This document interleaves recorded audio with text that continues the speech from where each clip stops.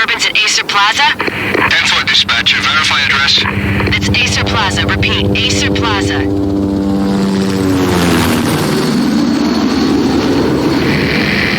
Shots fired on the rooftop. An assault in progress at Acer Plaza. Repeat, an assault in progress.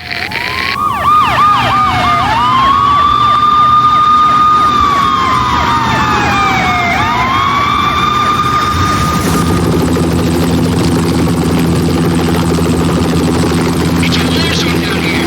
1085 dispatcher. Need additional units. Additional units now. Officer in danger. Officer in danger. 10-5, please repeat. 10-5, all units, emergency. Officer in danger, Acer Plaza. Repeat, Acer Plaza, all units. They were all dead. The final gunshot was an exclamation mark to everything that had led to this point. I released my finger from the trigger, and then it was over. To make any kind of sense of it, I need to go back 3 years. Back to the night the Payne started.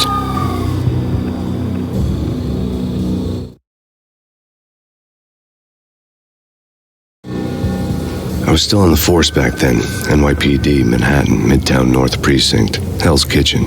So when are you coming to work for me, Detective Payne? You'd make me work undercover in some hellhole. Sorry, Alex. Michelle and the baby come first. See? My last smoke. It's bad for the baby. That's you, Max. A regular Boy Scout. See you, Alex. Still on for poker Thursday night, right? Like taking candy from a baby.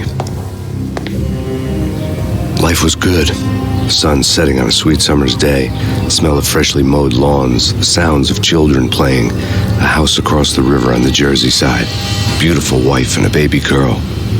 The American dream come true. Honey, I'm home. But dreams have a nasty habit of going bad when you're not looking. The sun went down with practiced bravado. Twilight crawled across the sky, laden with foreboding.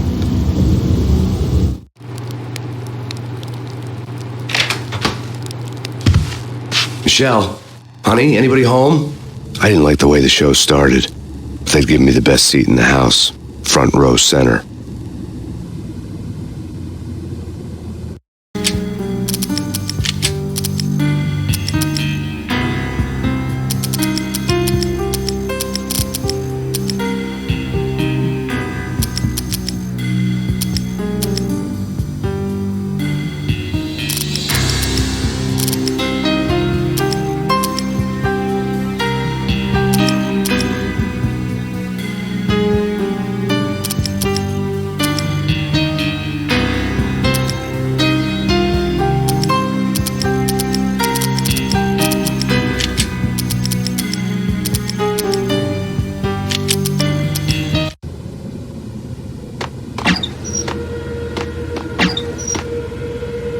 What the hell?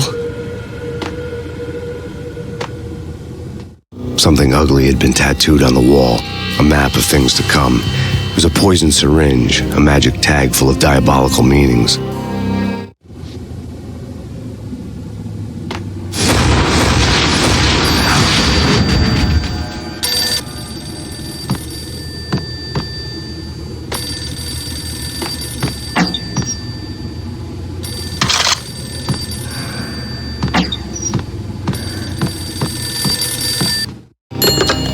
Listen, someone's broken into my house. Call 911. Is this the Payne residence? Yes, someone's broken into my house. They're still here. You have to... Good. I'm afraid I cannot help you. Who is this? Hello?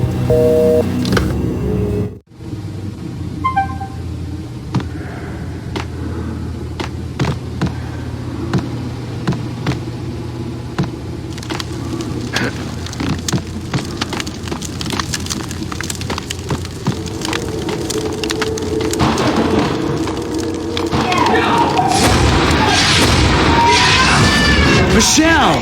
No!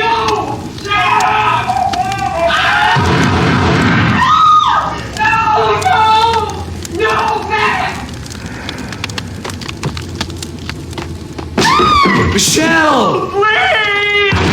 It's coming. Freeze! NYPD, drop it! Coming! It's gonna die!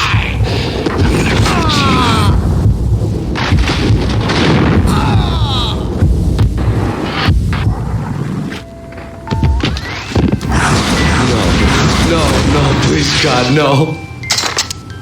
The flesh of fallen angels!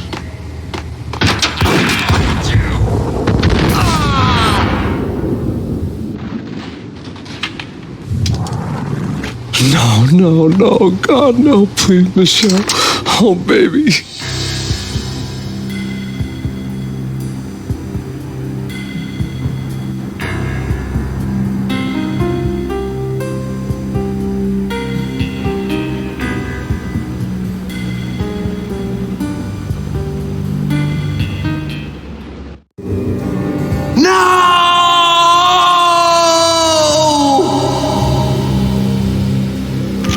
That was 3 years ago. Everything ripped apart in a New York minute. The killer junkies had been high on a previously unknown designer drug, Valkyr, V. After the funeral, I told Alex I'd be transferring to the DEA. It took us 3 long years to get a break in the Valkyr case. Then, finally, 2 months ago, a dime dropper tipped us off that Jack Lupino, a mob boss in the Punchinello crime family, was trafficking. I went undercover, infiltrated the worst mafia family in New York.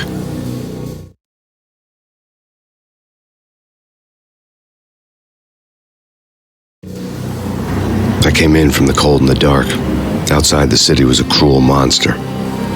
I've been slowly working my way from the small time to the big fish, trying to get to the source of the drug. Alex and BB were my only contacts in the DEA, the only ones in this decrepit city who knew I was down here. BB here. Something urgent has come up with Jack Lupino. You need to meet with Alex immediately at the Roscoe Street station. I hadn't had a face-to-face with Alex since I'd gone undercover.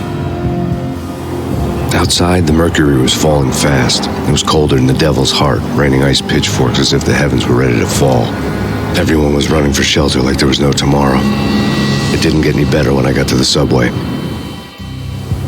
The feeling hit me like a point-blank shot straight in the face. Something was not right about this.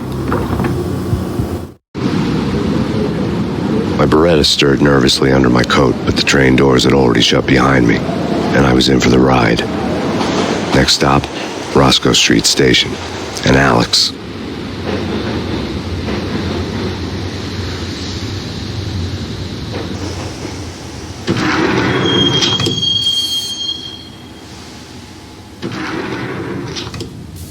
The station was drenched in gloom. Alex was a ghost, nowhere to be seen.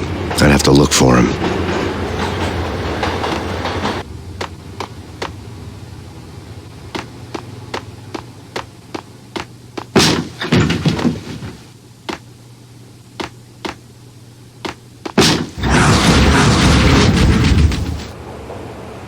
Death was in the air at Roscoe Street. I'd have to find Alex fast.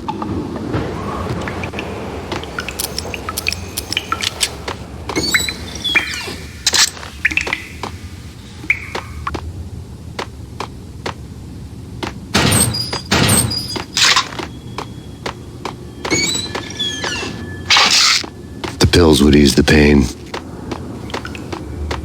Wasn't Jake supposed to take care of this? He and Mickey are having too much fun.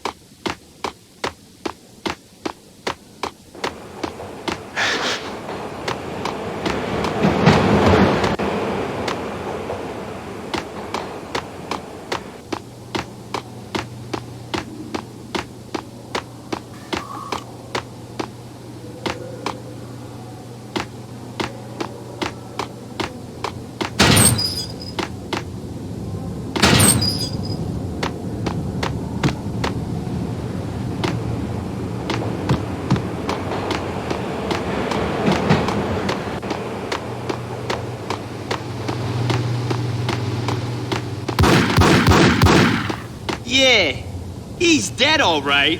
Hey, it's me you're talking to. Hey,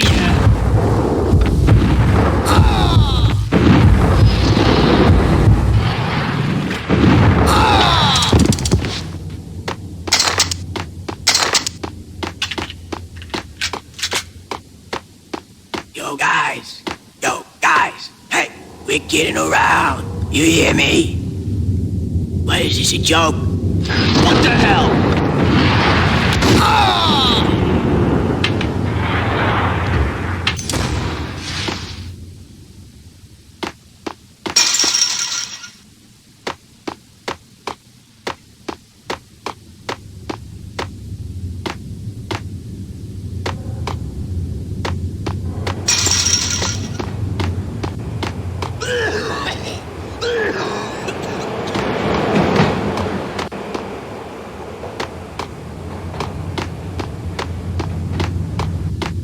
What the?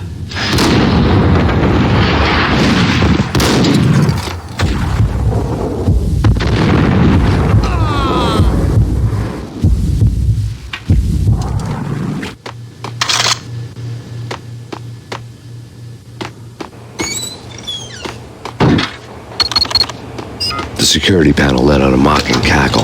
I'd need the right code.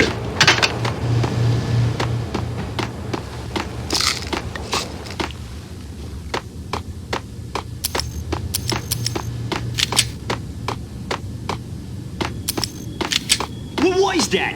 It's nothing. Relax.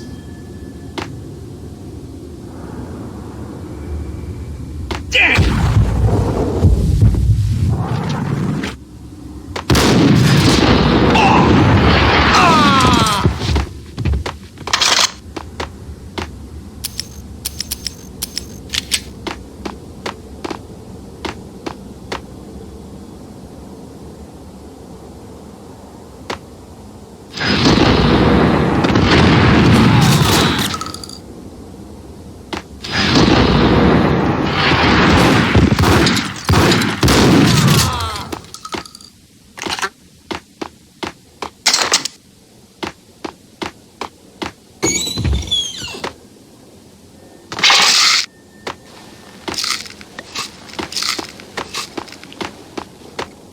While looking for Alex, they had ended up in the middle of a big-time crime operation.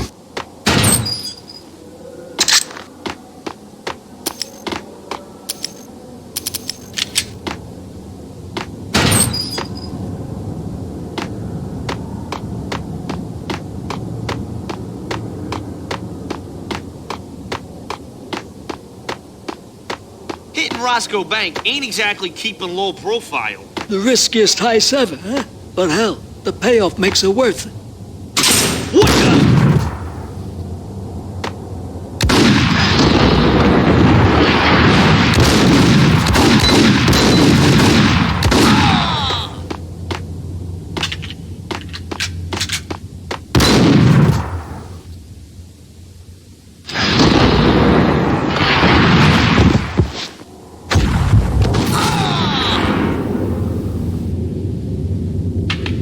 The gate was locked. I would have to find another way to get to the tunnel.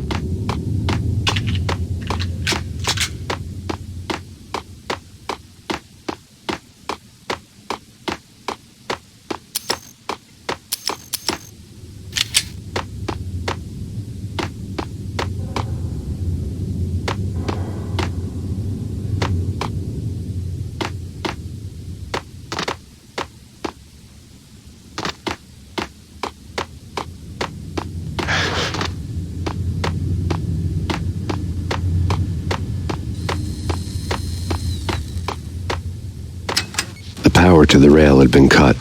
I'd have to get it back on to get the train moving.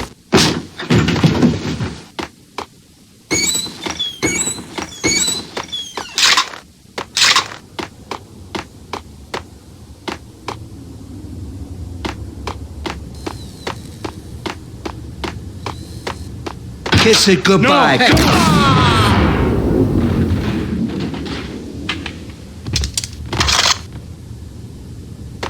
You saved me, man. What's going on here? A massacre. These armed thugs just appeared from nowhere. We need to get help. I can make the call from the control room 1 floor up. Can you take me there? Sure, sounds good. Follow me.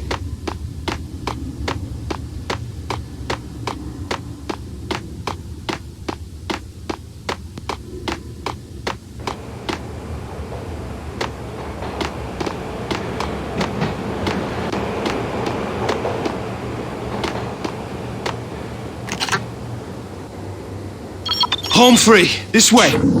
Hold it!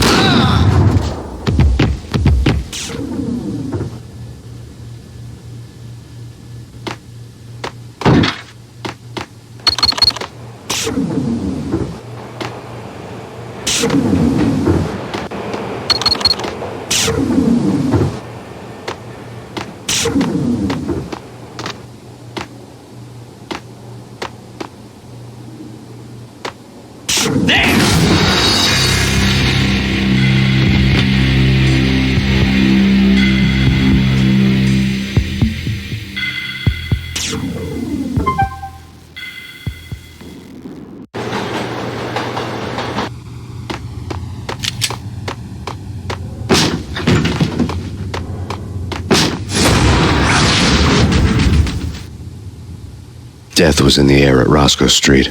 I'd have to find Alex fast.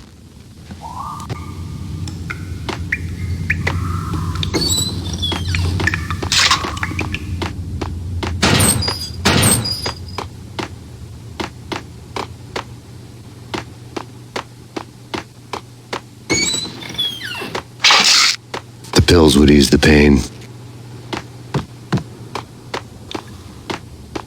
Wasn't Jake supposed to take care of this? He and Mickey are having too much fun taking care of the cop up there. Oh, what's the plan? Simple. Gun down every mother-loving bastard that gets off the train. Sweet. Didn't the train go already? No idea. Let's just wait and see. Hey!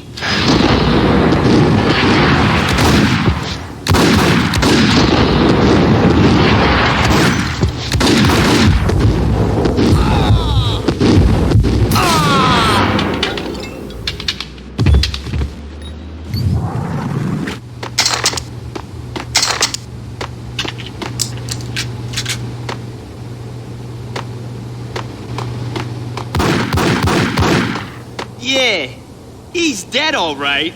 Hey, it's me you're talking to.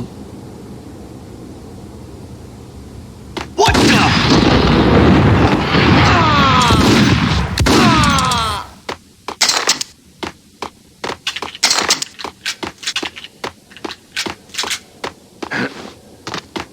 Yo, guys.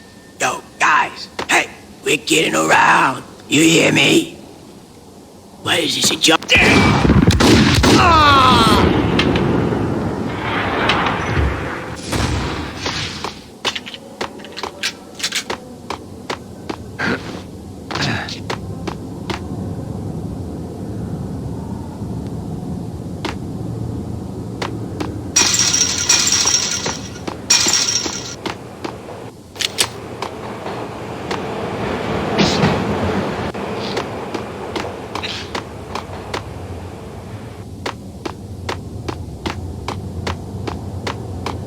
Hold it!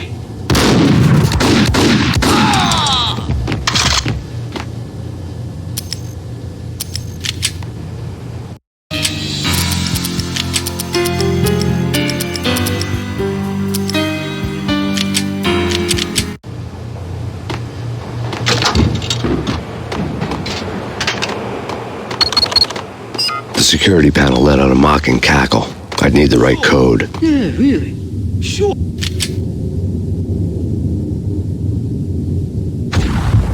Yo!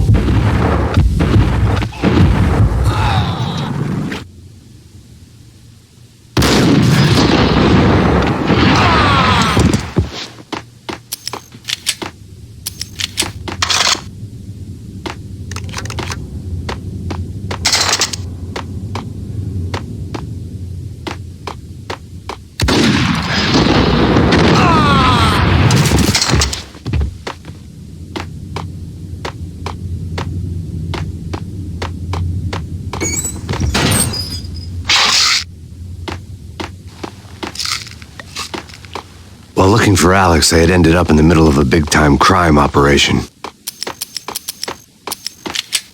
Hitting Roscoe Bank ain't exactly keeping low profile. The riskiest heist ever, huh? But hell, the payoff makes it worth it.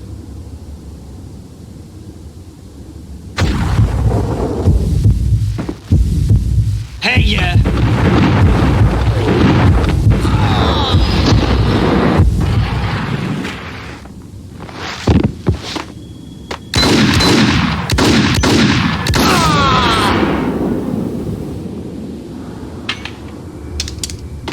The gate was locked. I would have to find another way to get to the tunnel.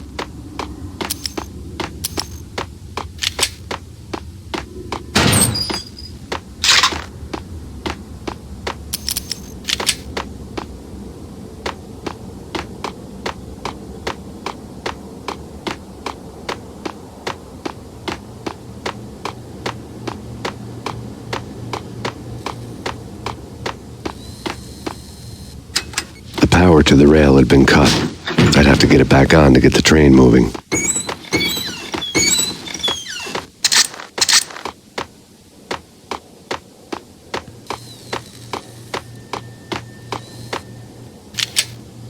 Kiss it goodbye. No, now. who the hell?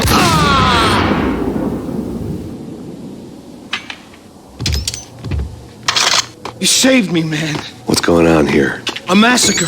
These armed thugs just appeared from nowhere. We need to get help. I can make the call from the control room one floor up. Can you take me there? Sure, sounds good. Follow me.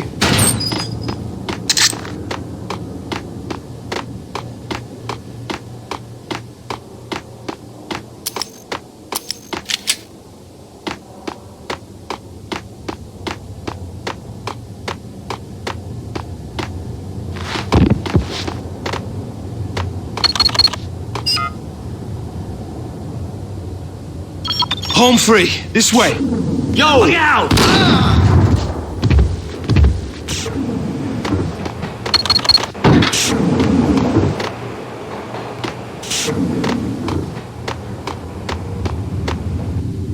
Get him!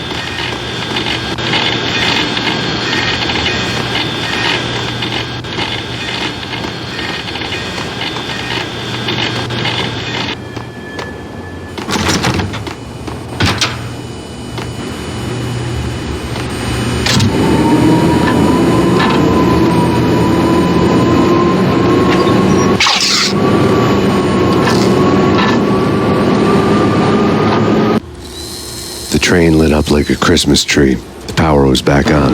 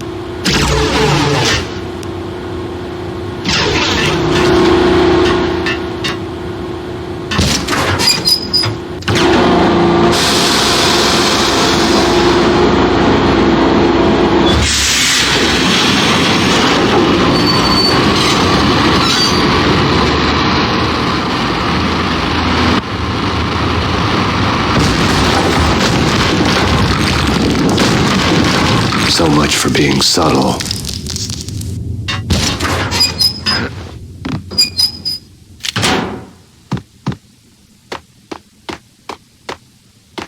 What the hell?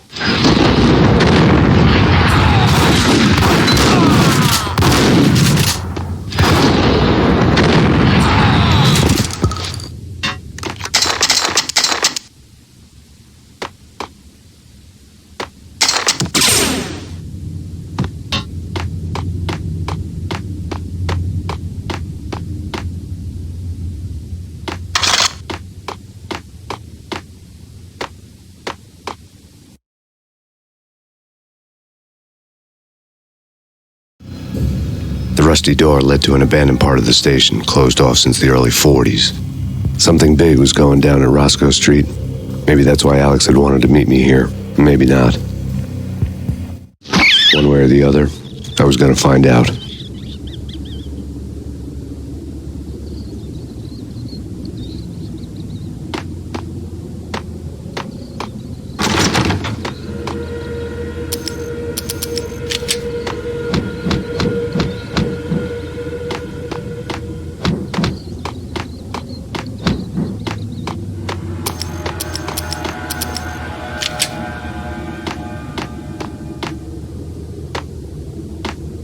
That's bad. That's bad. You think? Yeah. Hey,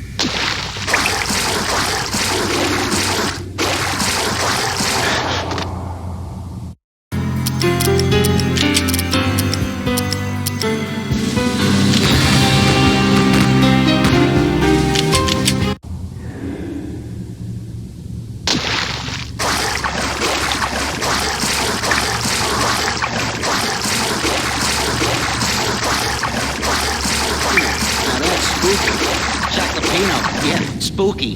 But also, it's like the failure count is rising. Yeah, I wouldn't joke about it if I was you. Yeah? The station's not secured. Someone decided to play hero upstairs. That's all we need.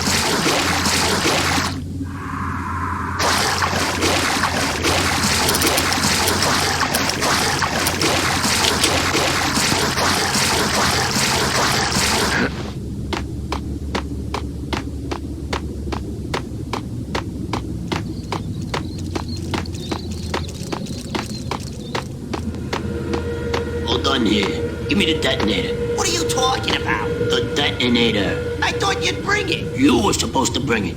Yeah, right.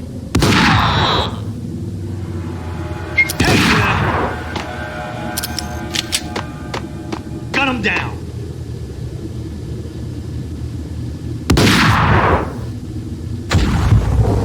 Hey!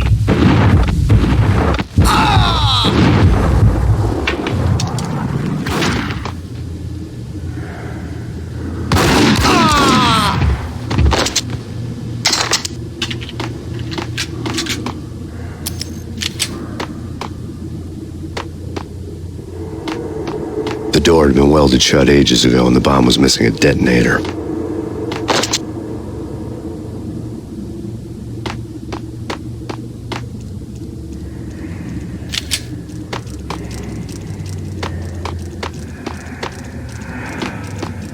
Okay, fellas. The police are on their way. New York's finest are gonna be here soon. So stick to the plan. We've got our own private exit route. In and out, do your thing. Wham bam, thank you, man.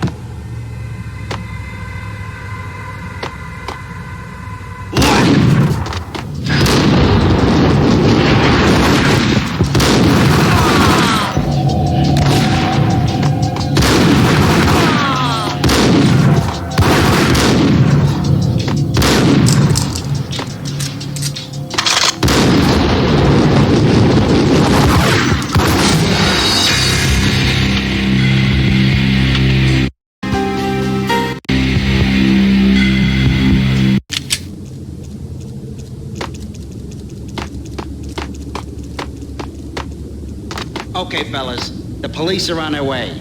New York's finest.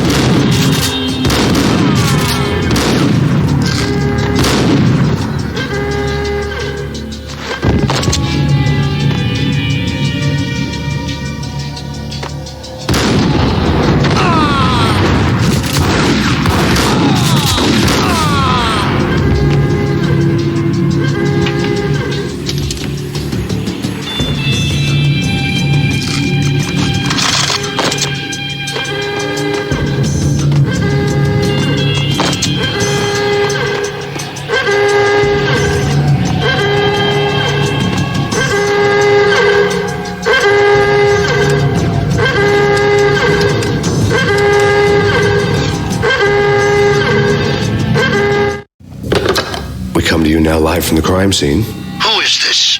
Right back at you. This is Deputy Chief Jim Bravura from the NYPD. You are to cease your criminal activities and surrender immediately. Sure thing, Jim. Me and the boys have been talking and everyone's real sorry. They'll never do it again. Who the hell is this? Being placed at the scene of a bank robbery wouldn't have tipped the odds in my favor.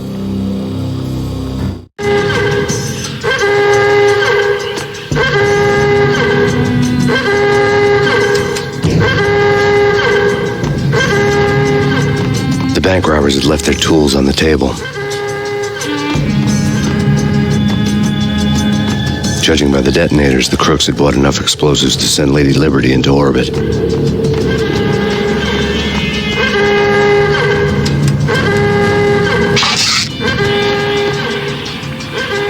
The bank robber's score lay on the table.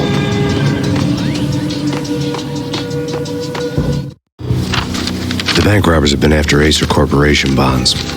The Acer success story had recently been on every channel and on the cover of every magazine.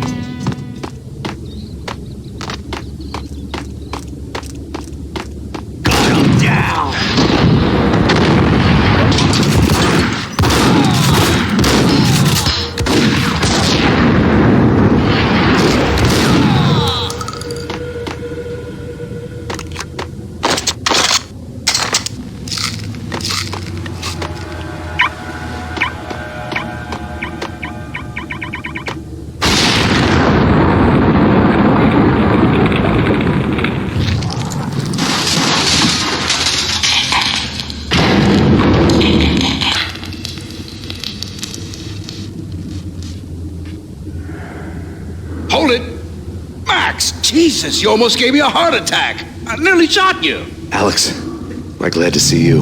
What the hell's going on? There are more corpses here than at the city morgue. It's an armed robbery, a tunnel job straight to the Roscoe bank vault through the old station wall. Is this why? This is Lupino's gig? This is Lupino's doing? Lupino's men? Really? You sure know how to pick a place. Can you get through? No, it's locked. We gotta get out of here. If it's Lupino, it's... Alex? Alex! There was nothing I could do. He was dead. I could tell by the empty, accusing stare of his eyes.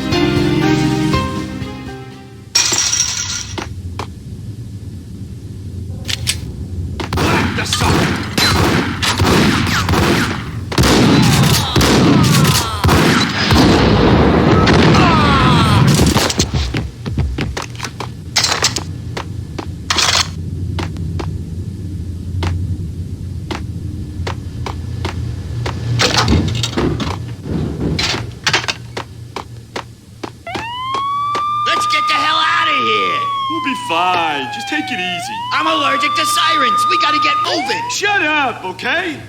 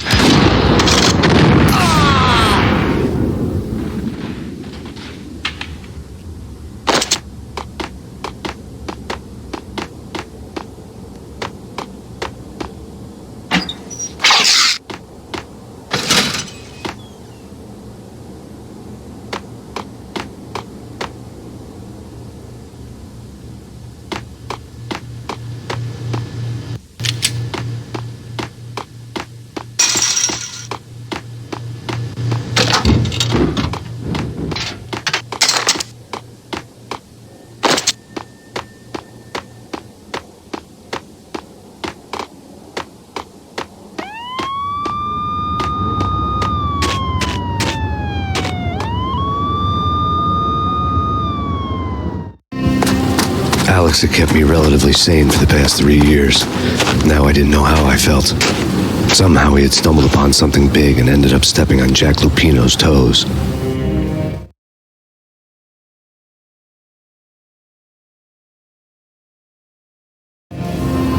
Lupino ran his racket of sex, drugs, and contract killings from a sleazy hotel in a slum block of tenements. The NYPD was closing in. I could hear the sirens. Their wail was a crescendo. Lupino thought he could get us by taking Alex out and leaving me to take the fall for it. All he had gotten was my attention. I went for the hotel first. It was a sad old thing with flickering lamps and faded colors, cheap mobster punks and tired-eyed prostitutes. I walked straight in, playing at Bogart, like I'd done 100 times before. The place was run by a couple of murdering mobsters with shark smiles. The Finito brothers. Ladies and gentlemen, it's the pain in the butt. Pain to the max. You're killing me. Did you make that up yourselves, or you get some wino downstairs to come up with it? Don't answer that. A rhetorical question. I got something for the boss. Lupino around? That kind of depends on who's asking. A friend or a junk squad plant. Don't answer. It's one of them, how do you put it, rhetorical questions. Lupino ain't here, but he said bye. Lupino wasn't in his cheap hotel. Instead, I ran into the Finito brothers. My cover had been blown. The door slammed shut behind me, and then I was dodging bullets like raindrops. Pain in the butt. Ha ha! Pain to the max. Junk squad pig. Got a ticket to Cargo City for you. Eat first and lie down. Freezing it.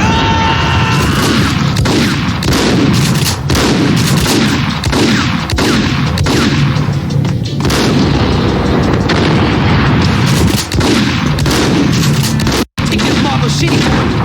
Eat first and lie down. Freezing it. City, boys. Eat first and lying down. Bring it in. Take that Marble City, boys. Eat first and lying down. Bring it in.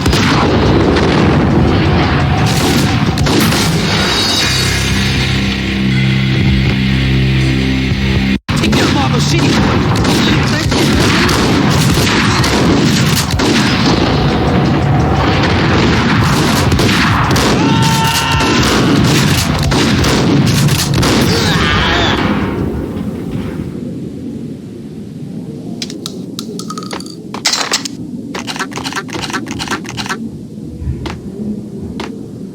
A letter on the desk caught my eye. Everything all right? Bosses, Joey, Vigilio, you all right in there? They're not answering. Call the others. Tell them to come quick. I had met Lupino only once. The gangster ran all his rackets through his right-hand man, Vinny Gognitti. Gognitti was a high-strung whiner on the verge of breaking apart, like an overamped Energizer bunny. He had the brains to run the business, but he lacked the balls, always falling short, taking his frustration out on underage addicts and call girls. The V deal goes down at your hotel. Jack's exact words, quote, Vinny, you're in charge of this one, unquote. Rico Muerte's coming to see it through. Anything goes wrong and everybody's gonna get dead. Goes double for you. Treat this guy real good. Anything he wants, you give him. Don't screw this up or you're finito, finitos. A V deal meant added security, locked doors, and lots of nervous thugs with itchy trigger fingers. I'd seen nothing coming in, but that didn't mean it hadn't been there. Rico Muerte was a regular Kaiser Soze, a spook story told to keep the apes in line. 313. The Finitos had scribbled Muerte's room number on the note's margin. Okay, but we can't wait for them. We gotta go in now. Bosses, we're coming in. There he is.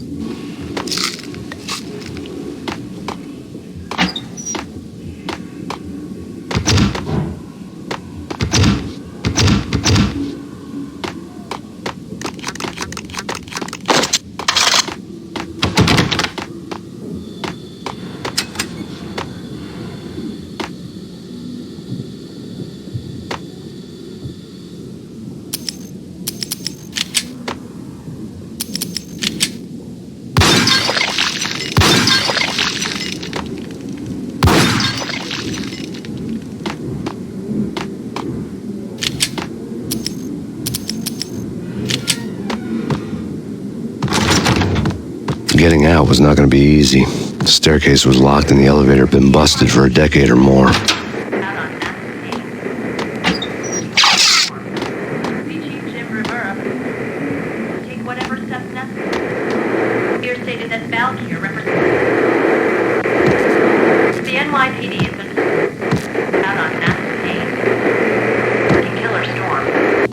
In his press conference today, the mayor stated that Valkyr represents a clear danger to New York and called for drastic actions to eliminate the problem.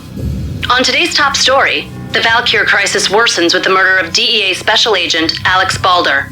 Special Agent Balder had been shot repeatedly from a point-blank range. The gunman has been identified as Max Payne.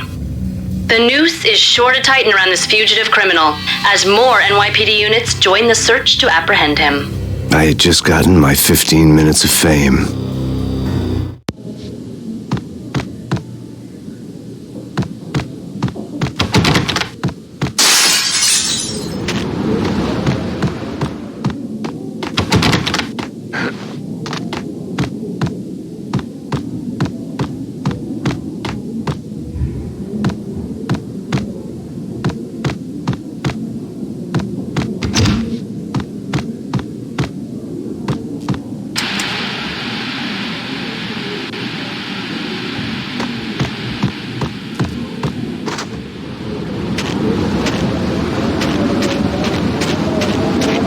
Something's wrong with the bosses. Payne's there and they're not answering.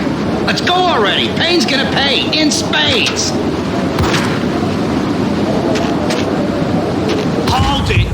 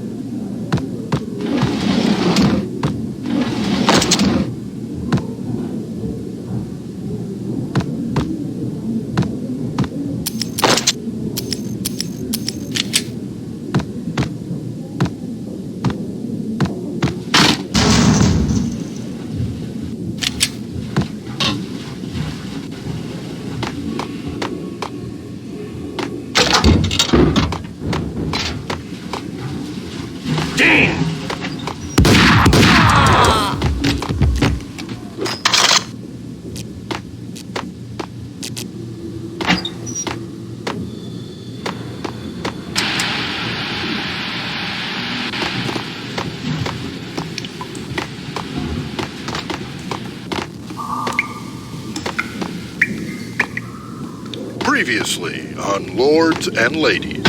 Lady Amelia, Marquis Valentine asks for an audience. Thank you, Lawrence. My lady. My lord.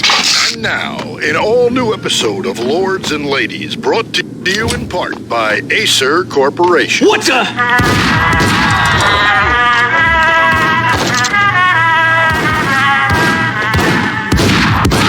My lord. My lady, there is a matter of great importance I must bring to your attention. My lord, there is? Indeed, my lady, there is indeed. From the very first moment we met, upon that distant forest path, there has been sunlight in the autumn leaves blazing like the colors of your hair. Oh, my lord, you should not speak so. But, my lady, I must. My lord, no. I forbid you. This cannot be. This must not be. But why, my love, why? My lord, it is too dreadful. Do not force me to speak the words. My lady, I beg of you, I must know. I would rather die than not know. Yes, my...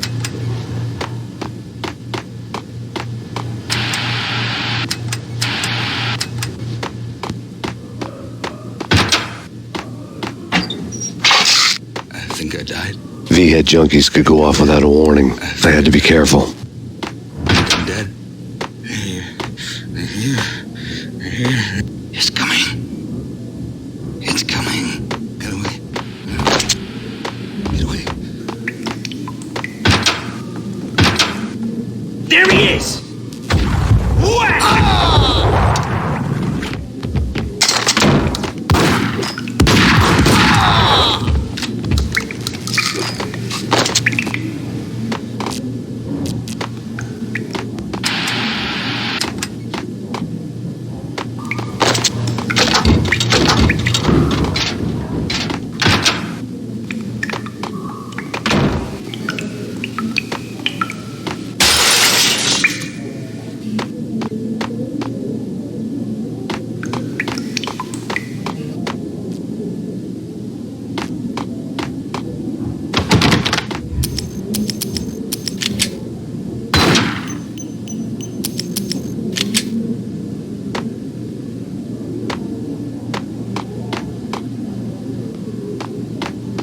Piece of crap!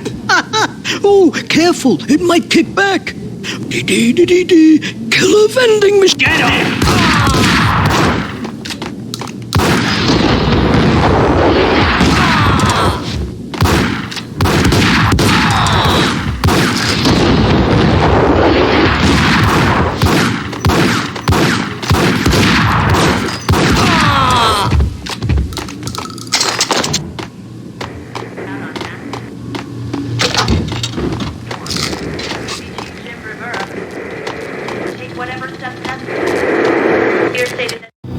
Tonight, the city's fight against the nightmare drug Valkyr took a turn for the worse as DEA Special Agent Alex Balder was found brutally slain at the Roscoe Street subway station.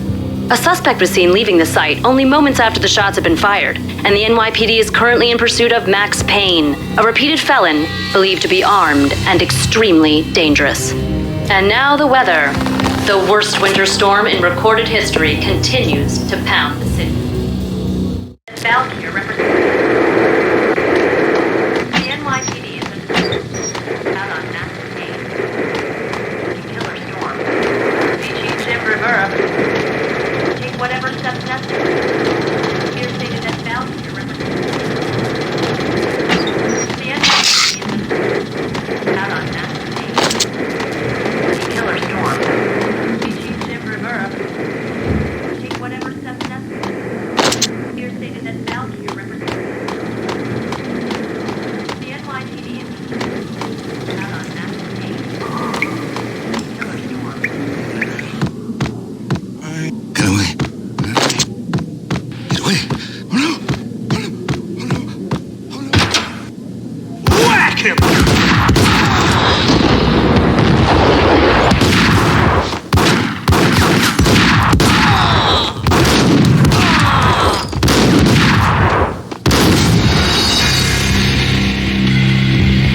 To you in part by Acer Corporation. Yo!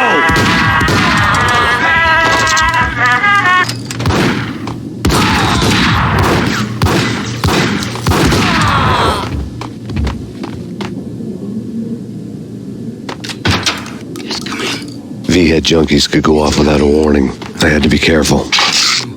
I don't know.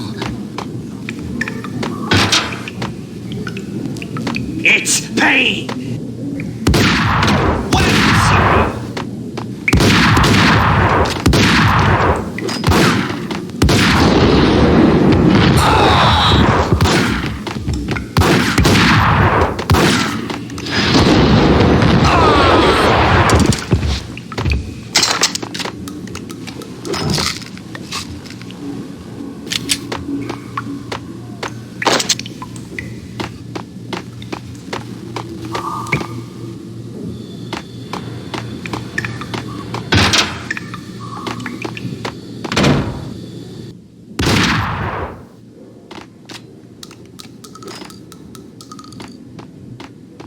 Piece of crap!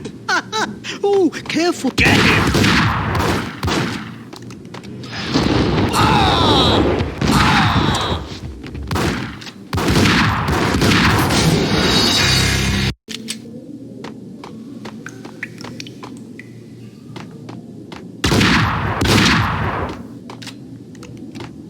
Piece of crap! Whack!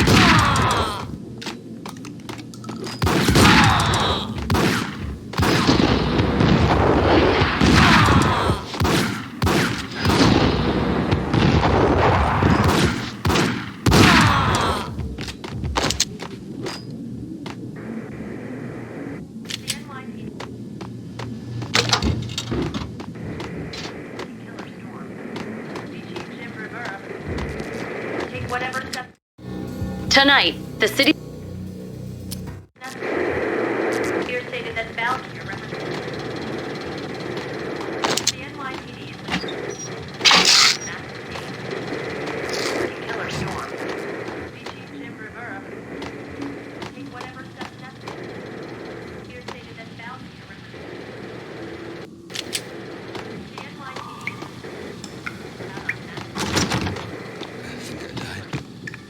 I think I'm dead. Whack him!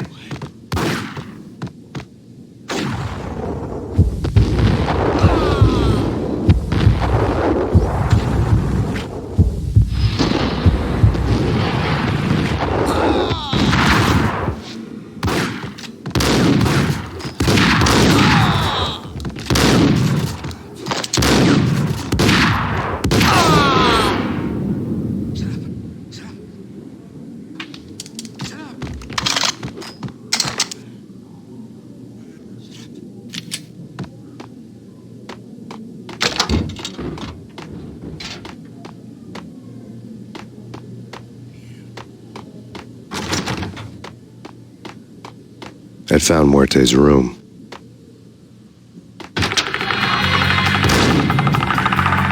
Muerte had received a letter.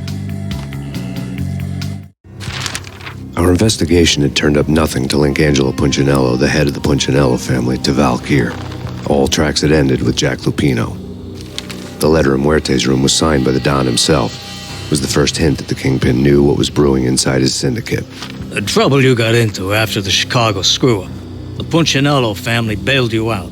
You have been waiting for a chance to pay us back. One of our trusted boys has a monkey the size of King Kong on his back. And we need your special skills for backup on a major deal. Collecting evidence had gotten old a few hundred bullets back. I was already so far past the point of no return I couldn't even remember what it looked like when I had passed it.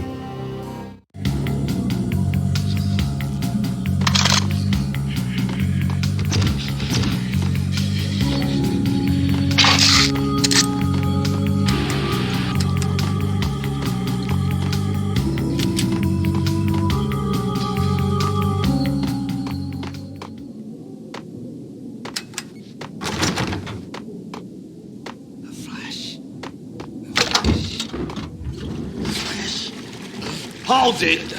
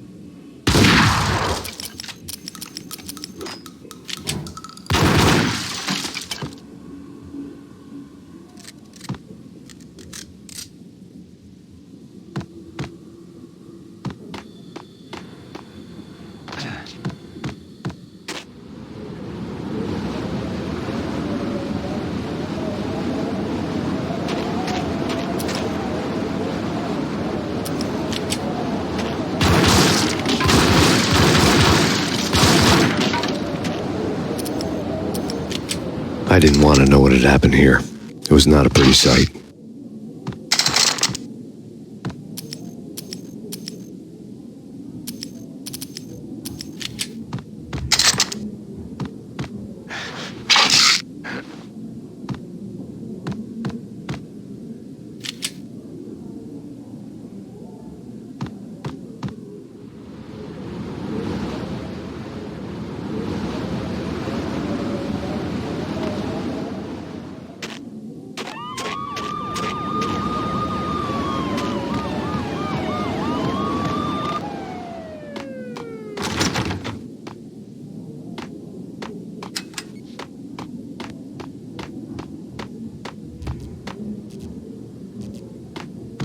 True.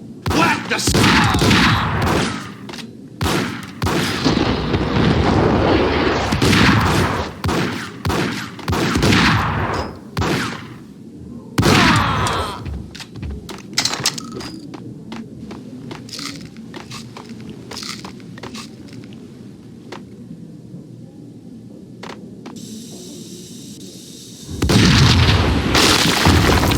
Yo! Called you. God damn! I thought it was a bomb for sure. Nah, the road. Damn!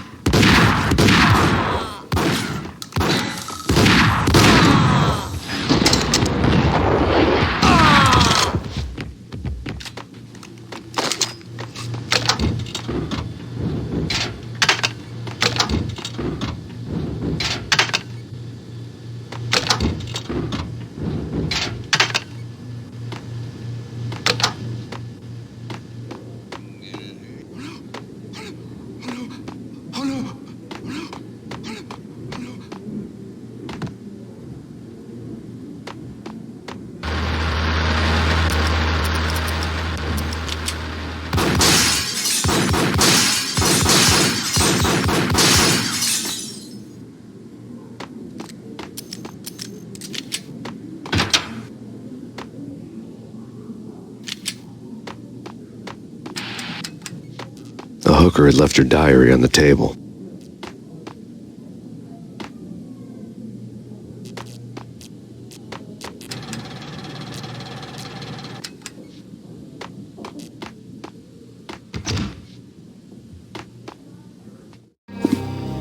The diary belonged to a hooker named Candy Dawn. The read would have made a vice cop blush.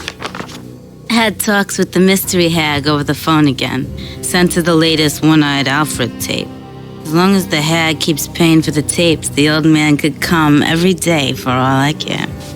She had a nice sideline, making secret X-rated flicks of her clients and selling them to the highest bidder. They would get her killed if her V-fix for the day didn't do it first.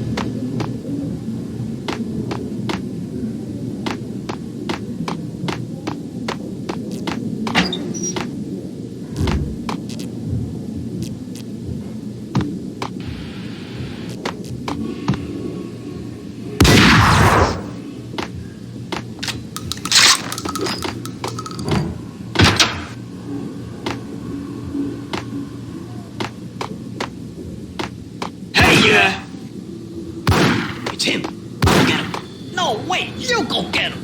You go and get him.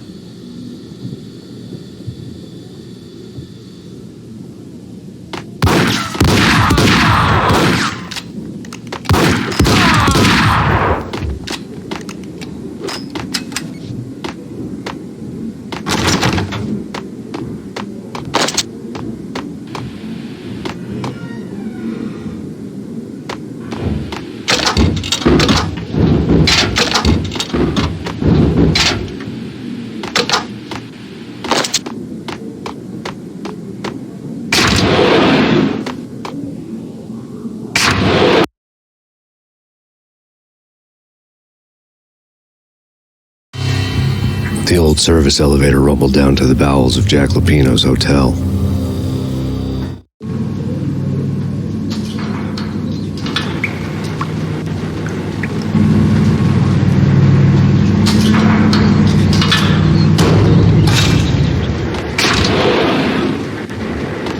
It was freaking crazy. The cops were doing a full-scale siege next door.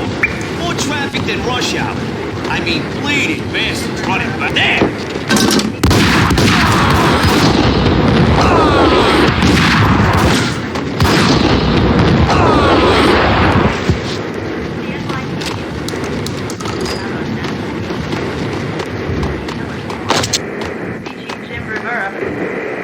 Take whatever steps necessary. Here stated that Valkyr represents. A winter storm warning is in effect in the whole tri-state area, as both freezing rain and heavy snowfall continue. Many roadways are already closed, and people are advised to stay indoors. The severe blizzard has ravaged New York for 3 days now, with no end in sight. We'd been snowed from the start in the Valkyr case. The forecast said there was plenty more where that had come from. But the snowbound city was on my side. Less chance of innocent bystanders getting caught in the crossfire.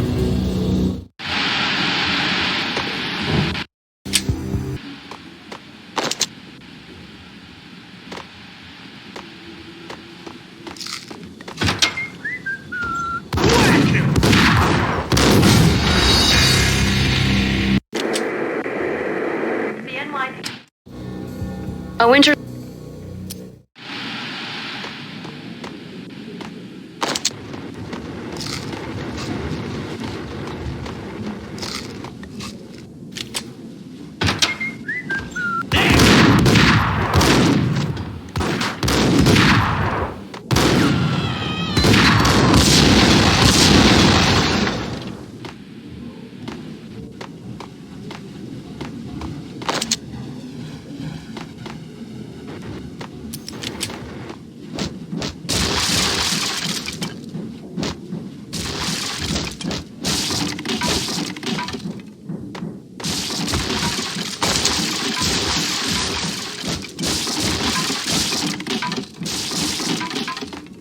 What the hell?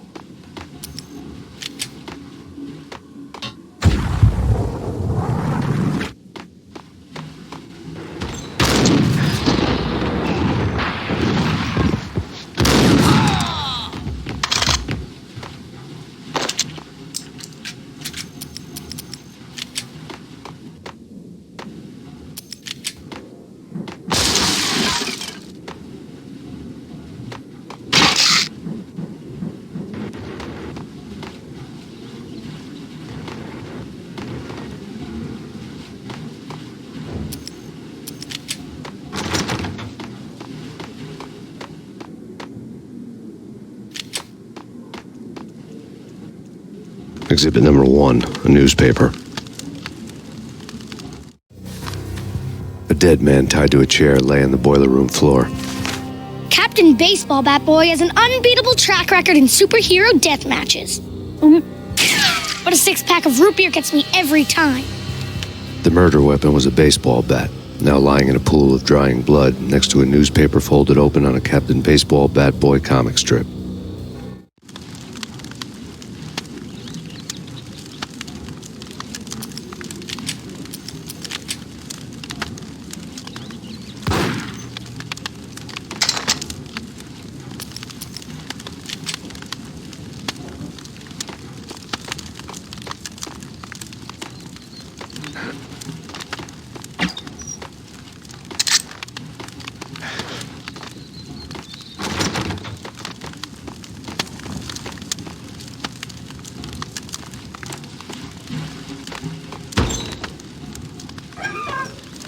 Take vampire movies. Why they always say, whack the sucker!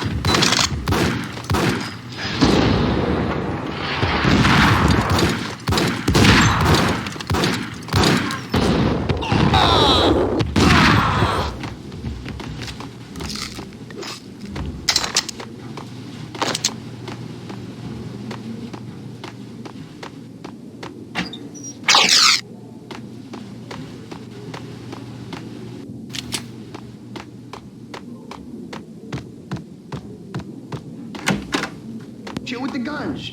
Trust me, you don't want to piss Muerte off. Gentlemen, let's do business. Green for green. Cheers at green-eyed angels. Amen.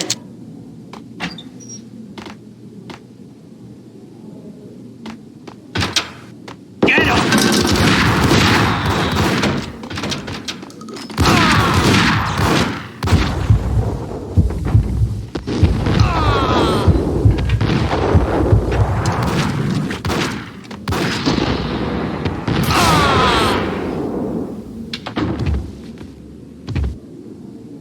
A lifetime ago, this would have gone down as a narcotics arrest.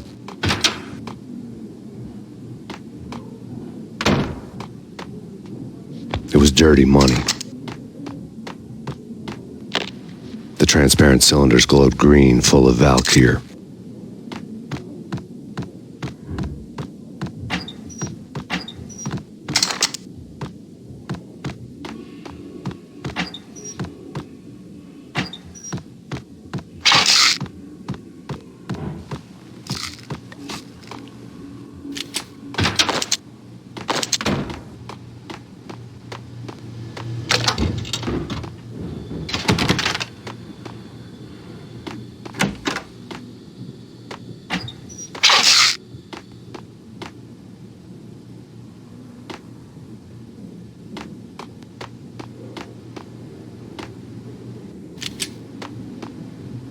I needed a key to get past the locked door.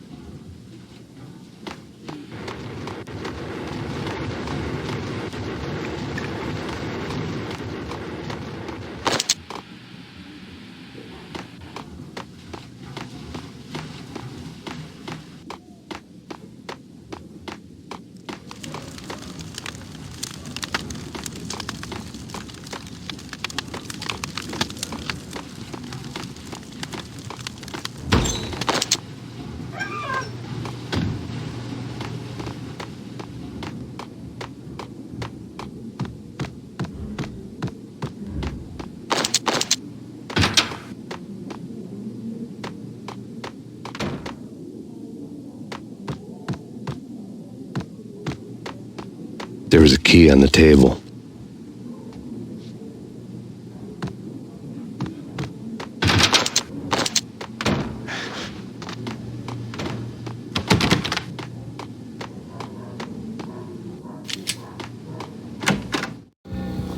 Two mad dog killers, ready to murder each other.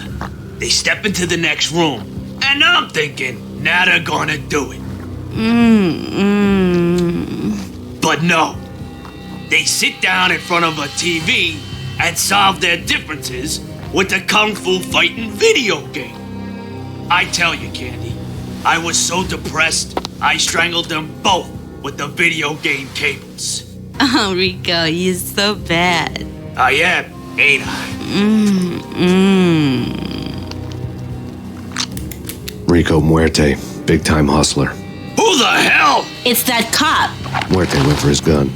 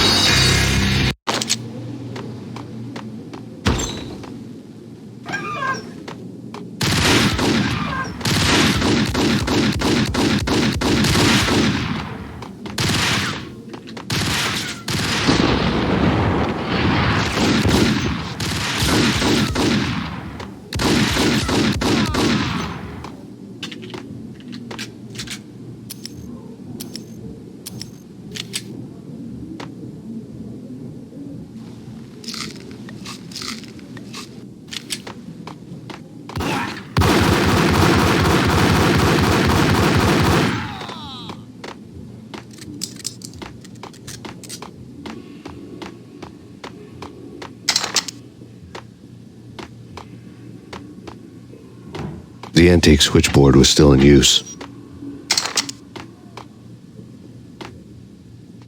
There was an old telephone switchboard in the back room of the reception area, the kind that made phone tapping child's play.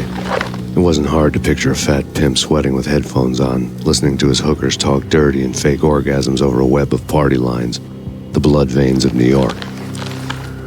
Right now, there was a different set of moans and groans going on. Boss, Gonidi, that's Max Payne. He came, started capping us. He killed him. Are you freaking kidding me? He's just one lousy cop. You better be freaking kidding me. Whack him. What's the freaking problem? Hello? Answer me. Hello? The word was out. A deadly virus released into the city's corrupt circulatory system. Something wicked this way comes. Max Payne at large.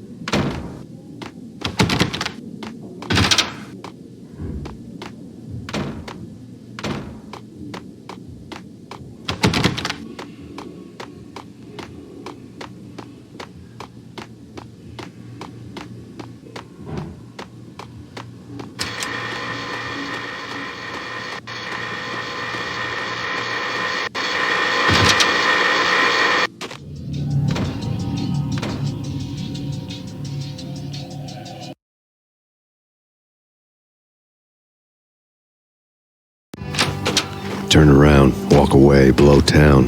That would have been the smart thing to do. Guess I wasn't that smart. Lupino's tenement buildings were a seedy hangout for all kinds of sleaze. A liquor store, a pawn shop, a laundromat full of mobster bookies and loan sharks. The list went on. The how and why of it was a mystery to me, but they knew I was a cop. They knew I was coming, and they were going to get real trigger-happy about it. I got to see Lupino's hangout all lit up. A bomb went off, turning snow into liquid gold. A pillar of fire lifted the remains of a car straight up into the air.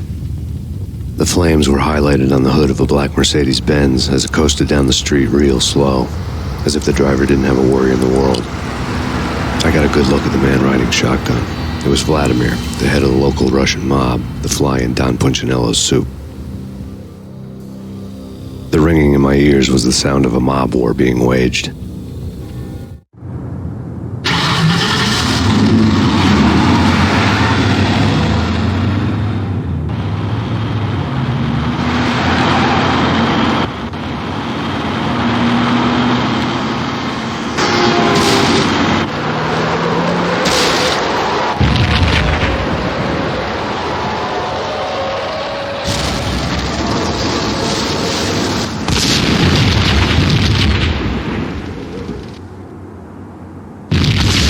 Another bomb exploded inside the closest slum building. It was a lucky break. The goons inside were spooked, but luck always came with a price tag. More bombs could still be ticking inside, and the cops would already be on their way. Jack Lupino's suite was on the top floor. At least it used to be, before the explosive makeover.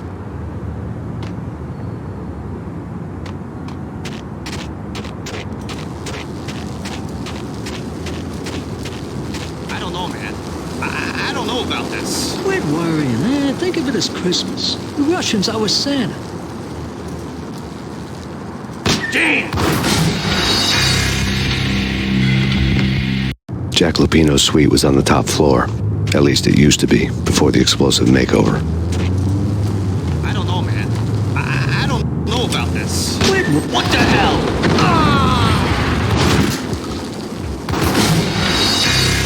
Know about this. Quit worrying. Hey!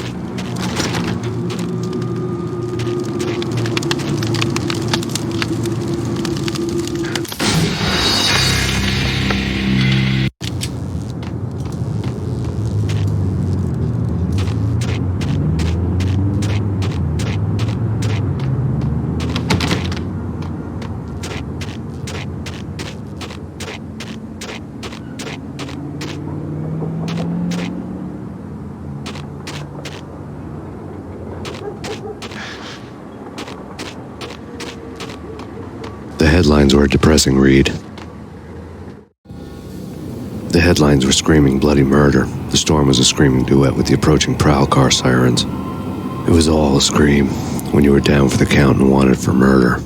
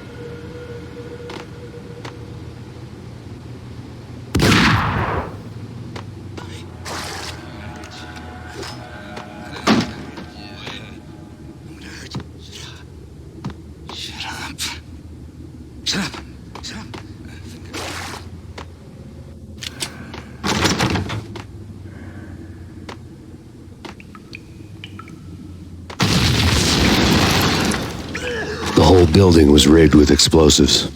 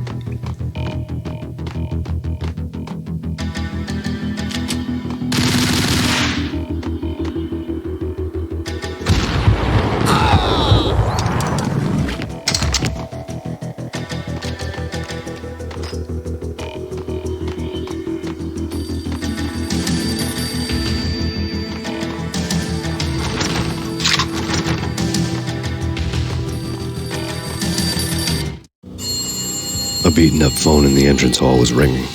It could have been just a junkie in need of a fix, but it turned out to be something more sinister than that. Am I speaking to Mr. Payne? Who wants to know? My name is Alfred Woden. You must hurry. The police are on their way. Tell me something I don't know. They know you're there. How? And what's it to you? I will contact you again. The cops arrived, sirens singing in the off-key harmony of a manic-depressive choir. I had a few minutes while the SWAT team would go through their usual routine. By the time they busted in, I needed to be long gone. Max Payne, this is Deputy Chief Jim Bravura from the NYPD. Drop your weapons and come out with your hands above your head. You're asking for it. Take it easy. Whack the sucker! Gun him down!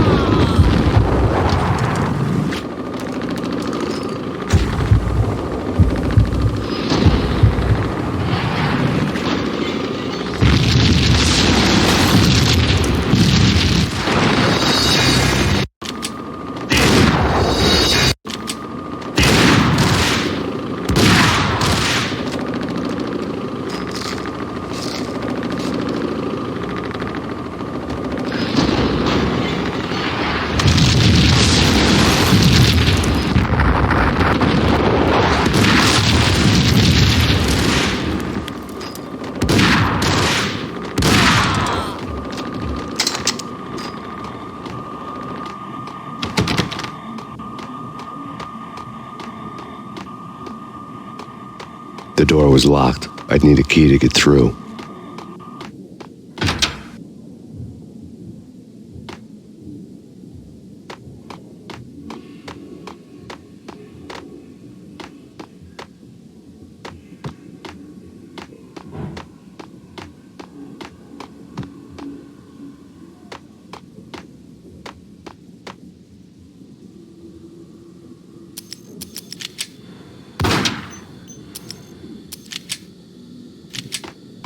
Someone had left a letter on the counter. Suddenly it all made sense. The bombs, the Russian mob boss making an appearance in person. Gagniti was his usual self, all talk and no walk.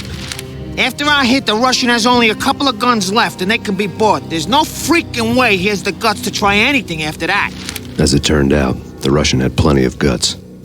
One thing he could count on, you push a man too far, and sooner or later he'd start pushing back. Hold it right there! Max Payne, this is your final warning. Surrender or we'll be forced. There was a key on the shelf. Don't make us come and get you.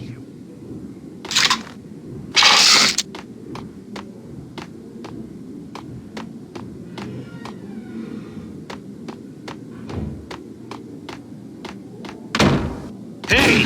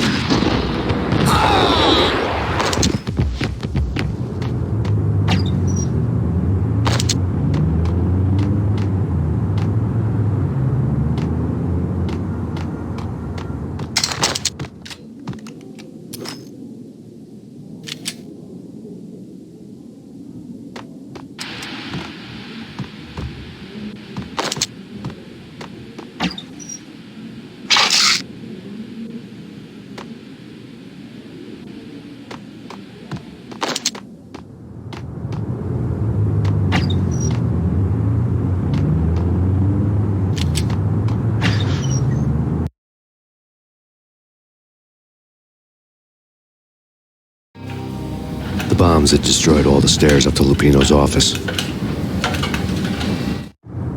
The alternate route led there by way of adjoining rooftops.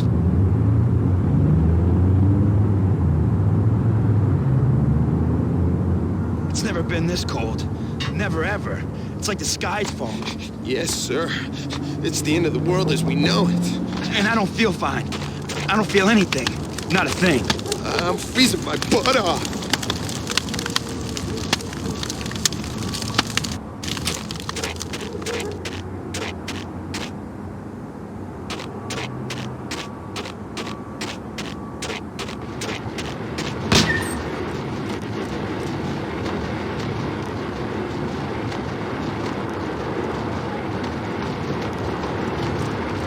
To get to the roof, I'd need to get to the elevator through the locked door up ahead. Pizza delivery. Never seen you before. Buzz off, Joker.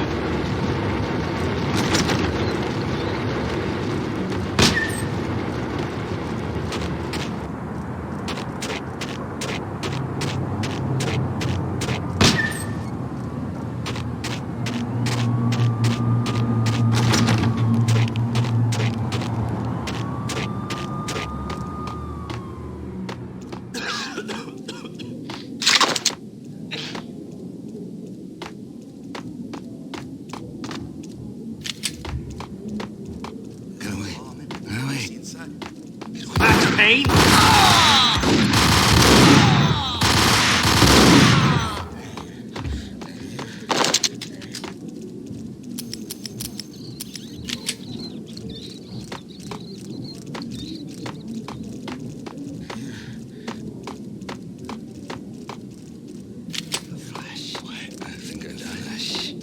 What the hell? What the hell?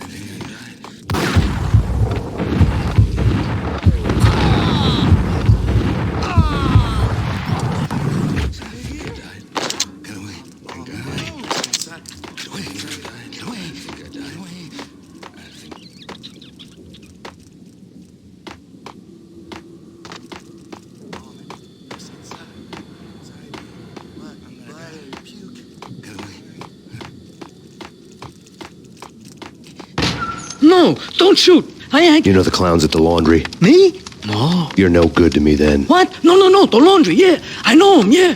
Get me in there. Okay.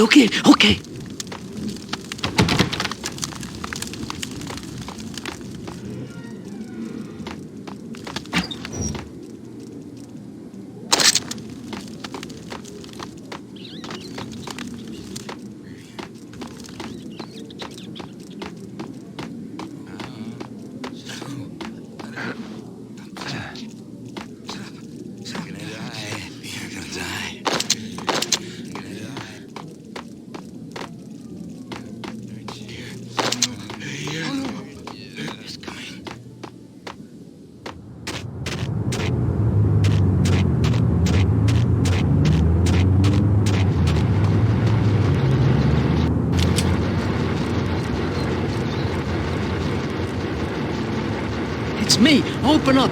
Let me in, quick. Not so fast. The password. John Woo. Come on. Okay, John Woo. All right. Come right in. It's a trap! It's Payne! There he is.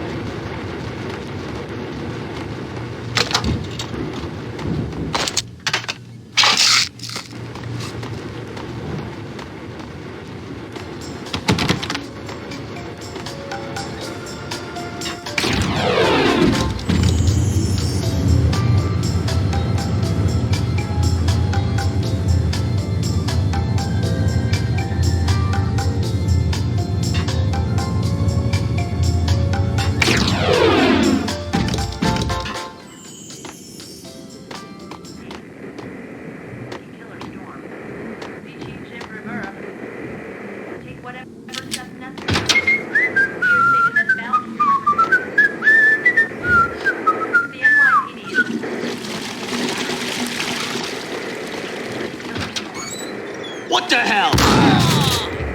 Take whatever steps necessary. Here stated that Valkyrie represents the NYPD has been. New York City is in crisis tonight, with reports of Valkyrie-related gang war in the streets of the Bronx. Apparently, Max Payne, wanted for questioning in connection with the slaying of a DEA special agent earlier tonight, is waging a one-man war against his former partners in crime. Among the listed casualties so far are notorious mafia members Joey and Virgilio Finito, as well as Rico Muerte, himself a fugitive from the law, and a suspect for several murders in the Chicago area. The NYPD has been placed on full alert. A citywide APB has been put out on Max Payne. Deputy Chief Jim Bravura has promised to take whatever steps necessary to bring him to justice. What those steps may be remains to be seen. For NYCNN TV News, this is Kira Silver.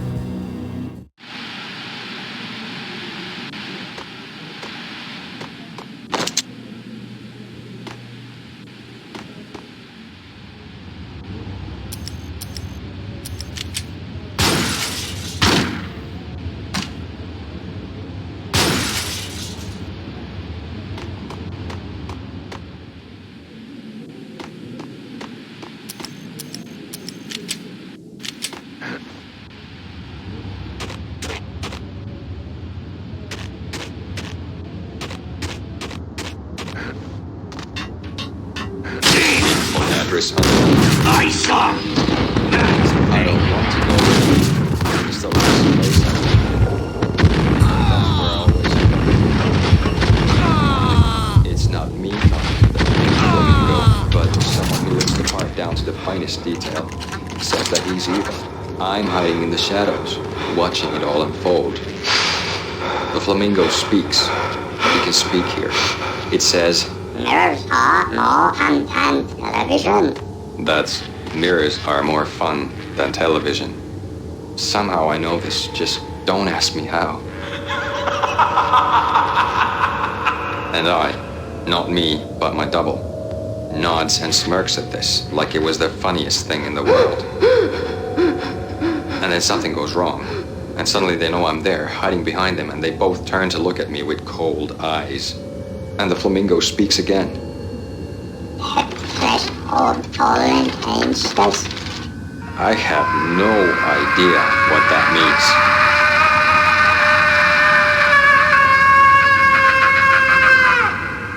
And that's when I always wake up to my own scream in that brightly lit white hospital room, strapped to my bed.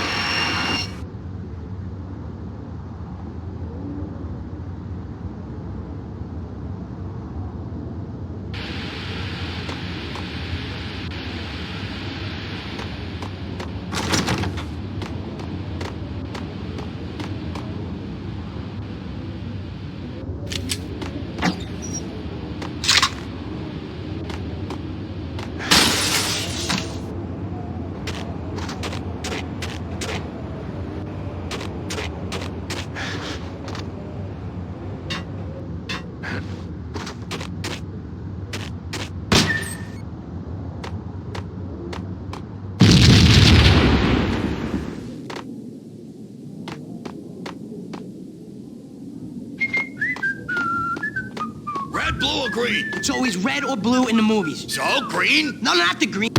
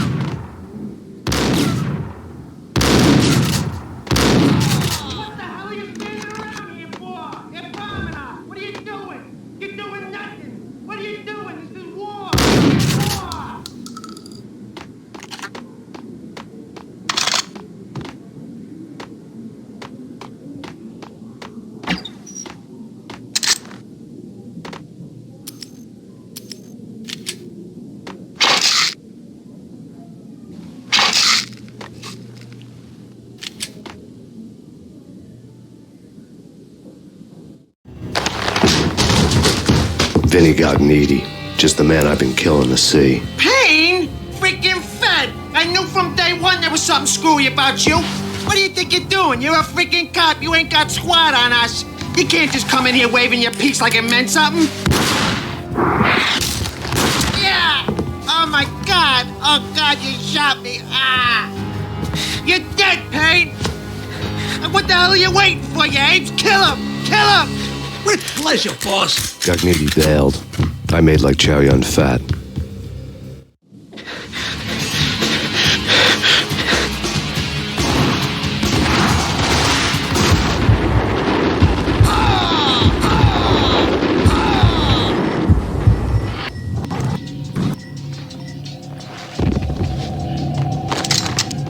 A crumpled letter lay on Gognitti's desk. The letter was addressed to Don Punchinello, but Vinny had never had the nerve to finish it. Jack's gone voodoo. Just the other night, he shot Dino because he wanted to see what his brains looked like splattered on the wall. He's a freaking mad dog. We're running out of men and business fast. Gognitti had been living in mortal fear of his boss. Jack Lupino was a psycho.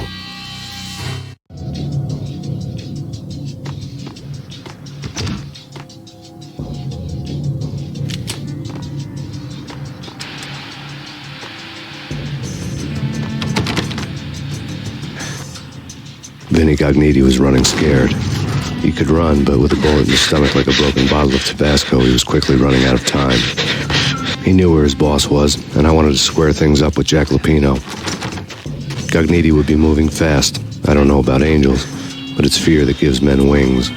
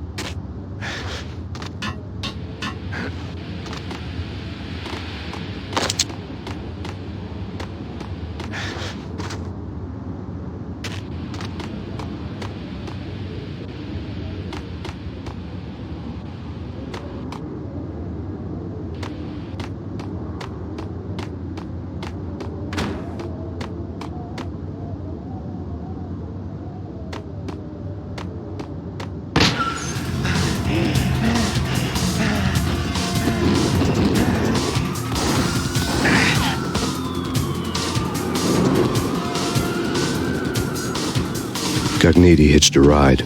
To catch him, I'd have to follow his lead.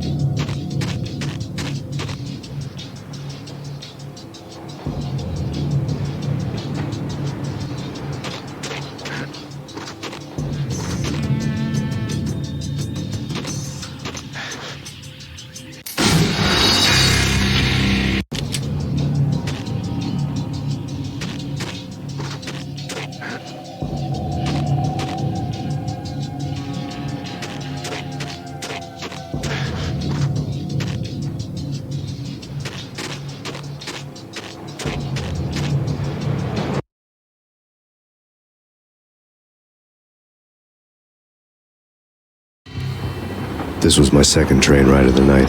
The way it started didn't promise anything better than the last one. Freezing wind tearing at my face like sandpaper and razors, ice hard and slick under my hands and feet. And somewhere in the background, the wail of sirens, the city howling after me.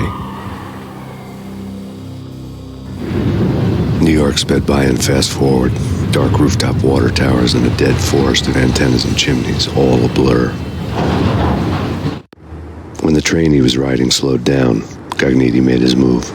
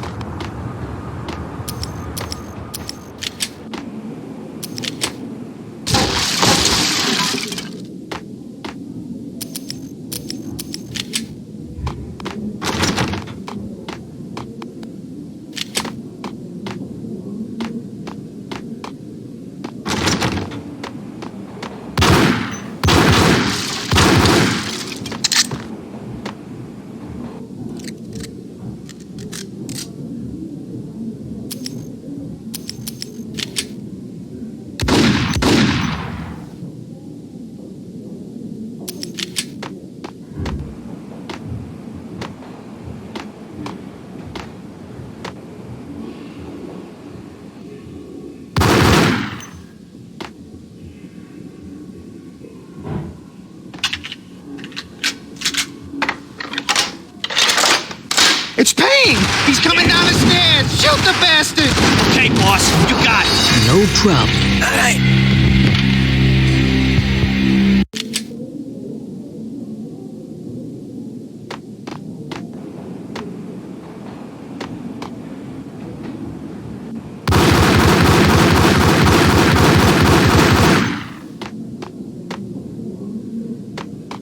It's Payne! He's coming down the stairs! Shoot the bastard! Okay, boss, you got it. No problem. All right.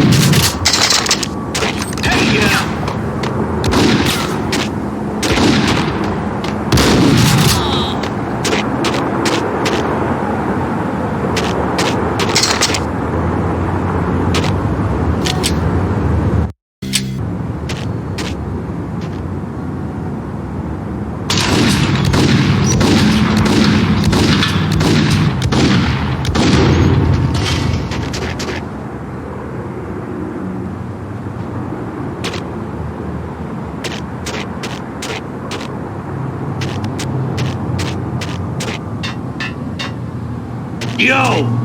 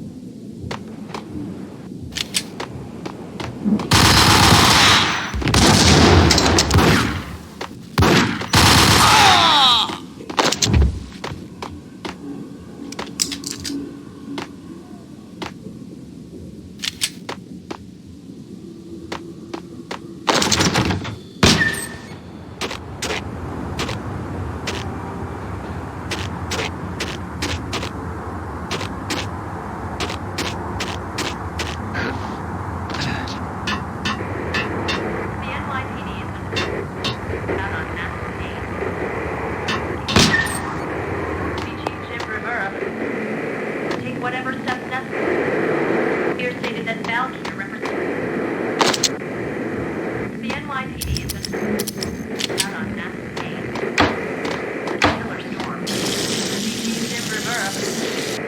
Take whatever steps necessary. Here stated that Valkyrie represents. Max Payne has nowhere left to go. We are very close to capturing him. You'll get a full statement then. Right now, I've got better things to do, ma'am. That was Deputy Chief Jim Rivera from the NYPD with no further comment at this time. Apart from his suspicious food habits, I figured Bravura to be one of the good guys. Fate had just dropped us on different sides in this. But when it came to capturing me, he was way out of his league. I had already ditched the cops a couple of rooftops back. For now.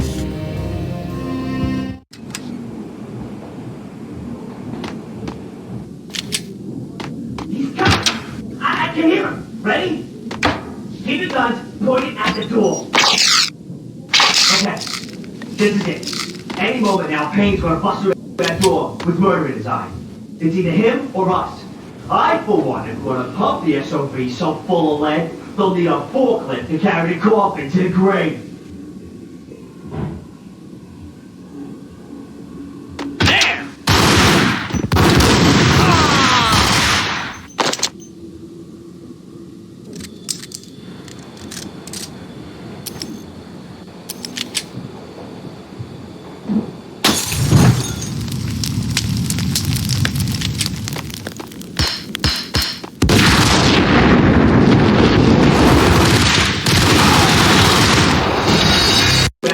With murder in his eye.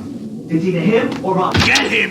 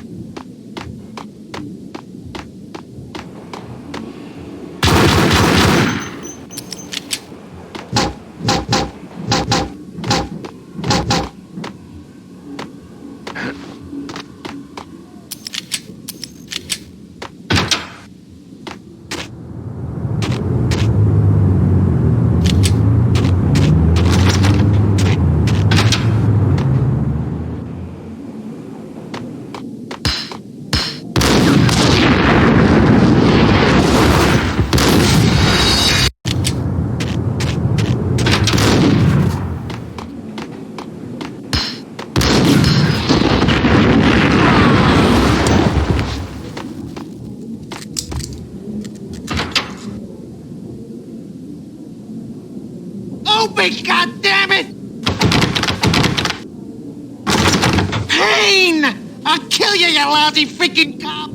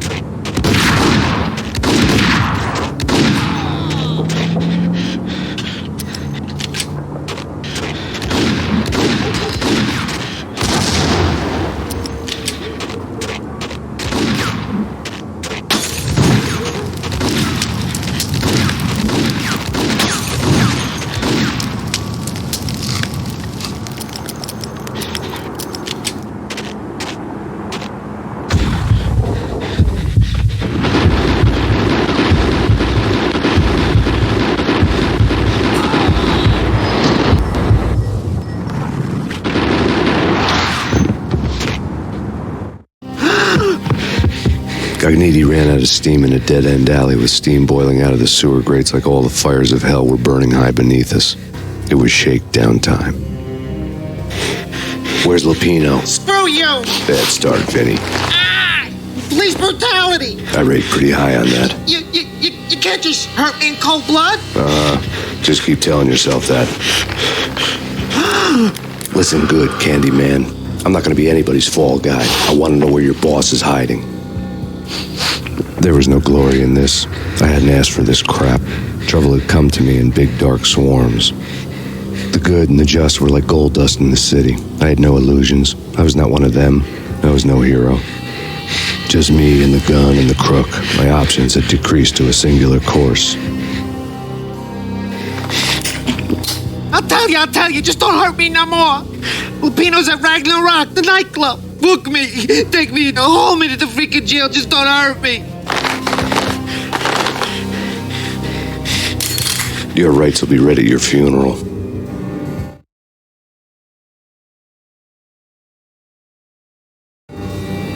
Ragnarok was Lupino's private nightclub, a den of drugs built into an old theater.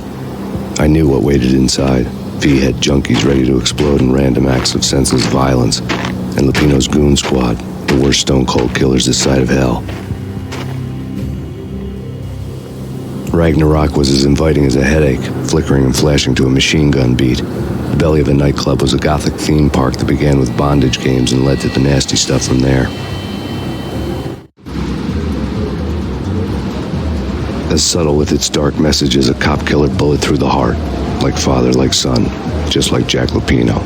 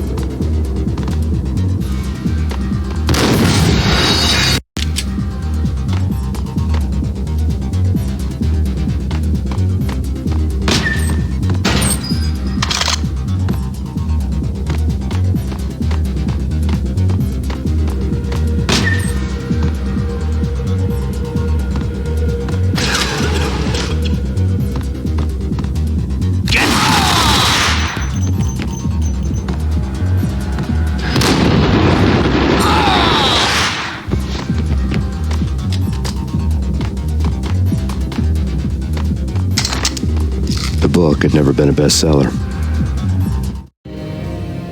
Given the setting, I was surprised to find that somebody had been passing time reading.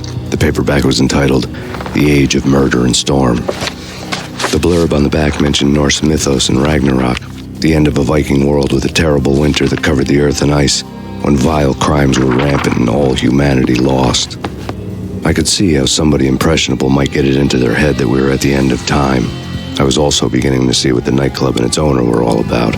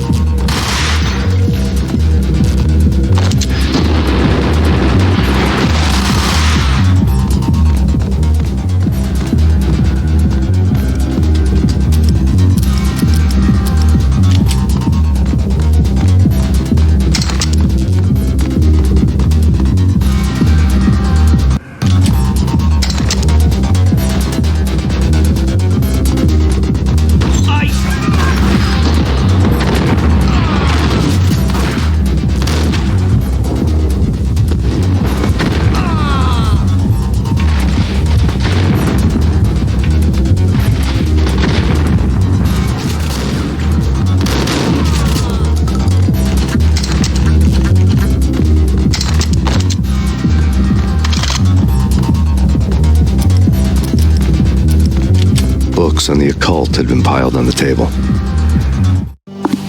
The room was stacked with light reading, such as Necronomicon, Witchcraft, and Paradise Lost. Old exotic titles like Malleus Maleficarum and De Umbrarum Reini Novum Portus. Books with pentagrams on their covers, all dealing with the occult and the infernal, lying between stacks of horror videos and a couple of Ouija boards. The only thing I could take seriously was the thought of Lupino taking it seriously. He had been spending a lot of time getting intimate with the guy downstairs.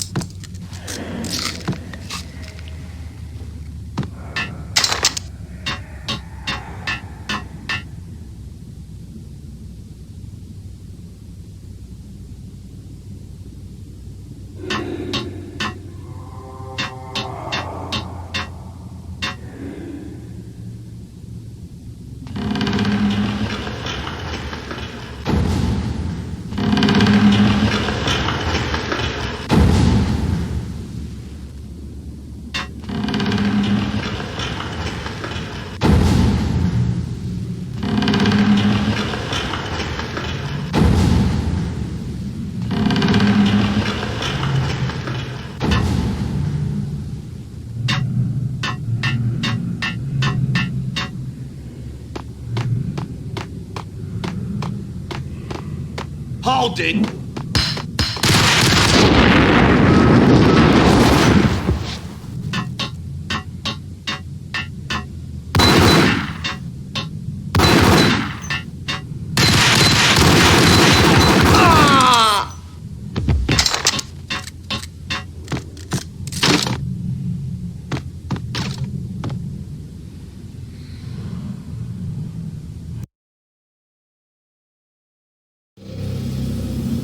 The backstage area led to Lupino's inner sanctum.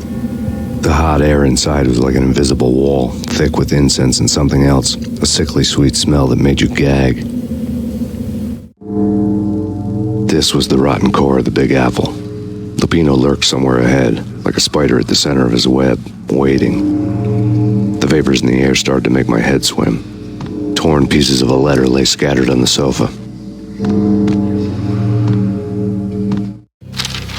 Punchinello had threatened Lupino in writing. The note had been torn to pieces, bloody fingerprints all over them. Don't want you to think that one of my boys is not playing with a full deck. Shape up, Jack. We are running a business here. I'd hate to send the trio to strong-arm you. The trio were the Don's notorious henchmen. It was obvious that Lupino hadn't been intimidated by the threat.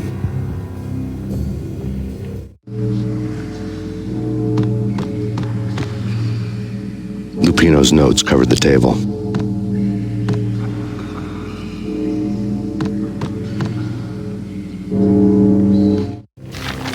Jack Lupino was crazy, all right. The table was scattered with notes of demented arcane nonsense written in rusty blood, a mishmash list of demons, devils, and dark gods evoked. Beelzebub, Asmodeus, Baphomet, Lucifer, Loki, Cthulhu, Lilith, Hela, blood given to you all. He was after that old Faustian deal, your soul for power and fortune. Just sign on the dotted line with your blood. Lupino's notebook lay on the pedestal. Jack Lupino was crazy, all right. Mythic wolves, let loose to devour the sun and the moon. Lupino is the wolf. I'm Mr. Beast, the big bad Fenris wolf. I'm the end of the world man, wearing the flesh of fallen angels. After Y2K, the end of the world had become a cliche. But who was I to talk? A brooding underdog avenger alone against an empire of evil, out to right a grave injustice. Everything was subjective. There were only personal apocalypses. Nothing is a cliche when it's happening to you.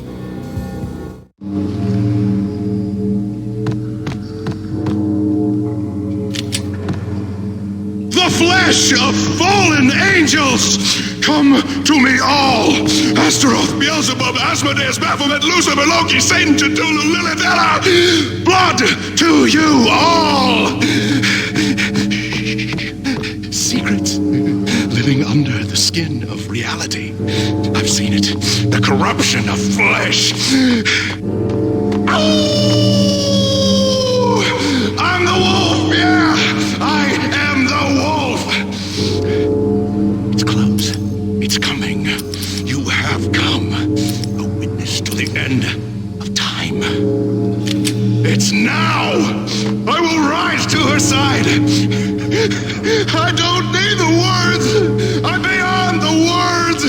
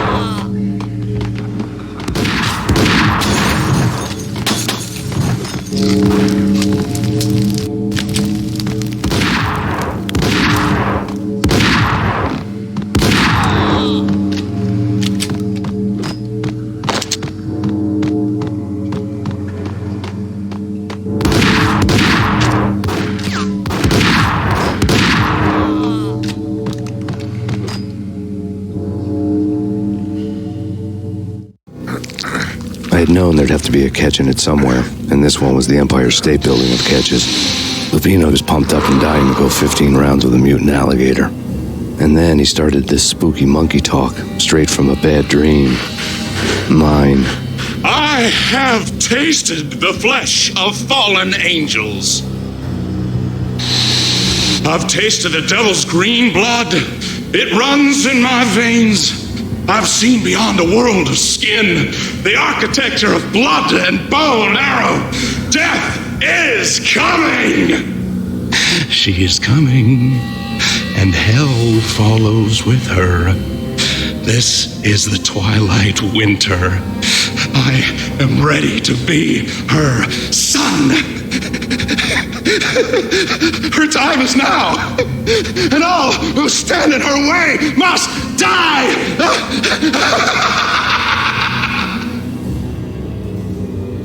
Die! You'll die! You'll die! Now! All die!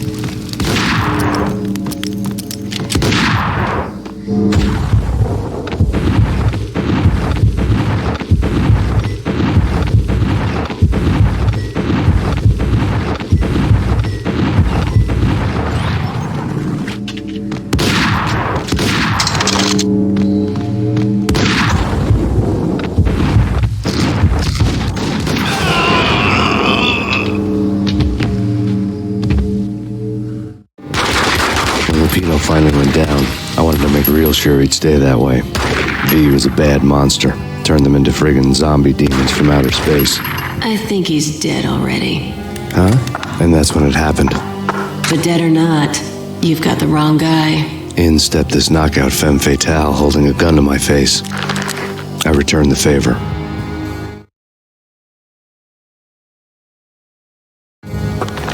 Lisa Punchinello. Lisa Punchinello was the Don's wife. Mona Sachs. Lisa's evil twin. Your safety's off, evil twin. You might hurt someone with that gun of yours. Lisa's the damsel in distress. I'm the professional. I'd blow you away without batting an eye. Sure, and you can check out my credentials splattered all over this joint. Jack couldn't have framed you. Not the state he was in. We're after the same slime bag. Angelo Punchinello's the one who murdered your friend and framed you with it. You know this for a fact. I've got my sources. I don't have a clue these days. I just shoot them as they come. Who put a contract on the Archfiend? This one's mine. I hate the guts of that sadistic wife-beater. Why not pool our bullets for this one? I thought you'd never ask. My finger was starting to twitch. How do you like your whiskey? I'm easy, as long as you don't try to slip me a Mickey. You're a real angel, Max. It was good stuff. Tasted sweet as honey going down. Nothing personal. Can't risk you going berserk and getting Lisa killed.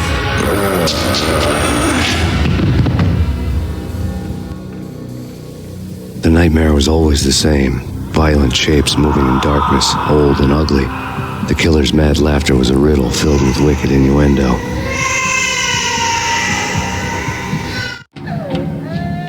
Somewhere, the baby was crying.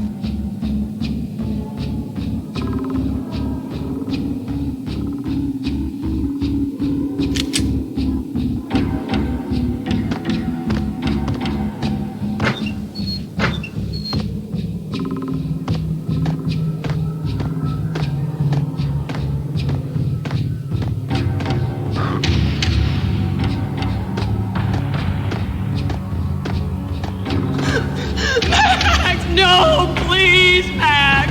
Why? I didn't mean to. I'm sorry.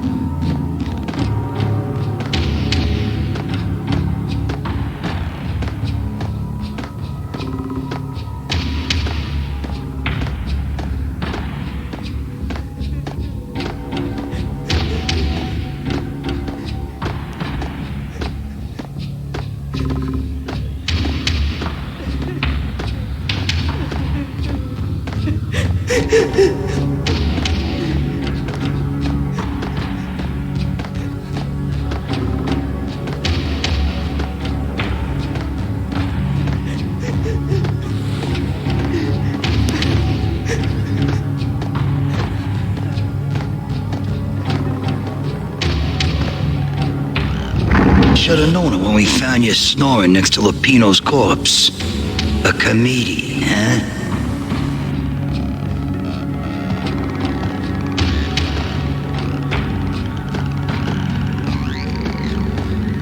The pictures were filled with good old times.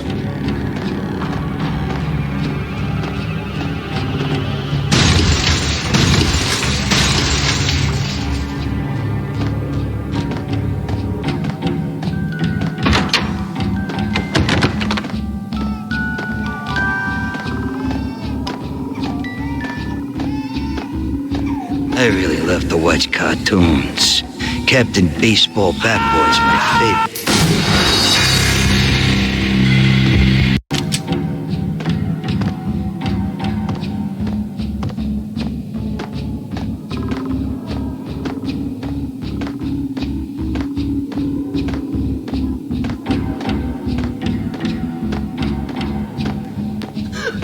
Max, no, please, Max!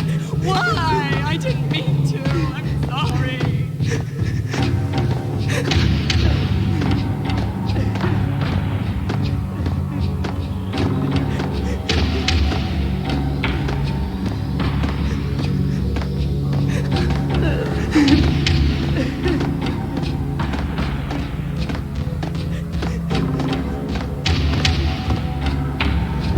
Should've known it when we found you snoring next to Lupino's corpse.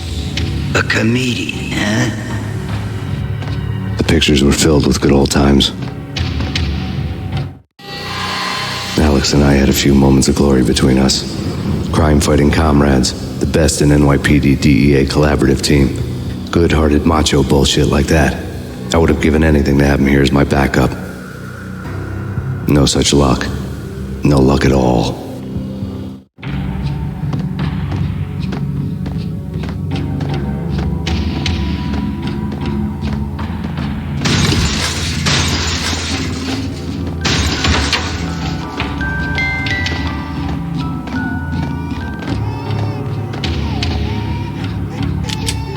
I really love to watch cartoons.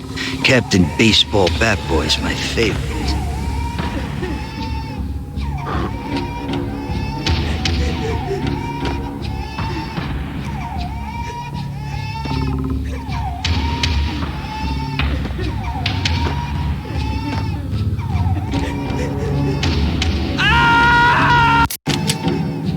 I really love to watch cartoons.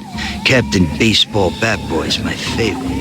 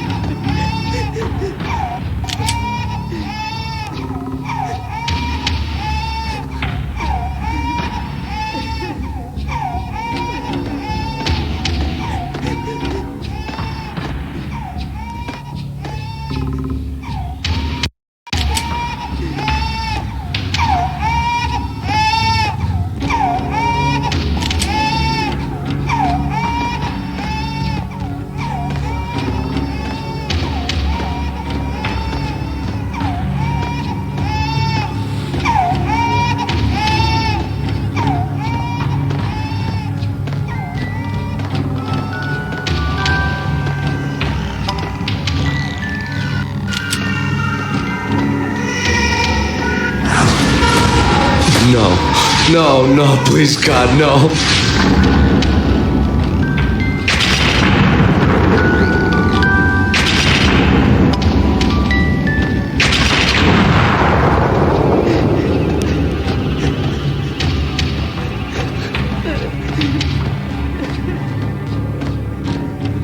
Slice them, dice them, shoot them full of holes, blow them to bits, vaporize them, disintegrate them. No matter what you do, they'll still be back, good as new.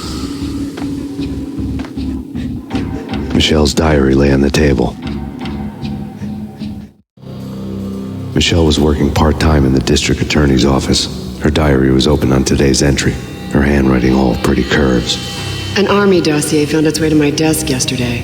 Valhalla? Isn't that a Norse myth? Something about Vikings? I tried to tell Max about it, but he was busy, that cute frown on his brow. Guess it's nothing, just a mix-up at the courier service. From now on, I would always find time for her. It was a hollow promise. Too little, too late.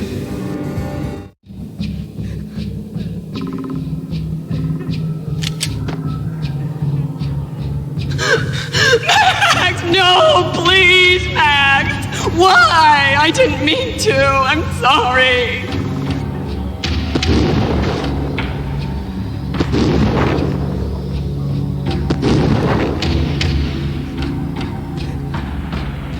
Murderer! You killed her! Nothing like that ever happens in the real world.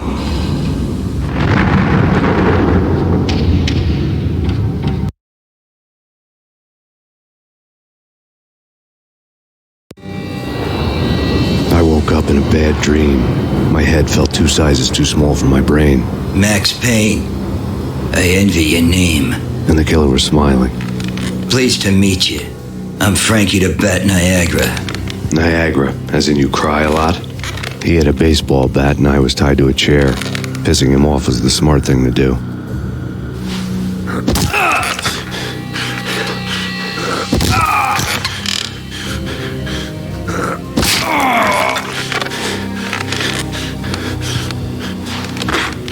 Nothing wrong with a little laugh now and then. Take me, for example. I love to watch cartoons. Cartoon violence is a fascinating thing. Let's take a break. I need to take a leak and maybe grab a cold one at the bar. Don't worry. I'll be back to finish this off. And then, it's checkout time. You play, you pay, you bastard. He swaggered out, and the door clanged shut behind him, locks clicking into place. Everyone makes mistakes. Mine hadn't been to crack jokes about the goon with the bat. He'd have cracked my skull regardless. It hadn't even been to trust a girl with a gun. I had blindly gone after the first bad guy on my hit list when I should have been aiming further up the ladder, at the head of the Punchinello family. I couldn't bring myself to be pissed at Mona. Guess I had a soft spot for a pretty face.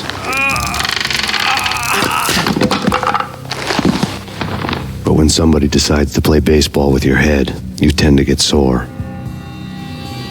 They had dragged me back to the basement of Lupino's hotel. I was beaten, bruised, and blue. I felt like the chair I had broken to get free.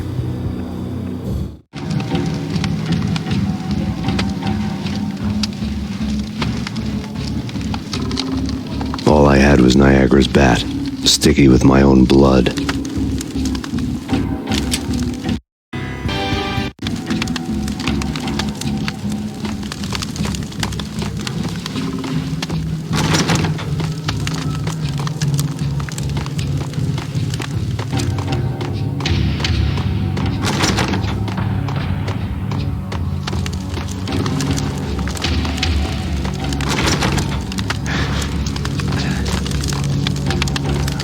Without a gun, I'd be no match for Frankie's men.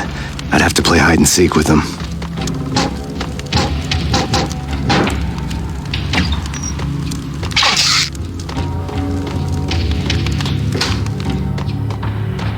It's Frankie's turf. We'll take care of it. Yeah, I guess I wouldn't mind having a go. Yo, Payne! Hey, you!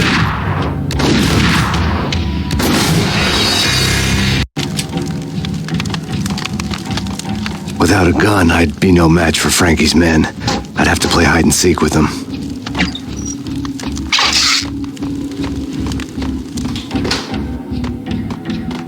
It's Frankie's turf. We'll take care of it. Yeah, I know. Guess I wouldn't mind having a Yo!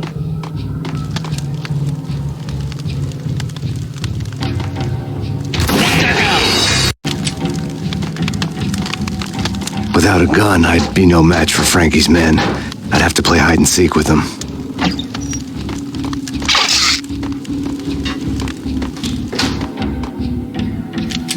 It's Frankie's turf. We'll take care of it. Yeah, I know. Guess I wouldn't mind having a go at it myself. It's Frankie's turf. Yeah, I know that.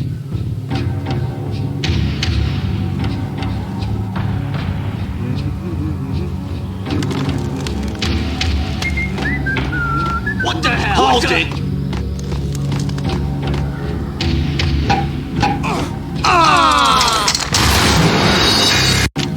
It's Frankie's turf. We'll take care of it. Yeah, I know. Guess I wouldn't mind having a go at it myself. It's Frankie's turf. Yeah, I know that.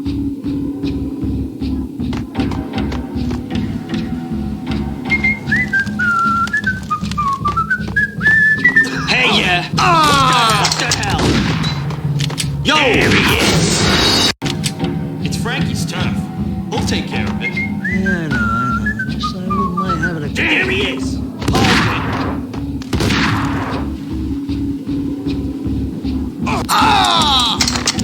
Hey! Hey, yeah! It's Frankie's turf. We'll take care of it. Yeah, I know. Guess I wouldn't mind having a go at it myself. It's Frankie's turf. Yeah, I know that.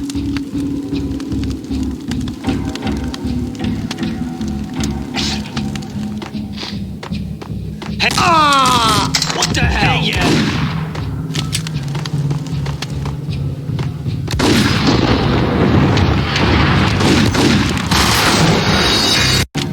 It's Frankie's turf.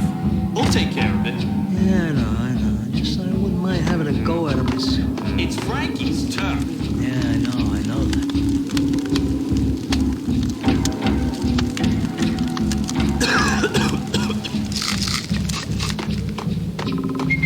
What the? No!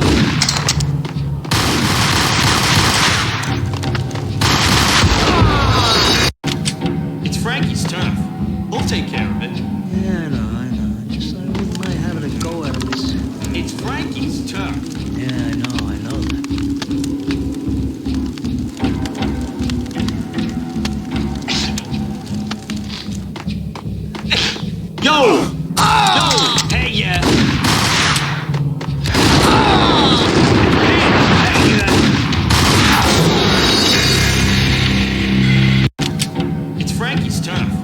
I'll take care of it. Yeah, I know. I wouldn't mind having a go at him myself. It's Frankie's turn. Yeah, I know that.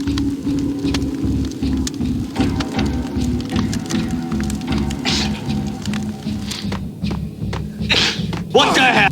Hey, yeah.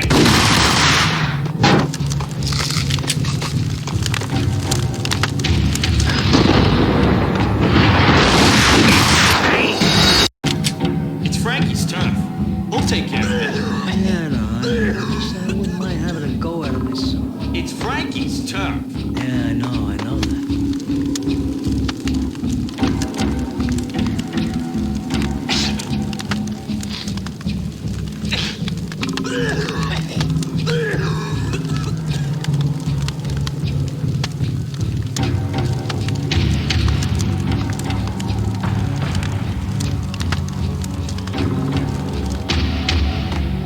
Hold it! What the hell?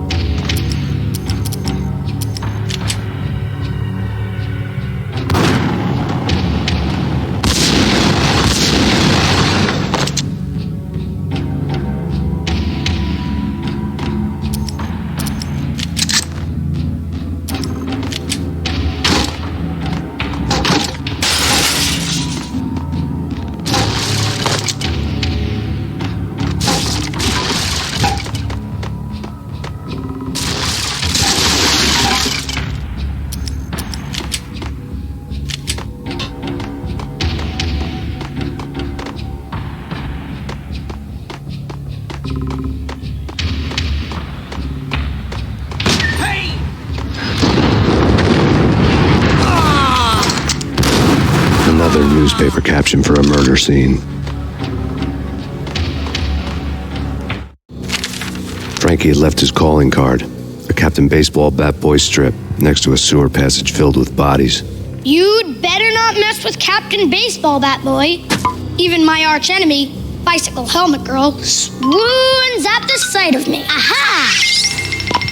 There were enough corpses to put a mass murderer to shame.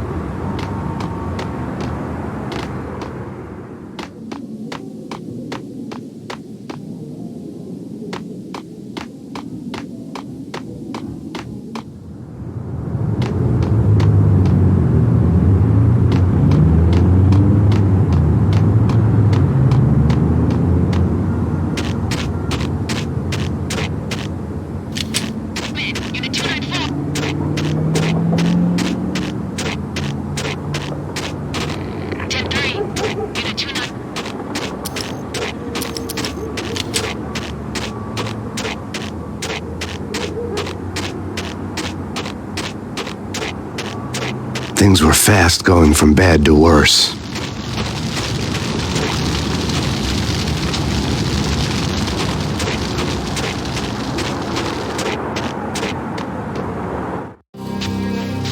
The men in blue had come and gone. They had decorated the place with chalk outlines and tied it together with yellow tape. The cops who had stayed behind were dead. Frankie, his boys, and I had the place all for ourselves.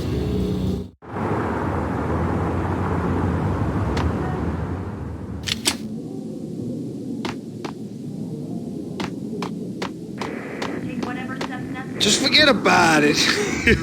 Just forget about it. Hey, just forget about it.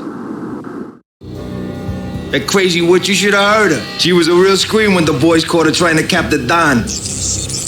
Oh, that's friggin' bad. To the trio? That's even worse than what Frankie's doing to that poor bastard downstairs. She's gonna take a long time to die. The mobster muscle on the phone was talking about Mona. Punchinello's trio were nothing but bad news. There he is!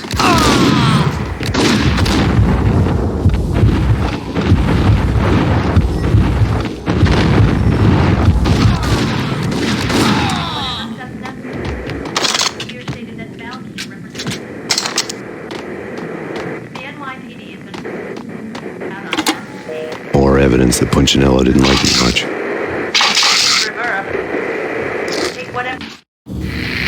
The fact remains that all the victims so far identified in the Ragnarok shooting have been known criminals, many of whom had large doses of V in their blood. Reliable sources say that Max Payne was also among those killed, although no body has been recovered at this time. Reliable sources.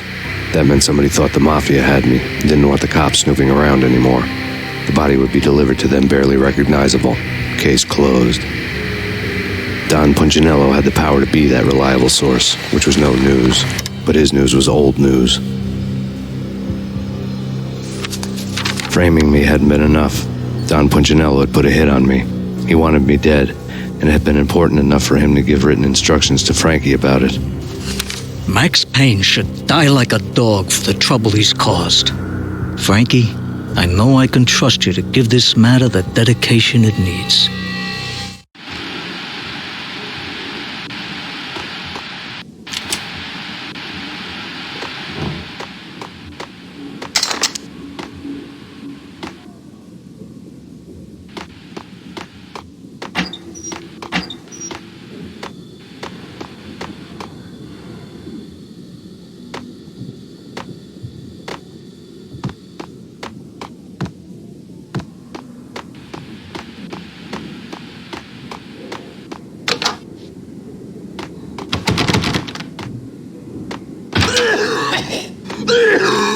What the hell?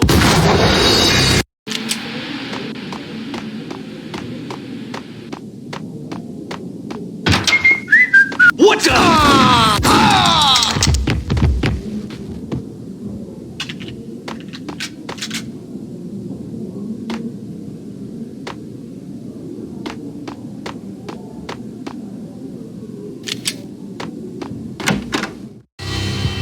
The hotel bar was fast developing quite a history.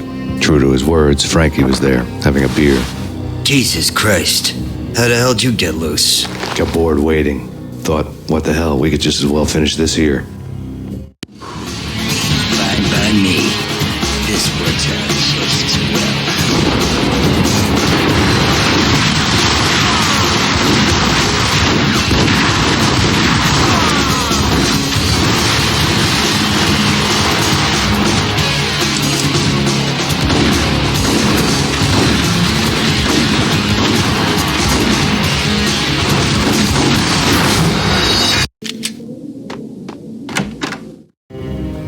The hotel. Fine by me. This works out just as well.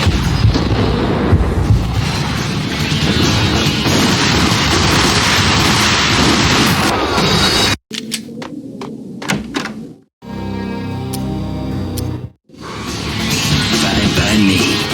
This works out just as well.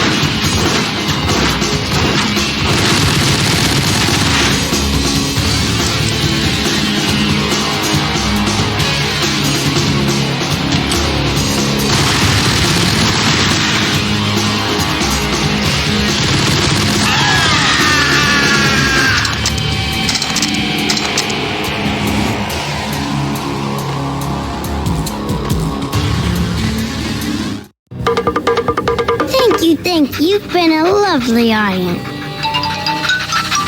Had enough? I don't play with girls anyway. Unfair! I spotted the tail as soon as I left the hotel. A big black Mercedes. I'd seen the car before. That time it had heralded impressive explosions. Vladimir was back. Bang! You're dead, Max Payne. I might have laughed if I remembered how.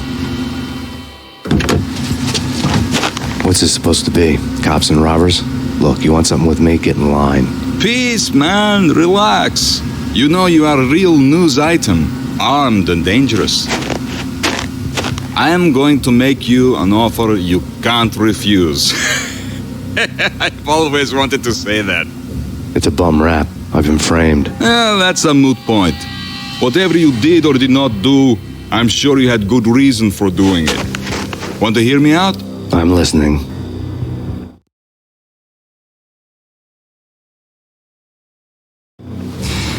Punchinello messing with V is bad for business all around. But that's not all. There is this guy, Boris Time, used to pull jobs for me. He's the captain of the cargo ship Charon.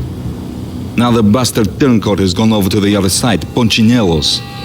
The ship's loaded with high-res hardware, guns, my business. If Punchinello gets hold of that cargo, he's won and I have lost. And you'll have your work cut out for you. If you want to get to Punchinello, you'll need heavy-duty persuaders. I am just the man to get them for you. Change the ship back under my flag, maybe pop 2 in the traitor Dime's head while you're at it.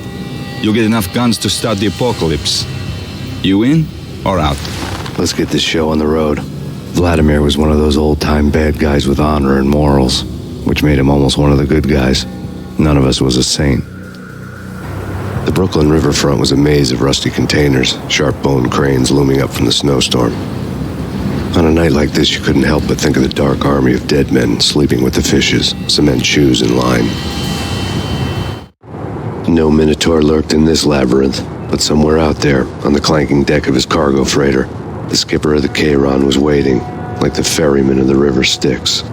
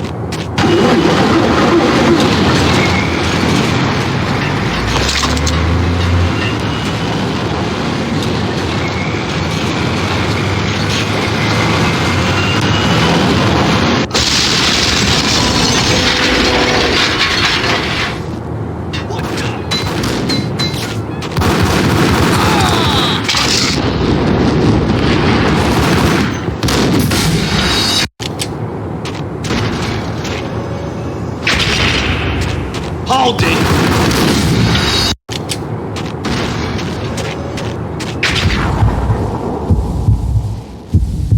Hey!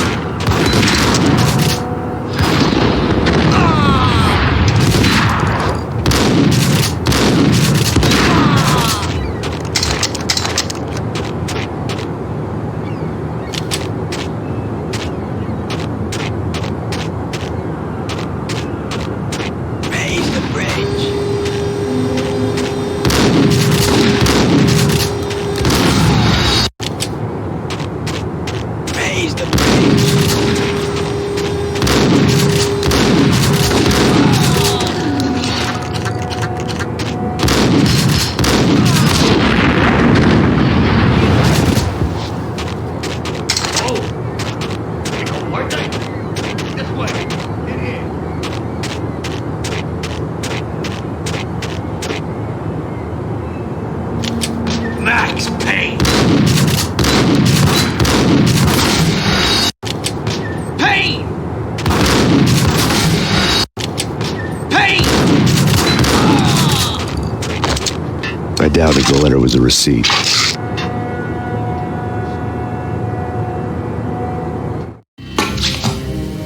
Rico Muerte had come to town to do more than just sort out family troubles. Exhibits number 1, 2, and 3. A briefcase of money, a sniper rifle, and an envelope with one word neatly printed on a folded piece of expensive paper. Mayor. It didn't sound like a mafia contract at all. It was too cold and too to the point.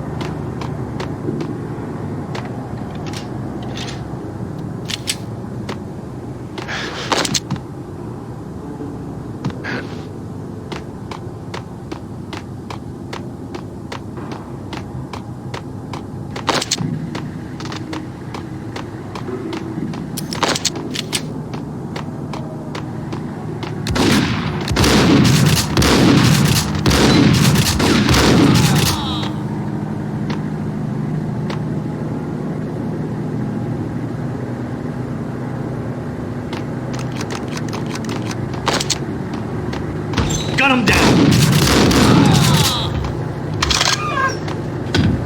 I had found Boris Dime's ship.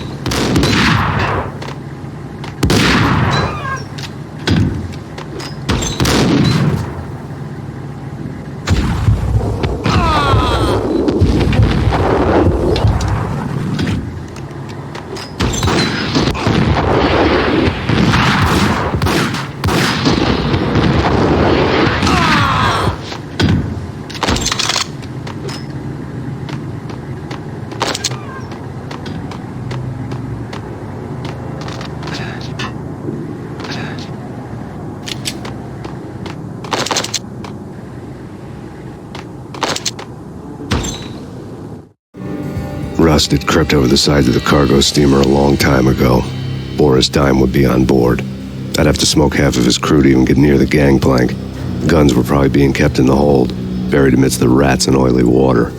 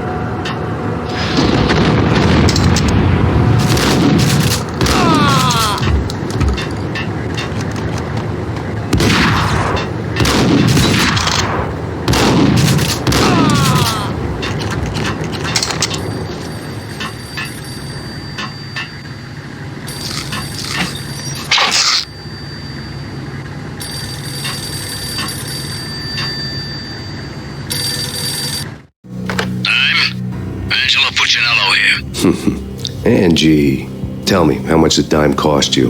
I bet it was more than his name. Max Payne. Right the first time. You're dead, punk. You sure you're not confusing me with Boris here?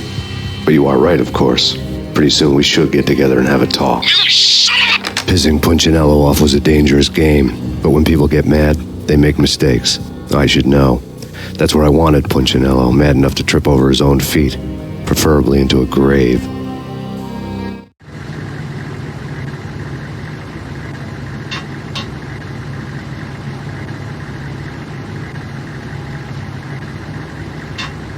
Dime! Dime!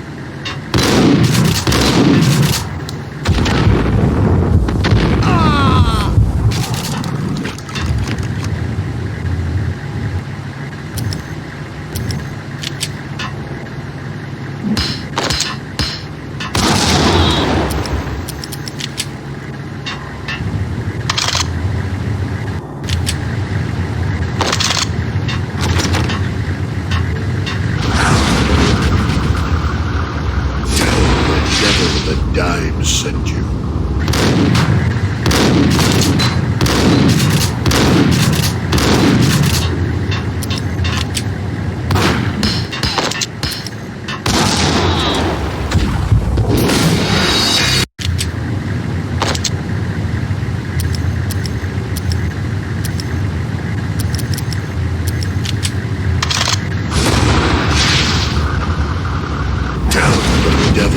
Dime sent you.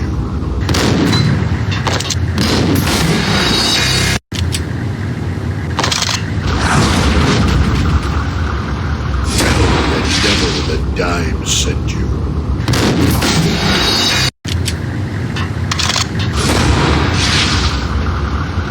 Tell the devil that Dime sent you.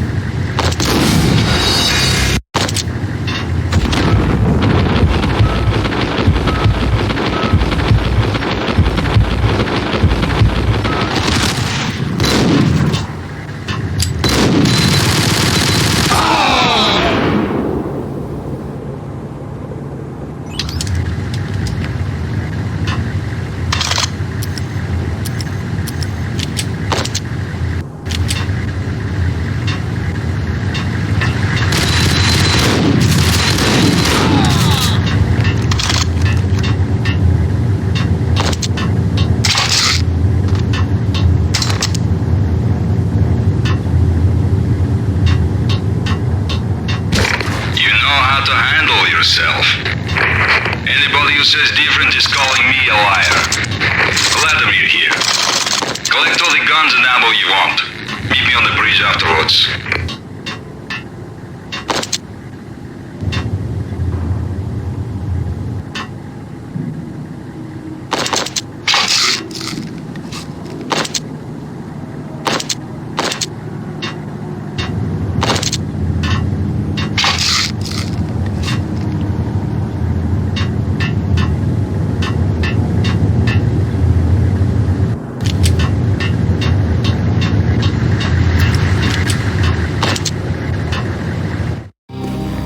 Did you get everything you need? Check.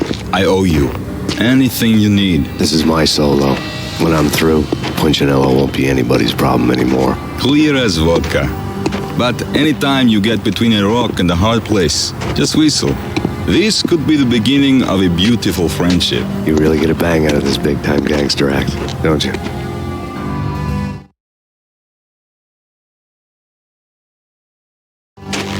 Even with all this firepower, I figured I couldn't get to Punchinello at his manor.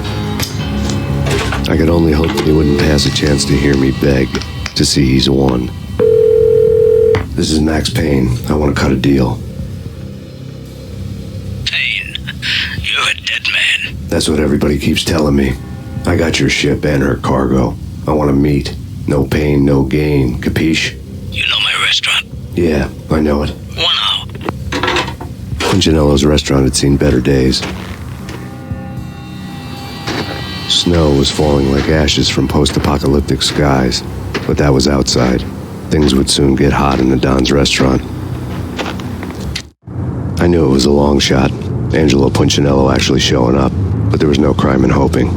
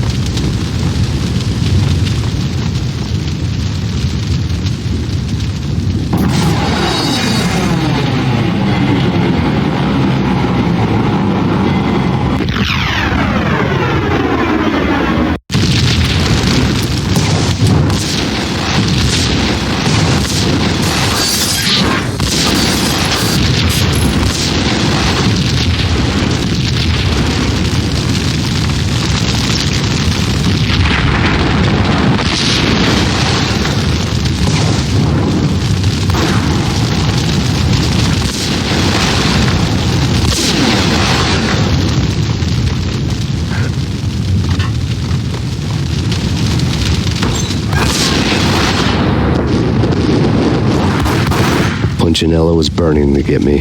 The feeling was mutual. He was trying to put out my flames with gasoline.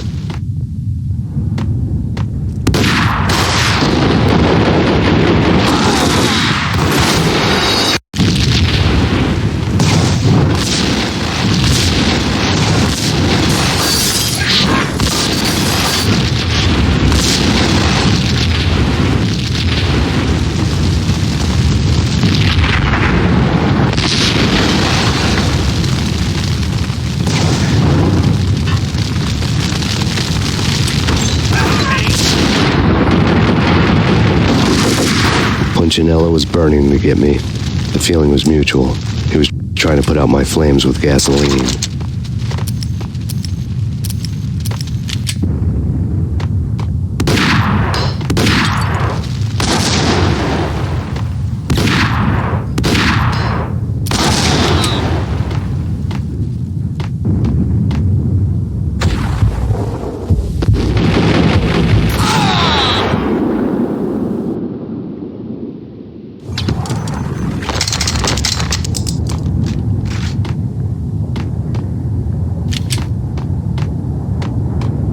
The mobsters have been guarding a real treasure, the way out of this disco inferno. There he is!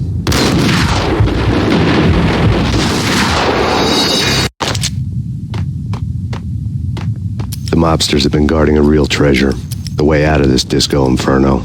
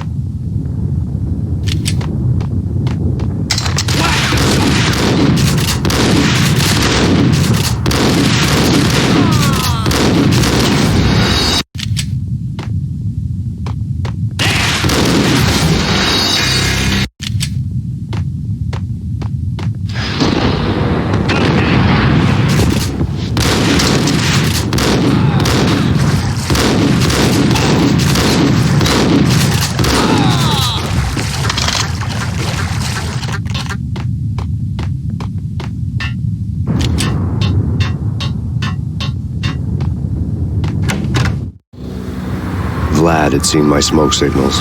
The Mercedes was revving to go, almost drowning out the banshee wail of the sirens. You coming? We'll drop you off at the Punchinello Manor. Sounds good to me. When this is over, look me up. I could use a professional like you. I'll keep that in mind.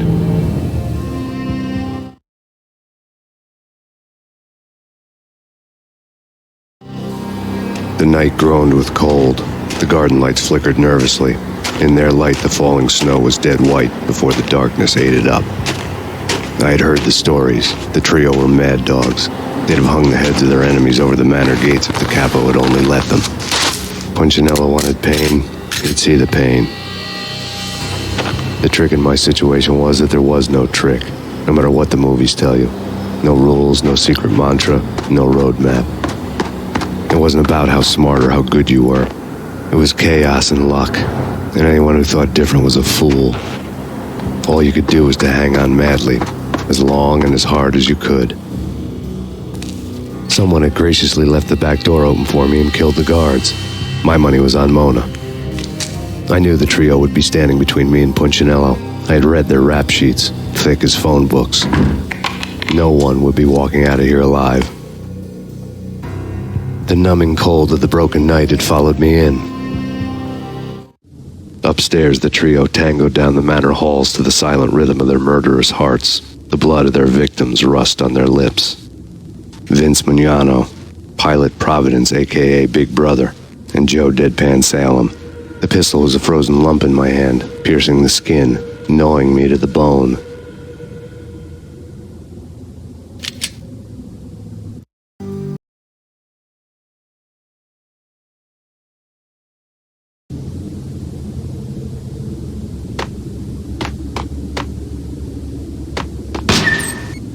In death, the thug had been promoted to messenger. Someone hadn't enjoyed the Don's hospitality. Someone with a flair for the dramatic. Someone who had let herself out of a locked cell and past a couple of armed guards. My thoughts were on Mona again.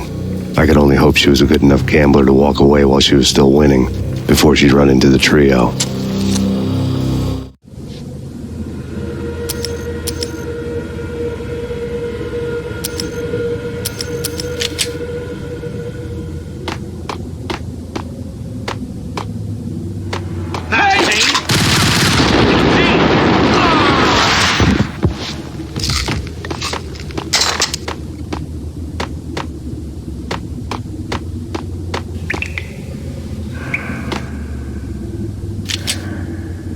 There he is!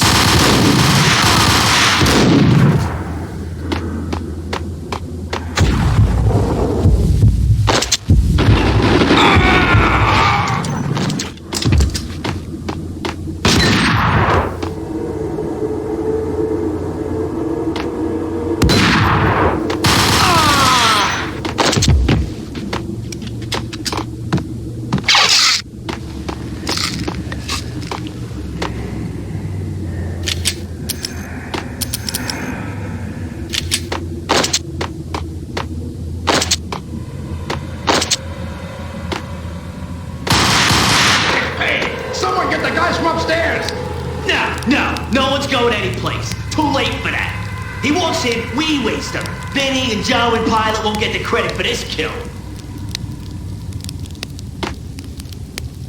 Hold it!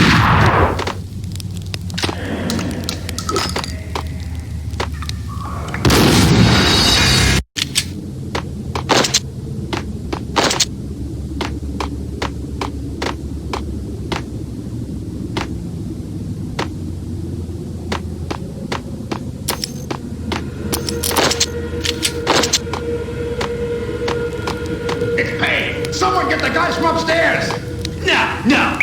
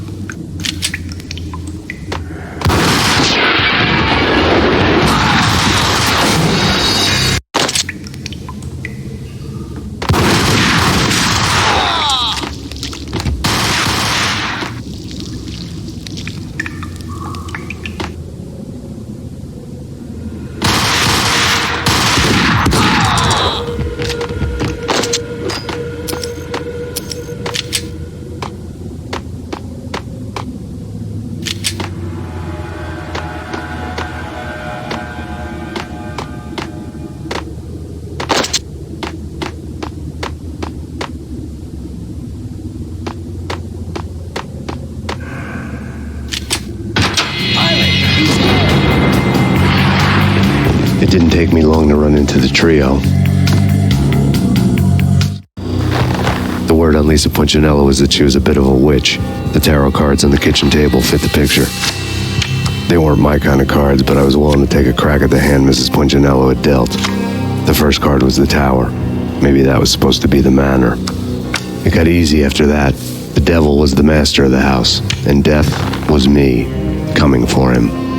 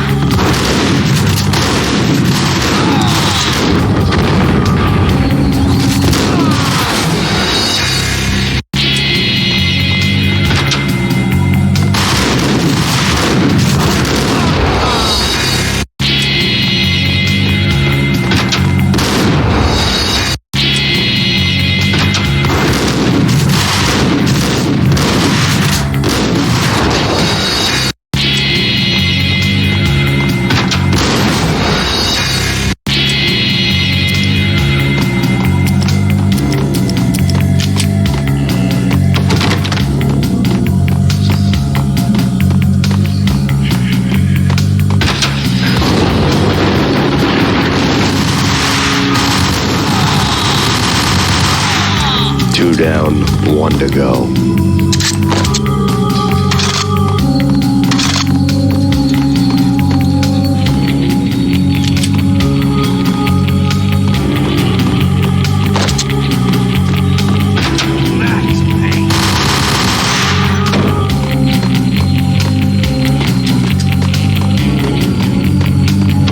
Don't stop at him!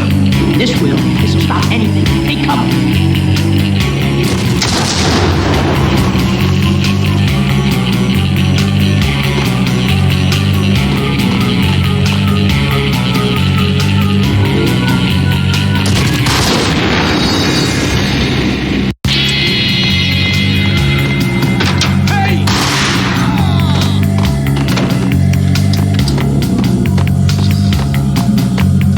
Don't stop at him!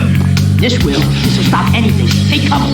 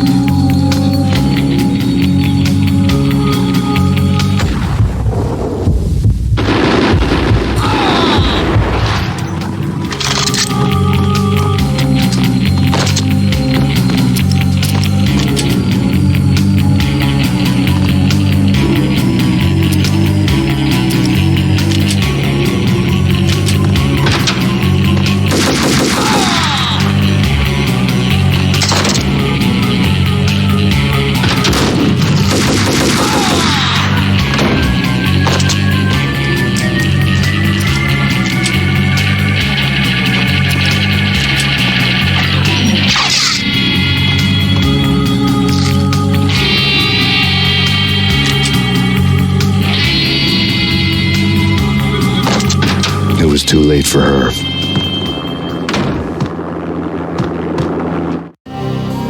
You're a real angel, Max. I couldn't tell whether it was Mona or her sister. The body was a mess. The sick bastard had really gotten a kick out of it. Seeing her lying there got me thinking about another woman's body on another bed. Got me thinking about a fallen cradle.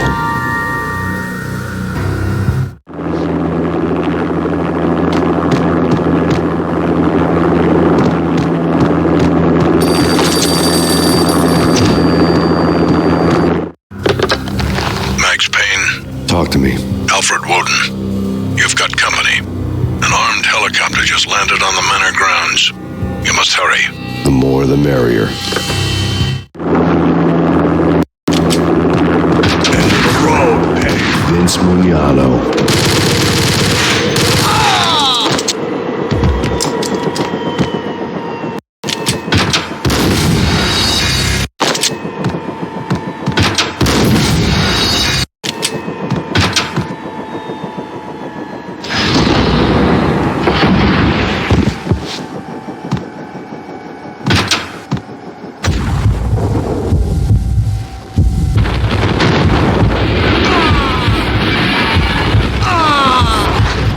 Punchinello's trio was done for.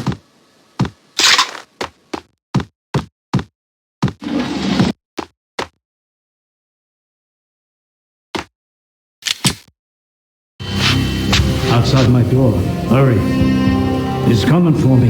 You gotta hurry. Please. I could hear Punchinello on the phone begging for help. He should have been saying his goodbyes. Punchinello was a pushover. The moment I stepped into the room, he folded like a deuce before a royal flush. No, wait. I was just doing what I was told. I couldn't refuse. She's someone high up. Government, maybe. I don't know. He was trying to buy more sand for his hourglass. I wasn't selling any.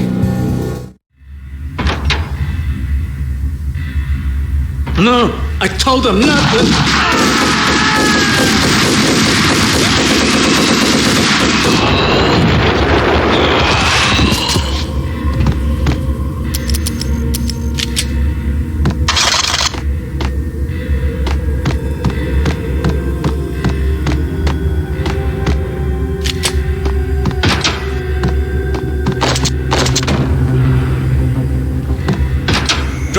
Don't move. Game over, Max Payne.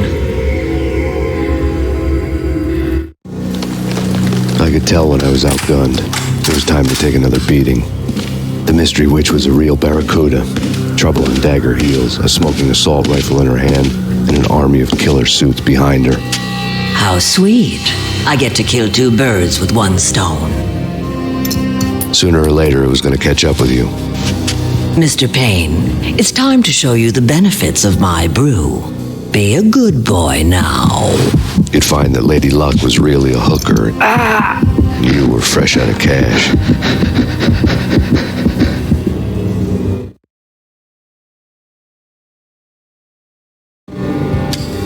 Gentlemen, we're done here. Take me to Cold Steel.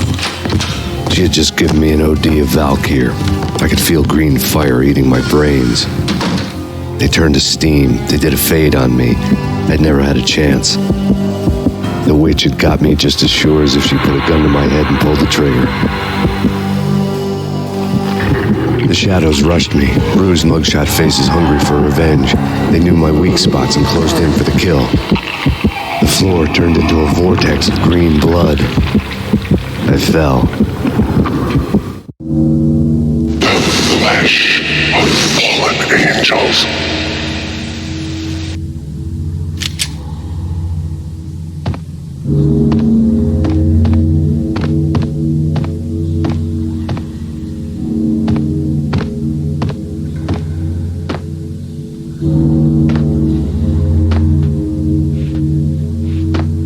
Who's there?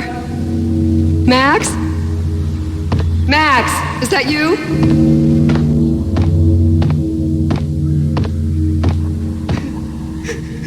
Max? Where are you, Max? Please.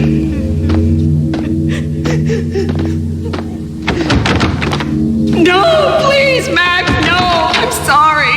Please don't, Max, no. Please.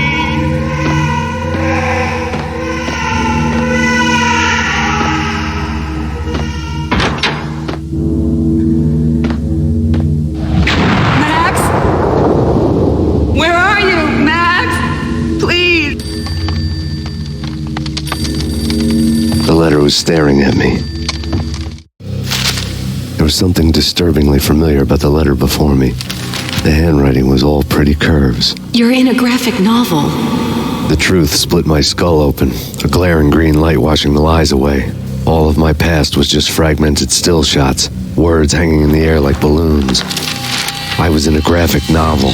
Funny as hell. It was the most horrible thing I could think of.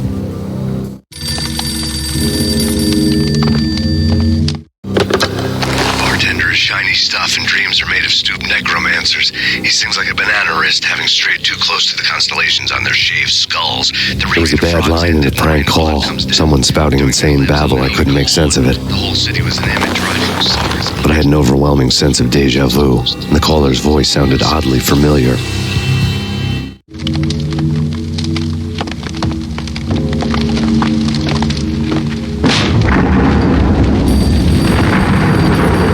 Weird piece of paper looked dangerous. There was something disturbingly familiar about the letter before me. The handwriting was all pretty curves. You're in a computer game, Max. The truth was a burning green crack through my brain, weapon statistics hanging in the air, glimpsed out of the corner of my eye, endless repetition of the act of shooting, time slowing down to show off my moves, the paranoid feel of someone controlling my every step. I was in a computer game. Funny as hell, it was the most horrible thing I could think of.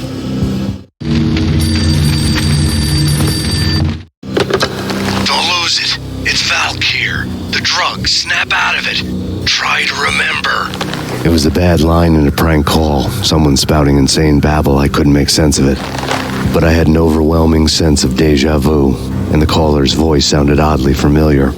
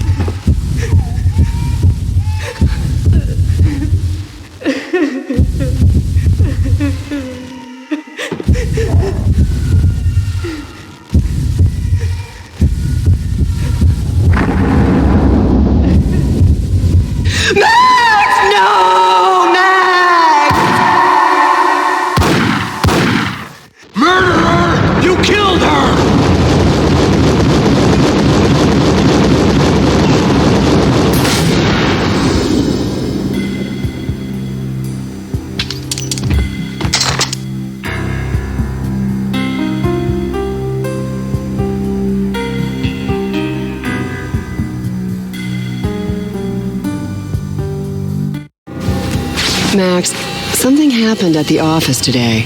A strange memo. Something about Vikings. Honey, I gotta run. You can tell me all about it this evening. Have a nice day, darling. The bullet holes were rubies on her chest, blood glowing on her ivory skin.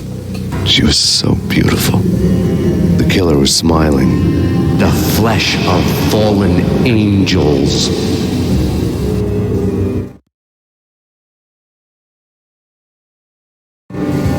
Slowly, the green nightmare faded, leaving dark stains on my soul that would never come off. I felt like flatlining. I was all shook up.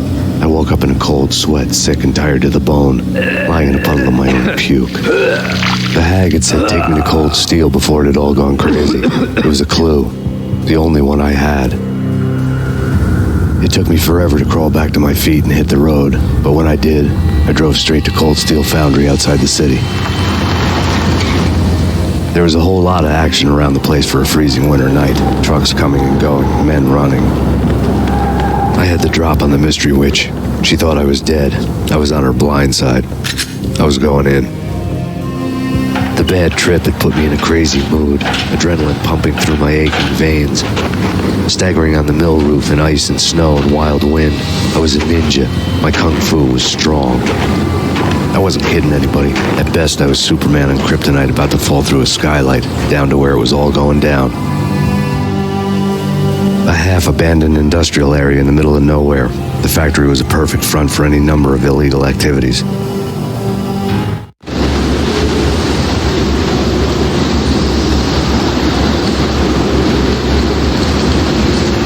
In the belly of the plant, molten metal boiled and bubbled like a witch's brew.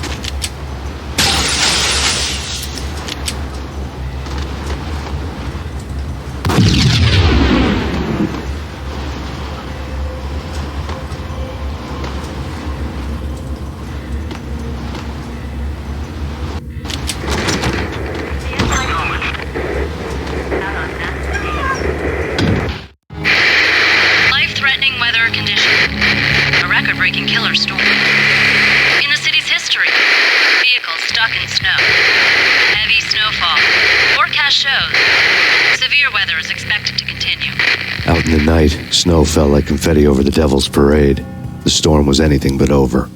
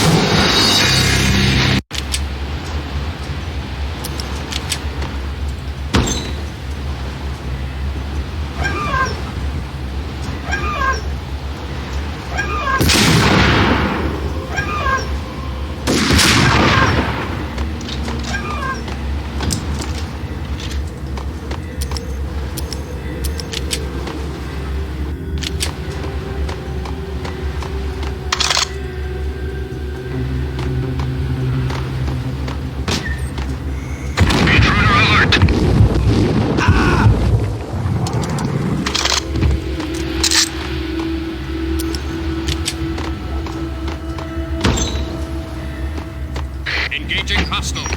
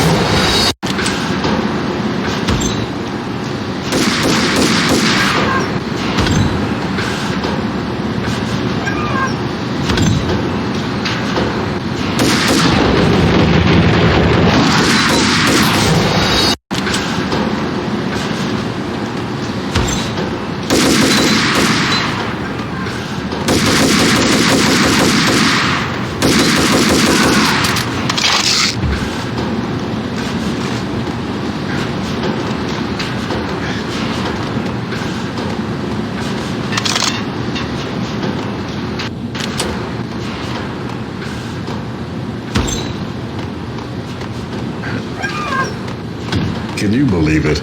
I bet they sleep with their rifles. I bet they've given them names. I guess. So... What?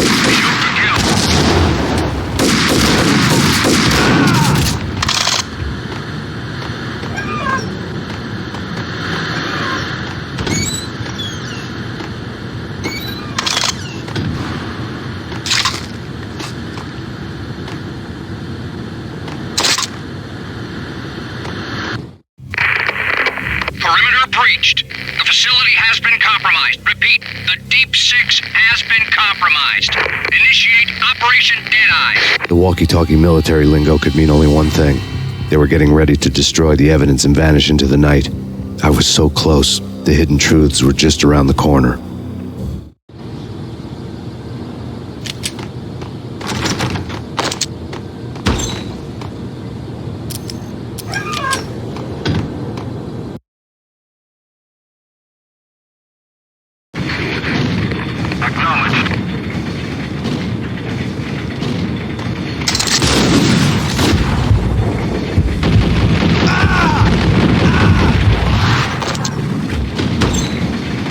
The folder on the table told a grim tale.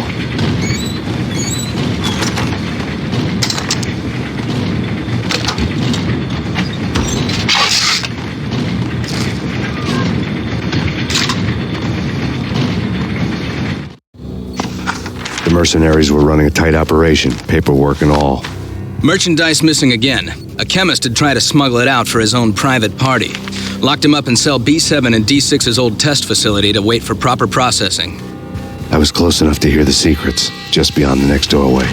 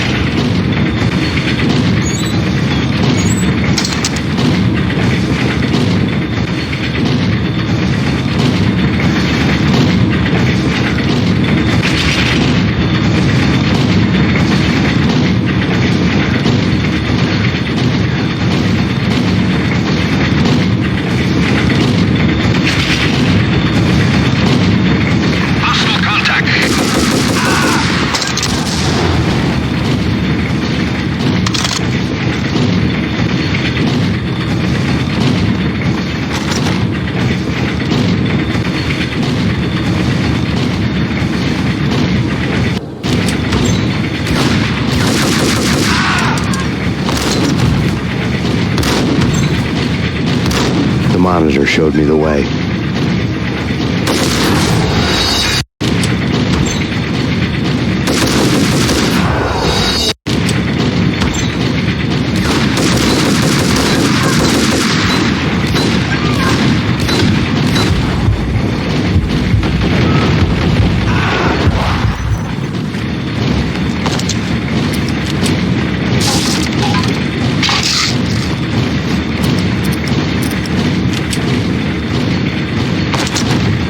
The monitor showed me the way.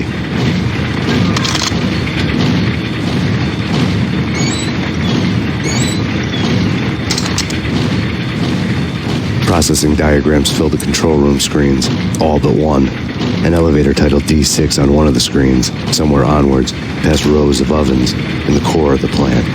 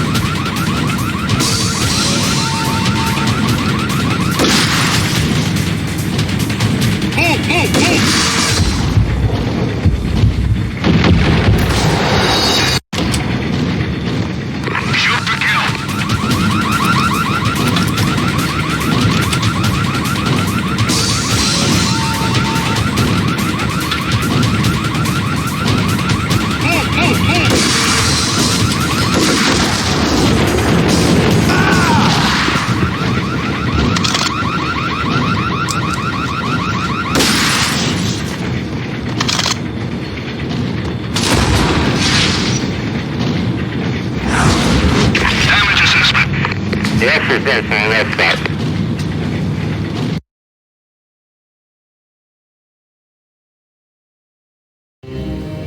I had taken on the role of the mythic detective, Bogart as Marlowe, or as Sam Spade going after the Maltese Falcon to unravel all the mysteries. Following a path of clues to that final revelation, even if it would take me down to the cold, cavernous depths of a grave. You can't do this! My men are still inside! Do you have any idea why this is called Operation Dead Eyes?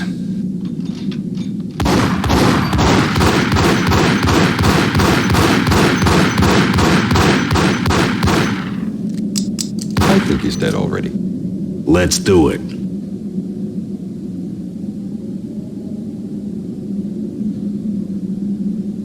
Attention all personnel. The self-destruction sequence has been initiated. Evacuate the complex We've got immediately. company. Repeat. The self-destruction sequence has been initiated. Proceed to the first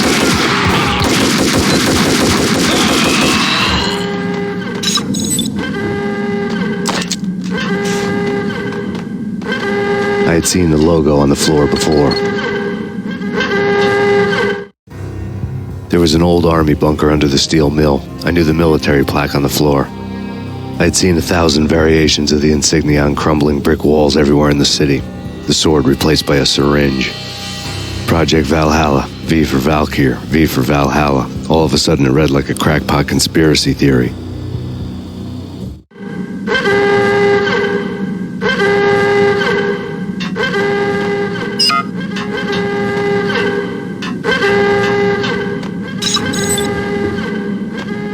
Abort! The self-destruction sequence has been initiated!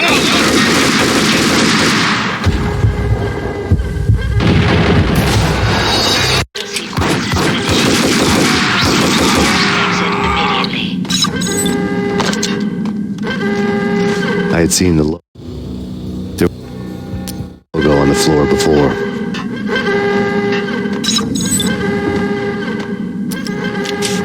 Abort! The self-destruction sequence has been initiated! Go!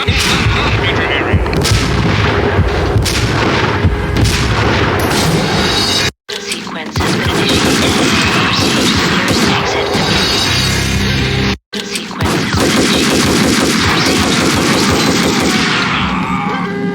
to the nearest exit. I had seen the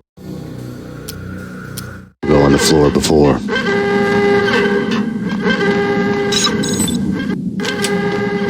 Abort! The self-destruction...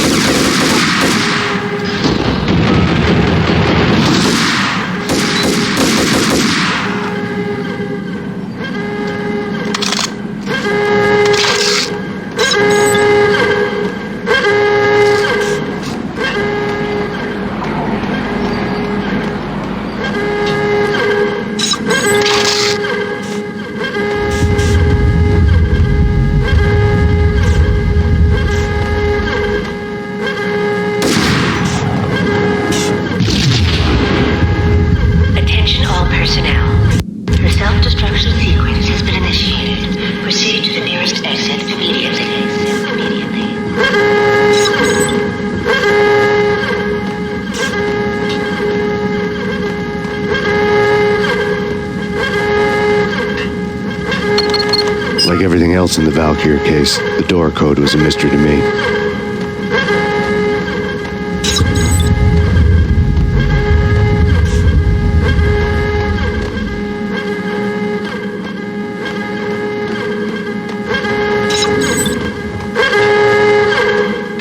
The chemist had been using the workstation when he died. The half-life of the lab rat had ended online, his password blinking on the screen. 665. The neighbor of the beast. Decontamination in progress. Decontamination completed.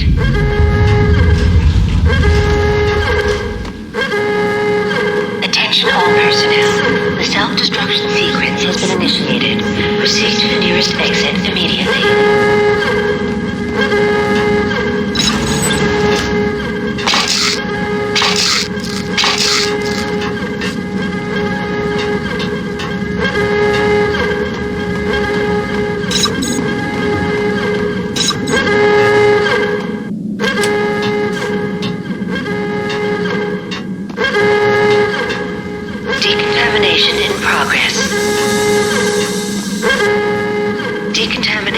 completed.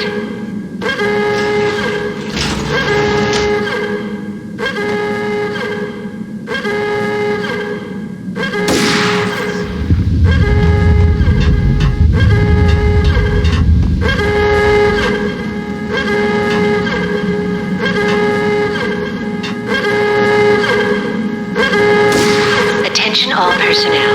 The self-destruction...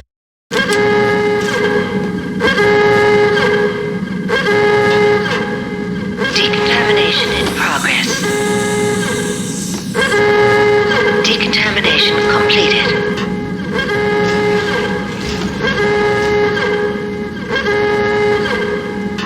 Decontamination in progress. Decontamination completed.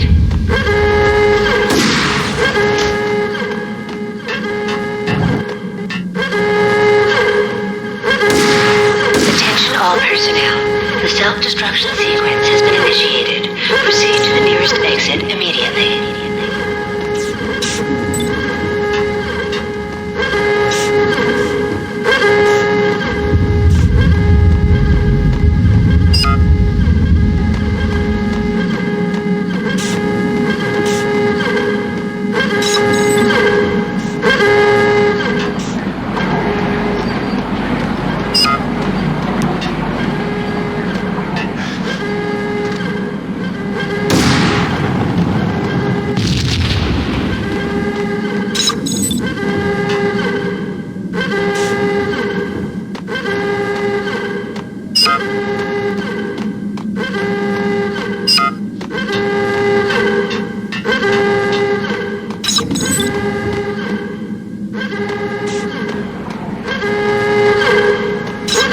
Attention all personnel.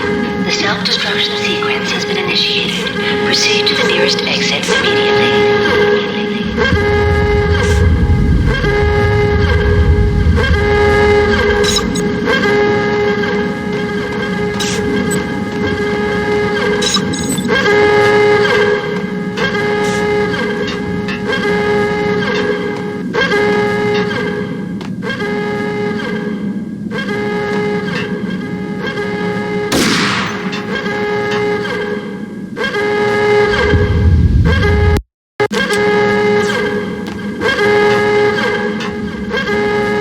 Decontamination in progress. Decontamination completed.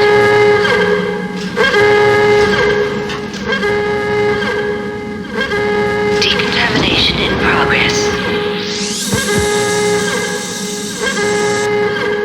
Decontamination completed.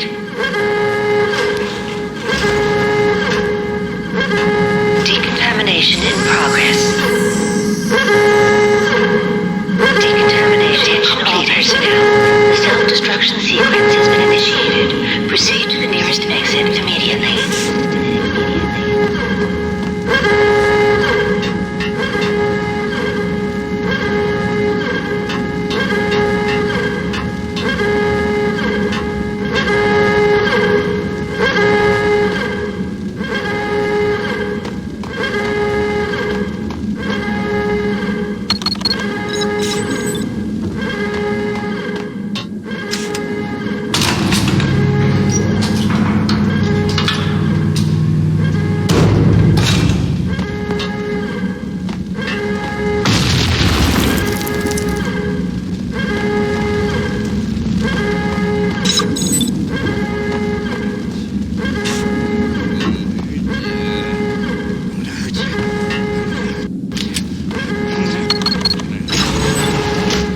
Attention all personnel.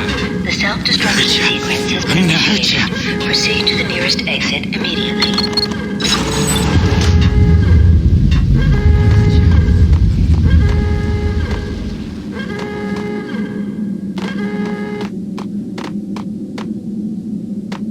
Hey, in here! Hey, get me out of here! I'm innocent! There, let me out!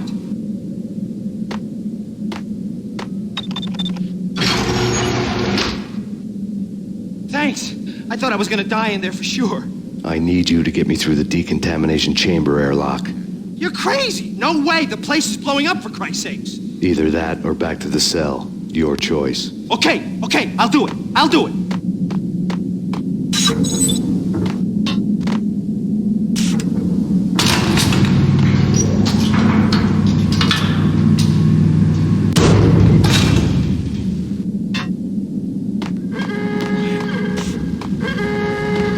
Attention all personnel. The self-destruction sequence has been initiated. Proceed to the nearest exit immediately. The stress was getting to me. I'd made a mistake I'd never be able to fix.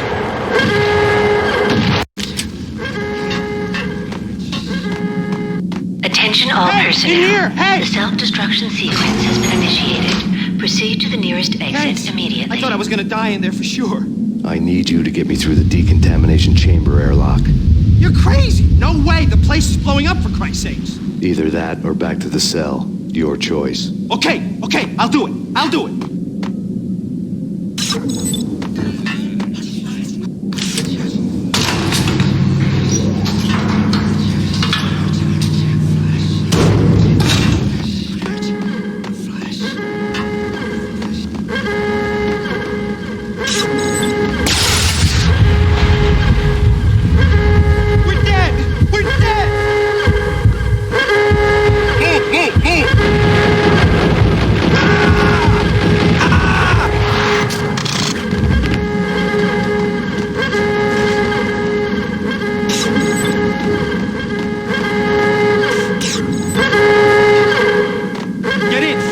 You through. Decontamination in progress. Bad.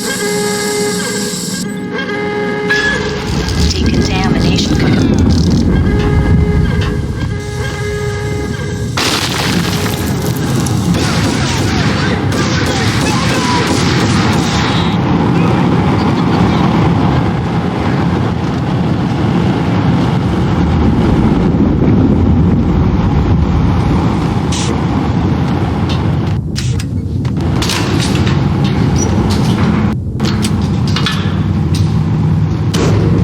I was caught in the middle of the deadly web that was the Valkyr case.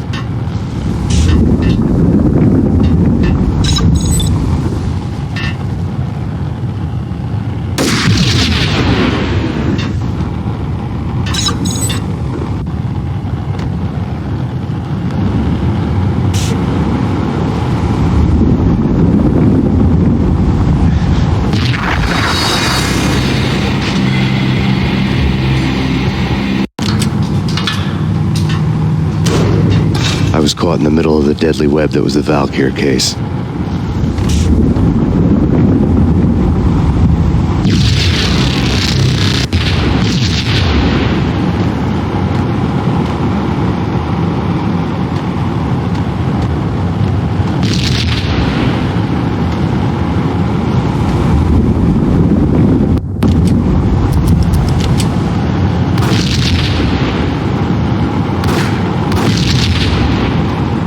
One of the lab terminals had the project logo on the screen. Top secret. Project Valhalla. U.S. Army. Yggdrasil Network.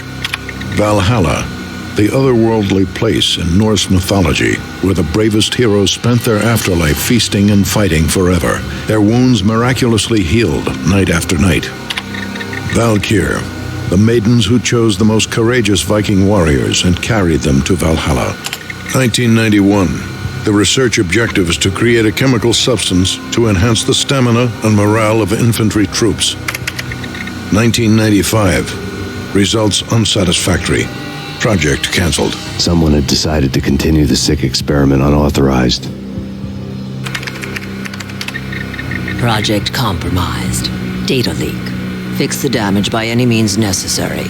Security clearance red. Authorized by the project lead. Field test. Double the dosage for all the remaining test subjects. Observe and record the subject's behavior in an urban setting. The drop-off point was my old address in New Jersey. The file dated 3 years ago. Just when you thought you had reached the deepest depths of horror, it suddenly got worse. How to turn off that small voice inside your head that started to whisper that you should be glad that now, if not before, your revenge was justifiable on any conceivable moral scale. That small voice proved, beyond any doubt, that I was damned. The The dagger-heeled woman had come and gone a long time ago. There was nothing more for me here. The bunker's name was acting as a self-fulfilling prophecy.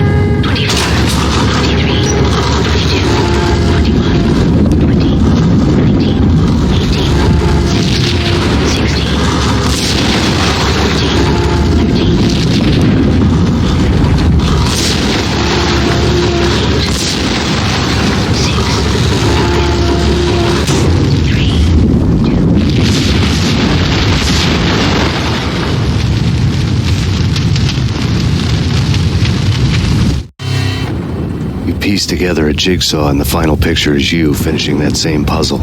A mad, green-eyed killer standing behind you. An urban legend come true. The Project Valhalla test subjects had been the mad junkies who had murdered my loved ones. The rest was simple body count math. It all pointed to her. Ms. Valkyr. The factory went up in a fiery inferno behind me. All my leads were dead, turned to smoke and dust. I'd lost my way. I hadn't slept in a million years.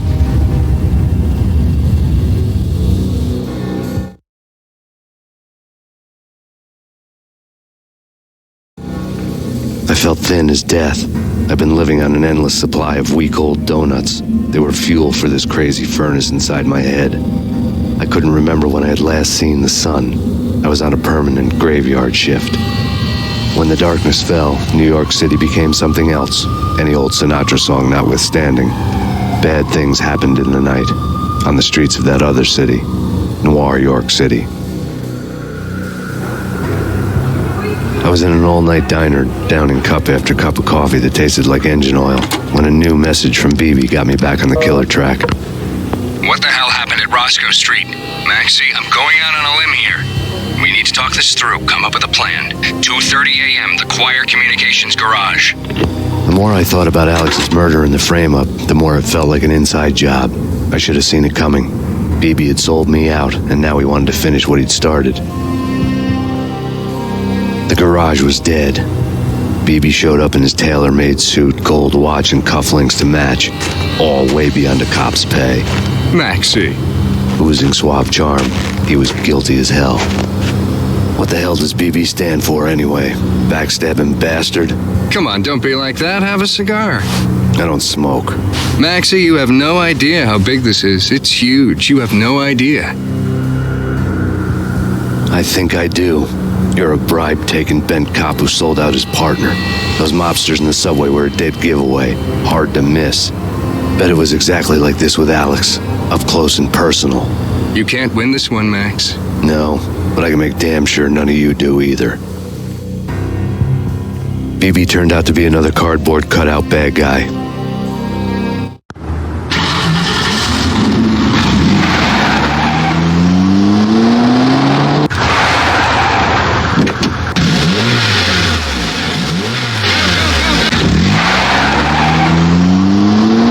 Bad cop on the take, a cowardly right-hand man fleeing from the scene, leaving his paid thugs to do his dirty work.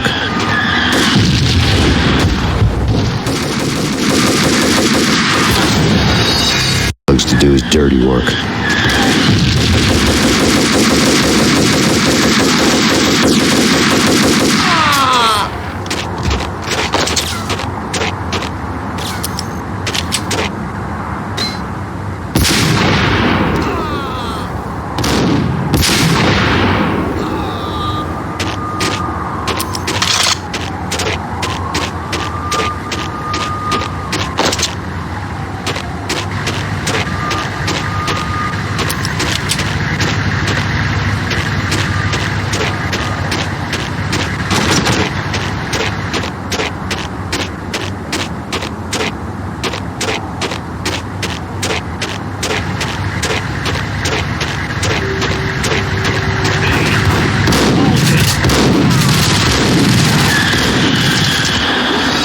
To do his dirty work.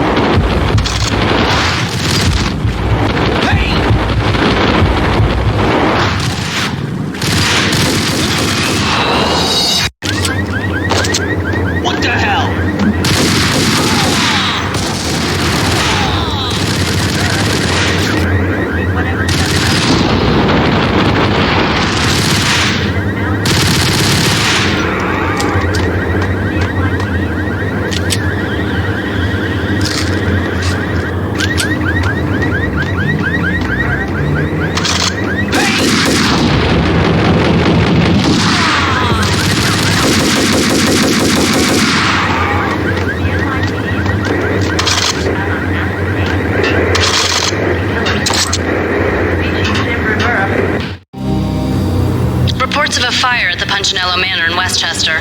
The manor is the home of Angelo Punchinello, the alleged head of the Punchinello crime family.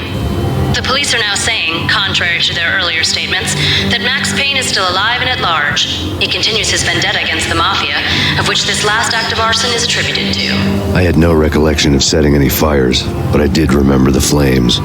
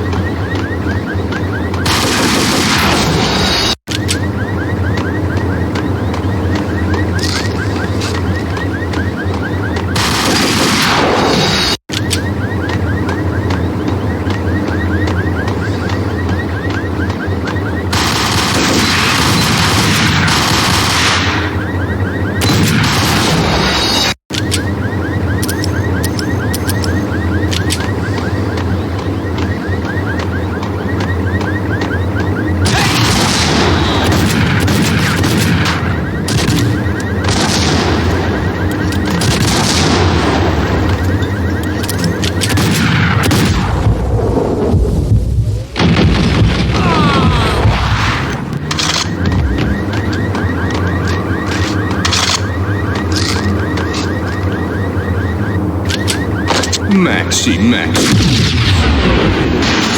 Come out wherever you are. You know, I really hate people who refuse to see the inevitable, refuse to do the smart thing.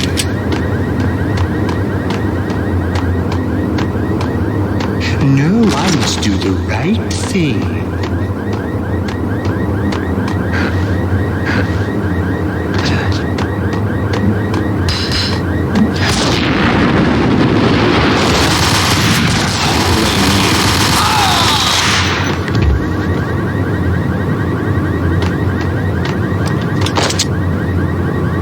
The payphone started to ring.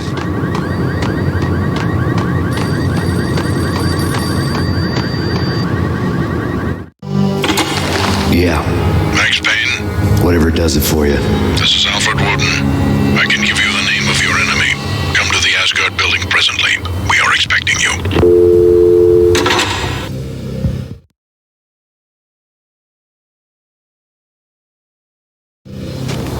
Woden was waiting for me on the steps of the old building. Mr. Payne, let's go inside. The others are anxious to begin. The others? Despite the general misconception, this building actually predates the City Hall by 2 years, thus being the oldest municipal building still in use here at the foot of the Brooklyn Bridge. No kidding. The old man played tour guide as he led me through a dark domed hall. The answers I was after loomed large ahead. Mr. Payne, I would like to introduce you to my colleagues in what we call the Inner Circle. You've been watching too much X-Files. You have seen the files on Project Valhalla. We can fill the gaps, provide you with the information missing from those files.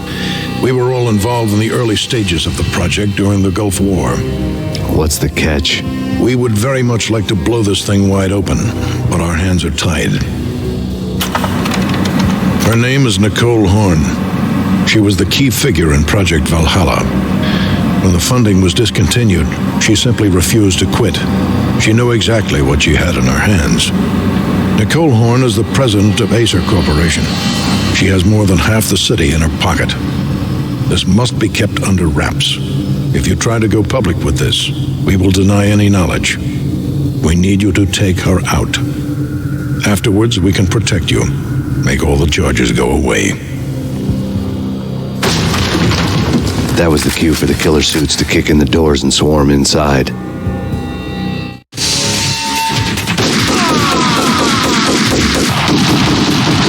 It was an impressive floor show, but I decided to leave early anyway. It was only a one-story fall. Lucky me.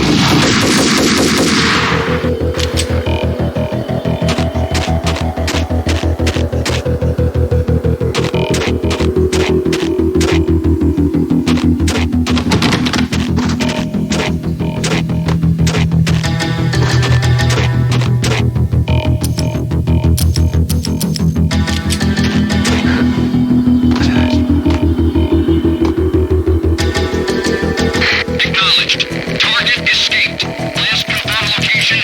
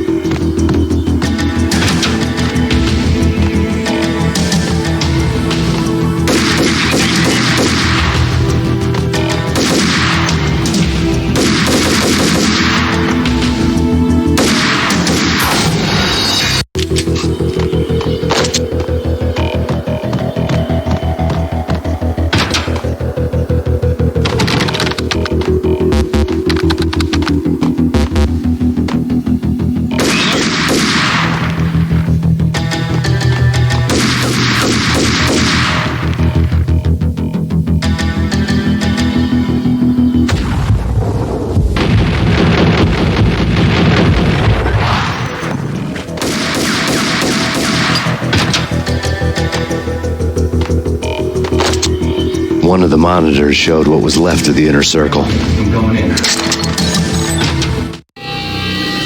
On screen, the so-called corpse of Alfred Woden stood up, miraculously waking from his dirt nap, looking smug among his dead pals. In the land of the blind, the one-eyed man is king. I didn't know how he pulled it off, but it was a pretty slick way to get out of all his promises.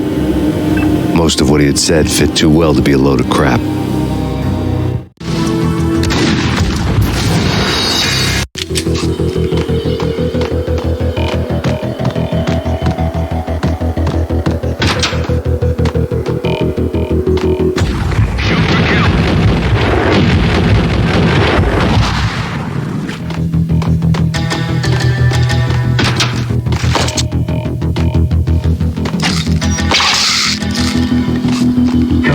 One of the monitors showed what was left of the inner circle.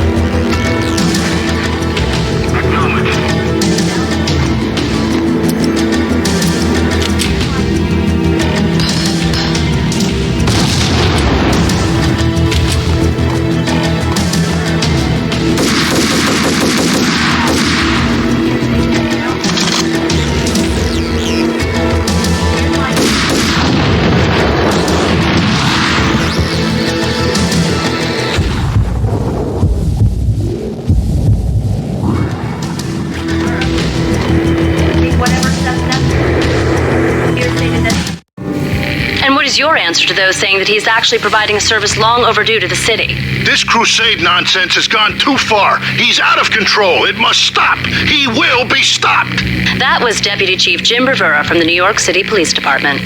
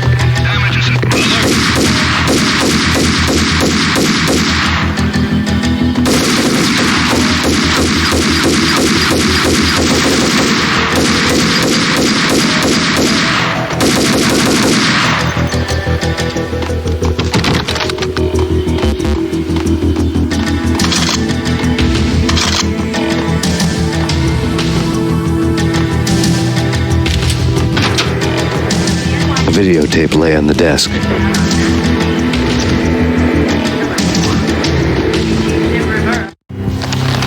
Nicole Horn had blackmailed the inner circle into silence. The tape came with a curt extortion note on a piece of expensive paper. I remembered Candy Dawn taping her clients in action on the side, selling the tapes to the highest bidder. I was sure that kinky sex was nowhere near Alfred Woden's worst sin, but I had a feeling that when this was over, any collateral would come in handy.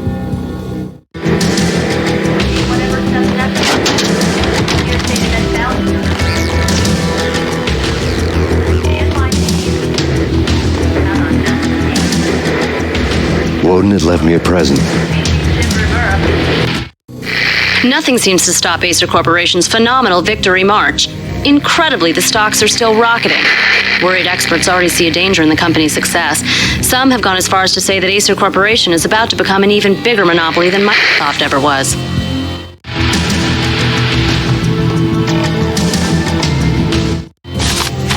Woden had taken care of my mission preps with military precision. The critical areas in the Acer Corporation headquarters blueprints were circled in red. The president's office was at the top of the building, right below her penthouse suite. The elevators were controlled by a security computer, part of the mainframe located underground below the building. The high-rise was sealed as tight as a sci-fi fortress.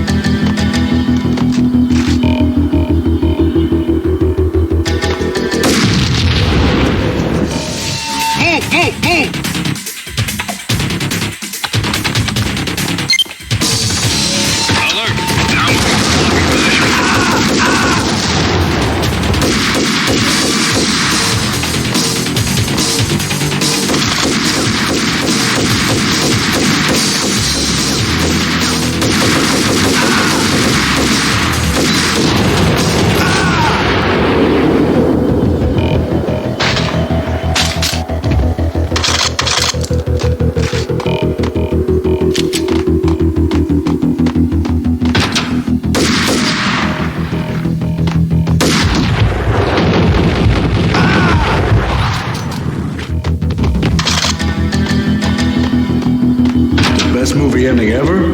Gotta be Butch Cassidy and the Sundance Kid. A hero's end, going out with guns blazing. Never heard of it. No? Okay, newer stuff then. The Usual Suspects, where Spacey walks out of the police station and suddenly loses his limb. Or hey, 7, where Brad Pitt gets to that head-sized blood-soaked cardboard box. Now I know. Freaking zombie demons from outer space. Drowning in blood was cool. Oh, why do I even bother? Sometimes, honestly, I don't know. Yo, damn!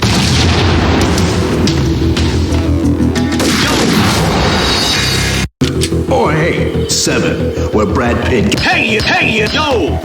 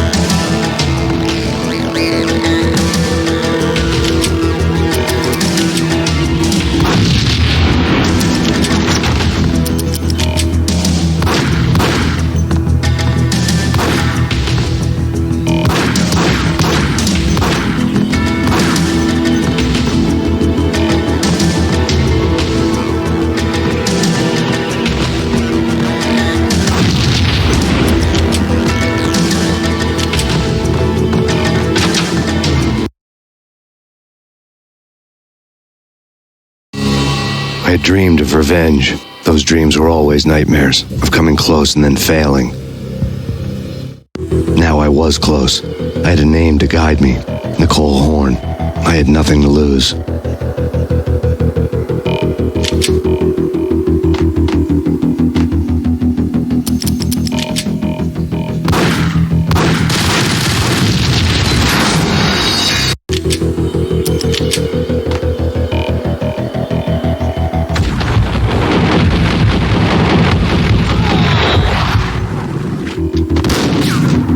The Inner Circle had quite a track record.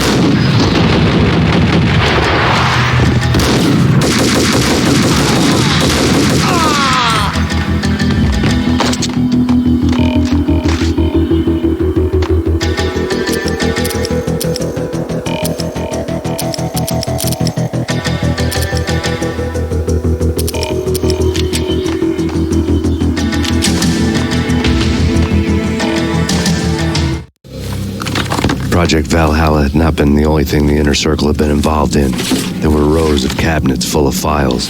The Serpentine Secret Society went back a long way, always pulling strings from the shadows. I couldn't say I was sorry. Woden's move in some Byzantine power game had cut the Circle's membership roster to 1. The old man wanted me on cleanup duty. It was my mess, too.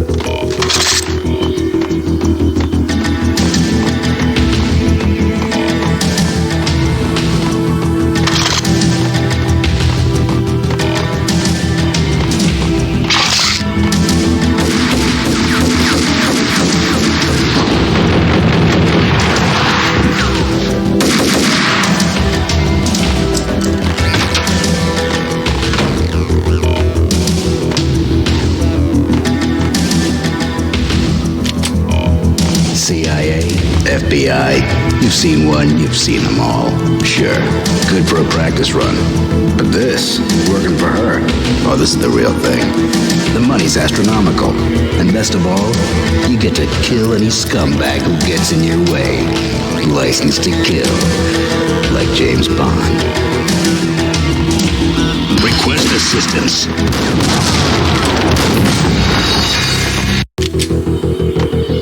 CIA, FBI, you've seen one, you've seen them all. Sure, good for a practice run.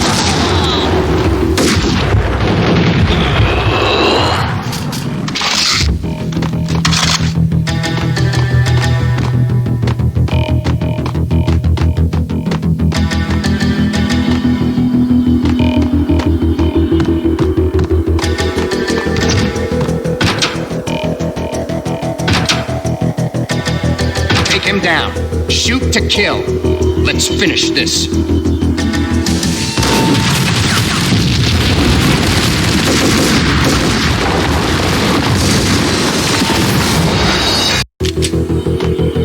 CIA, FBI, you've seen one, you've seen them all. Sure, good for a practice run.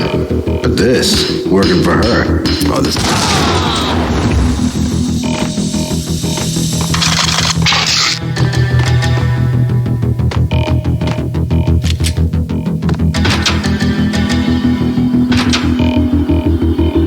Him down.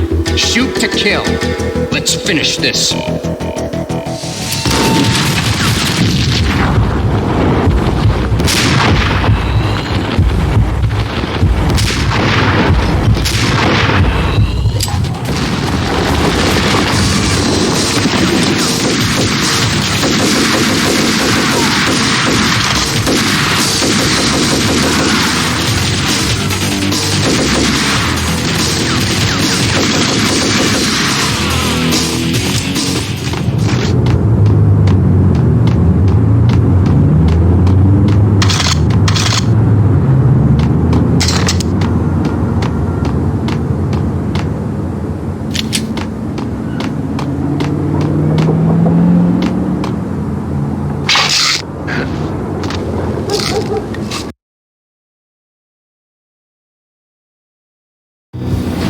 Mine wasn't the most original approach to the problem.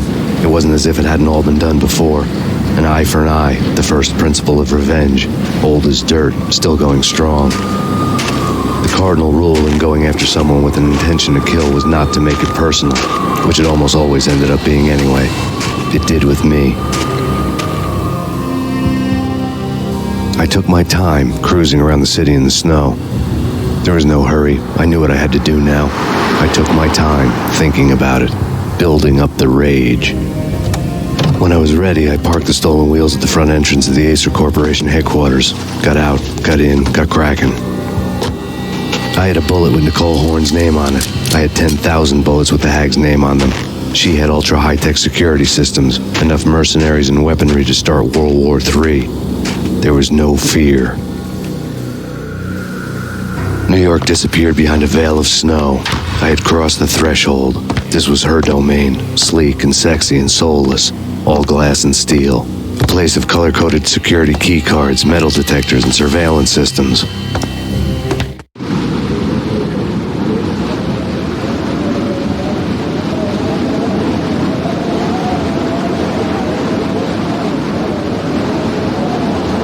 Colder than a walk-in fridge. Cold as a gun.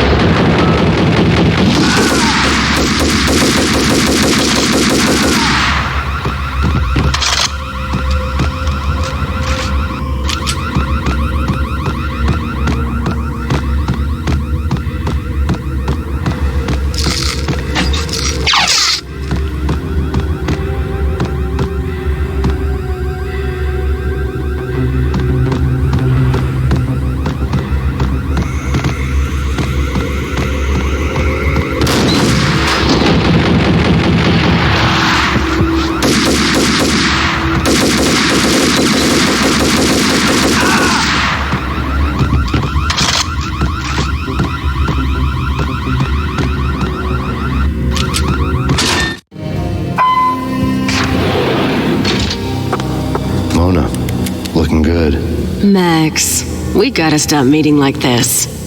It will be a cold day in hell before I let a narc cop stop me.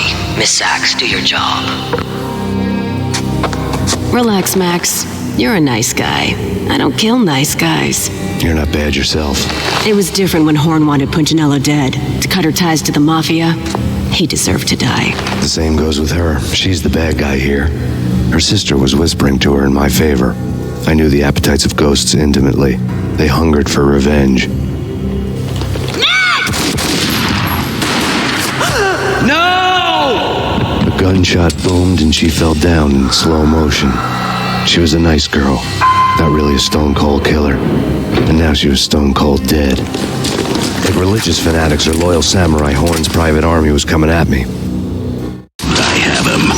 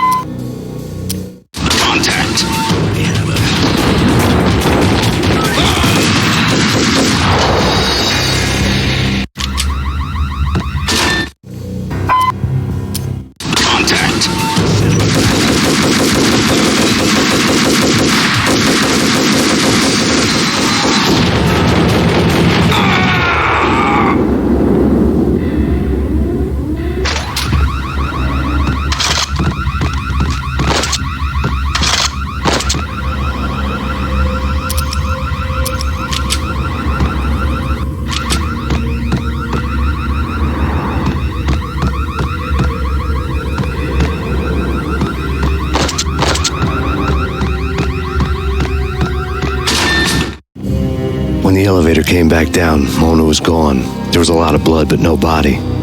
Something clicked for the final time. My mind had never been so clear, as if somewhere high above the storm clouds were already gone, cold stars blazing from the black skies.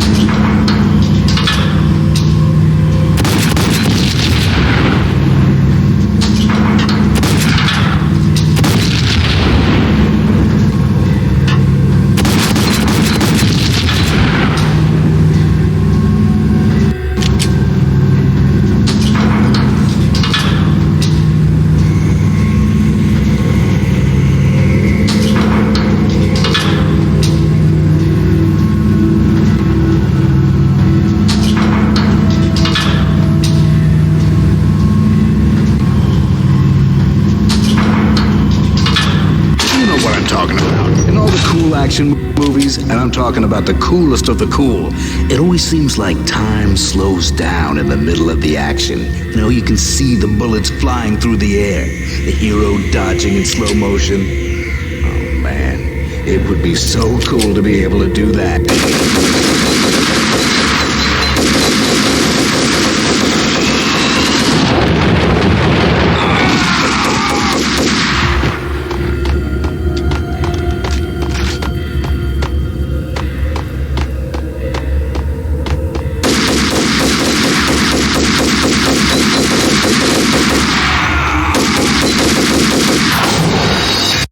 And I'm talking about the coolest of the cool. It always seems like time slows down in the middle of the action. You know, you can see the bullets flying through the air.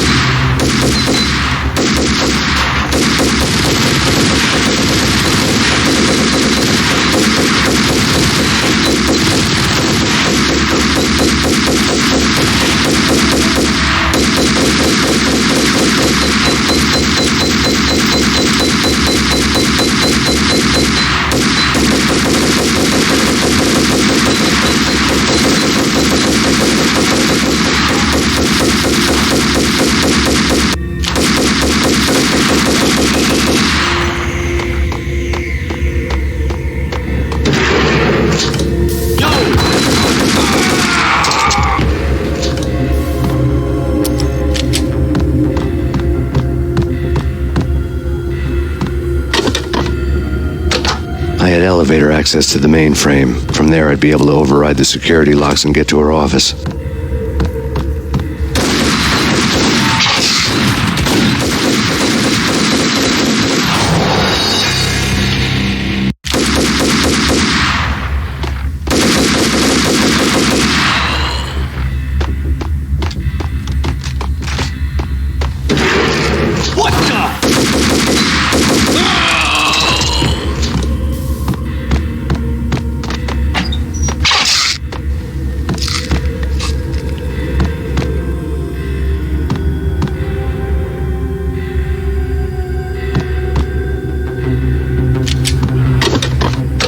I had elevator access to the mainframe. From there, I'd be able to override the security locks and get to her office.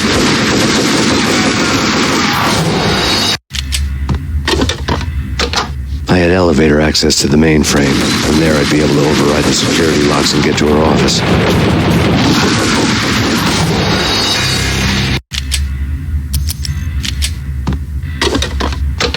I had elevator access to the mainframe. From there, I'd be able to override the security locks and get to her office.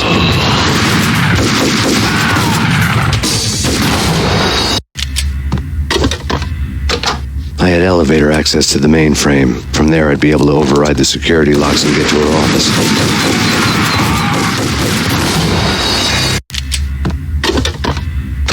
I had elevator access to the mainframe. From there, I'd be able to override the security locks and get to her office.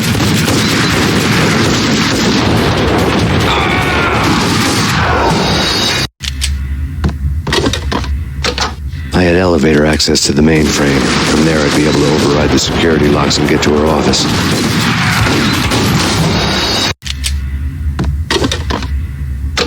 I had elevator access to the mainframe. From there, I'd be able to override the security locks and get to her office.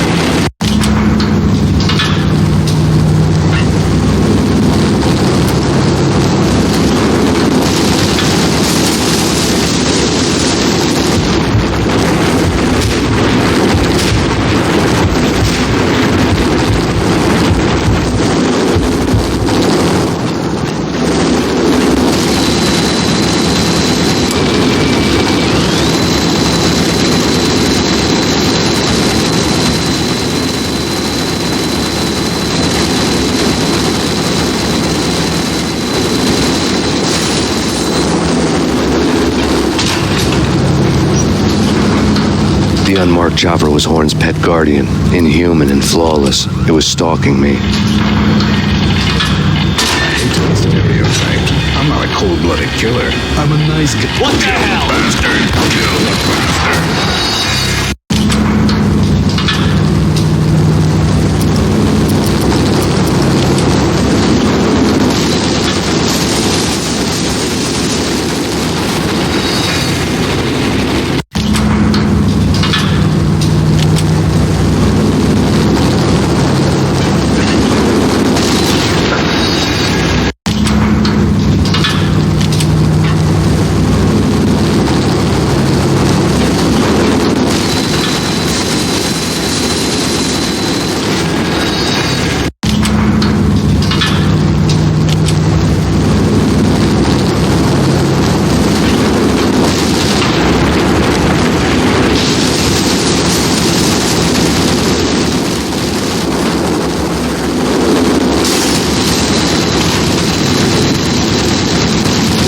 The unmarked chopper was Horn's pet guardian, inhuman and flawless. It was stalking me. I'm not a cold-blooded killer. I'm a nice guy. I love him. Kill the bastard! Kill the bastard!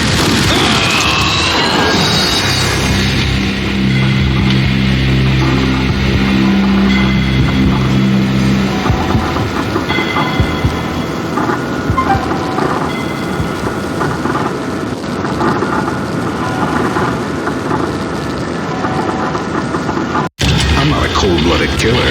I'm a nice guy. Hey, kill the bastard! Kill the bastard! I'm not a cold-blooded killer. I'm a nice... Kill the bastard!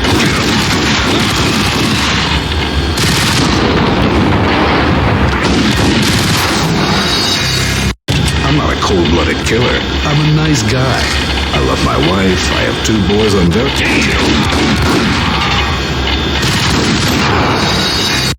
I'm not a cold-blooded killer. I'm a nice guy. Kill the bastard! Kill the...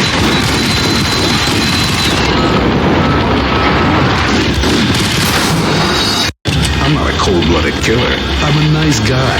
I love my wife. Kill the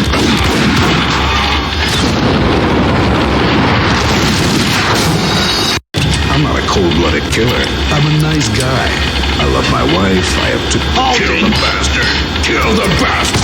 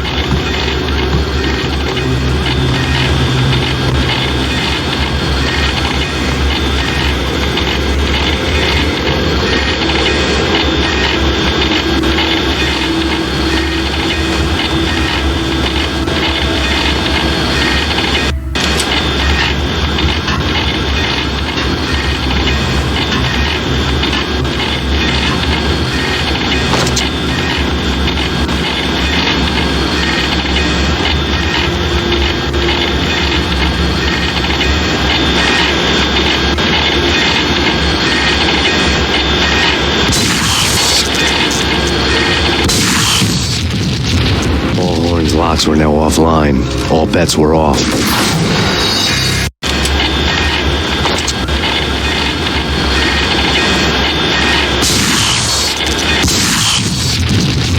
All Horn's locks were now offline. All bets were off. The elevator would take me all the way up.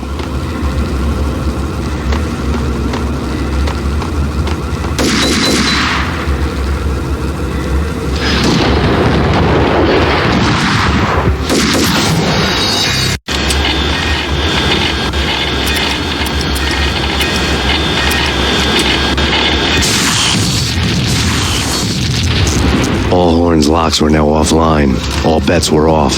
The elevator would take me all the way up.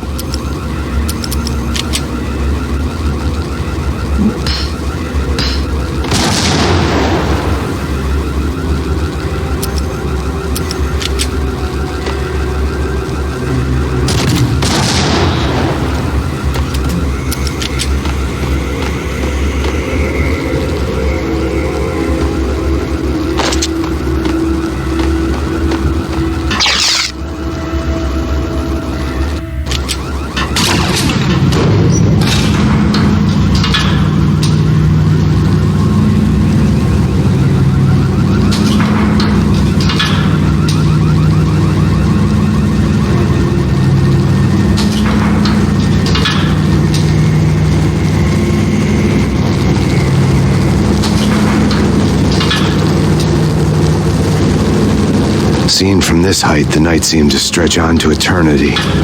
A hint of desperation had crept into the snowstorm, as if it was trying to get it all out before the end.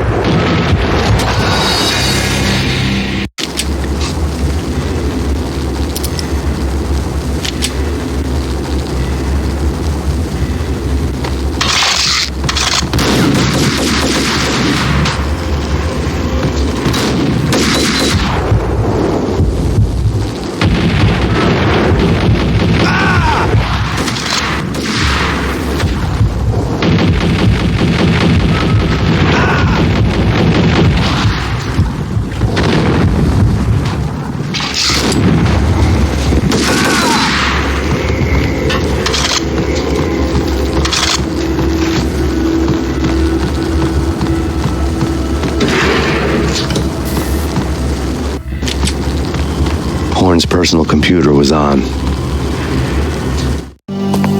Next to the printer was a neat stack of expensive paper. Hacking through Horn's computer would have unearthed files of criminal plans, strategies for world domination, spy helicopter reports, illegal wiretap recordings, internet porno, all of the above. Take your pick. I really didn't care anymore. I had seen too much of it already.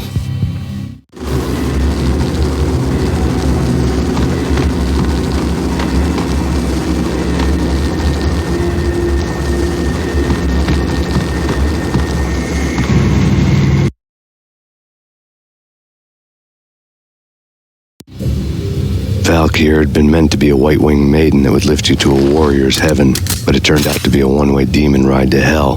The devil was in the drug. I knew. I had met him.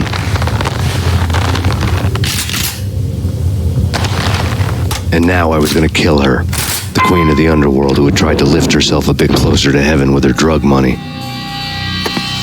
No begging, no bribes. She knew better. Honor among killers. We who were about to die. Both of us knew how this would end, in pain and suffering. All this because your wife stuck her nose into things that were none of her business. The cops were coming to take me away. The sirens were like a bad conscience I couldn't shake. It's ridiculous you've made it this far. You won't be alive when they get here. Stop him!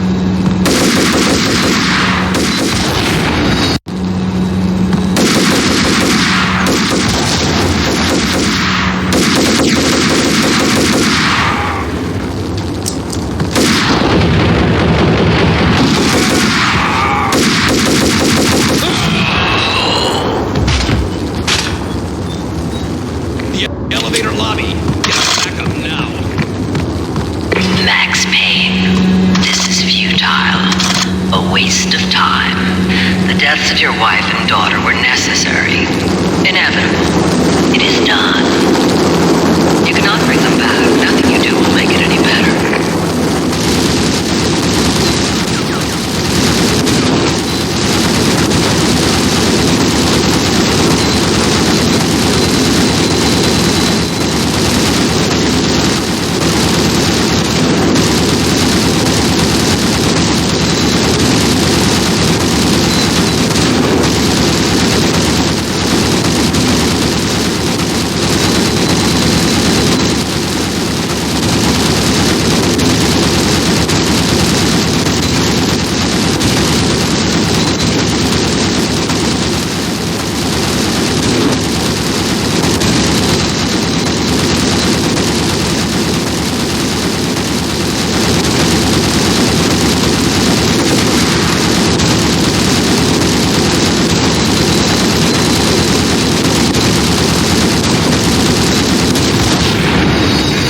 Elevator lobby.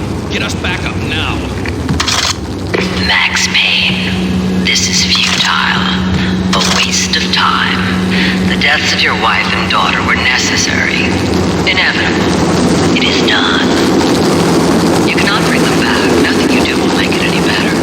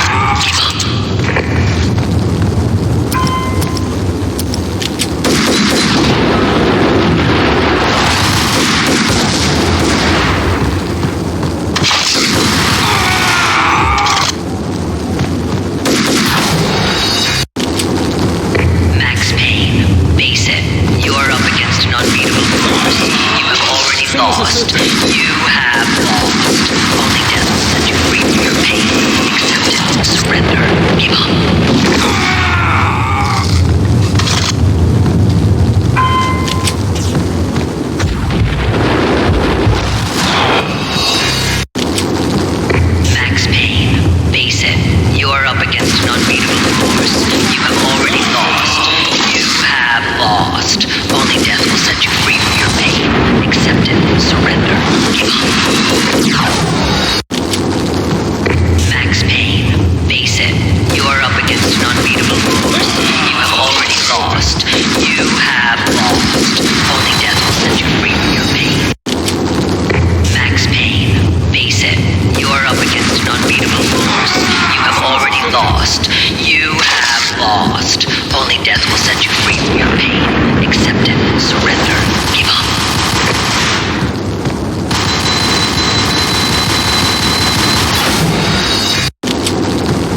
Max Payne, face it. You are up against an unbeatable force. You have already lost. You have lost. Only death will set you free from your pain. Accept it. Surrender. Give up.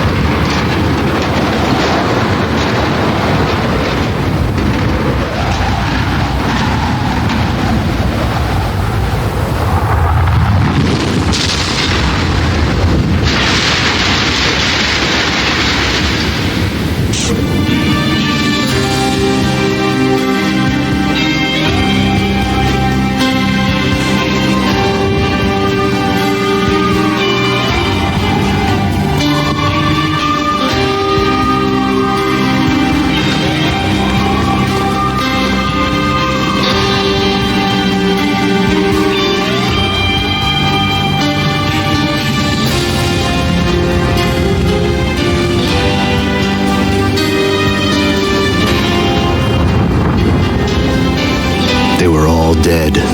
The final gunshot was an exclamation mark to everything that had led to this point. I released my finger from the trigger. And then it was all over. The storm seemed to lose its frenzy. The ragged clouds gave way to the stars above. Max Payne, this is Deputy Chief Jim Bravura from the NYPD. We've got the building surrounded. Throw down your weapons and lie down with your hands behind your head. A bit closer to heaven.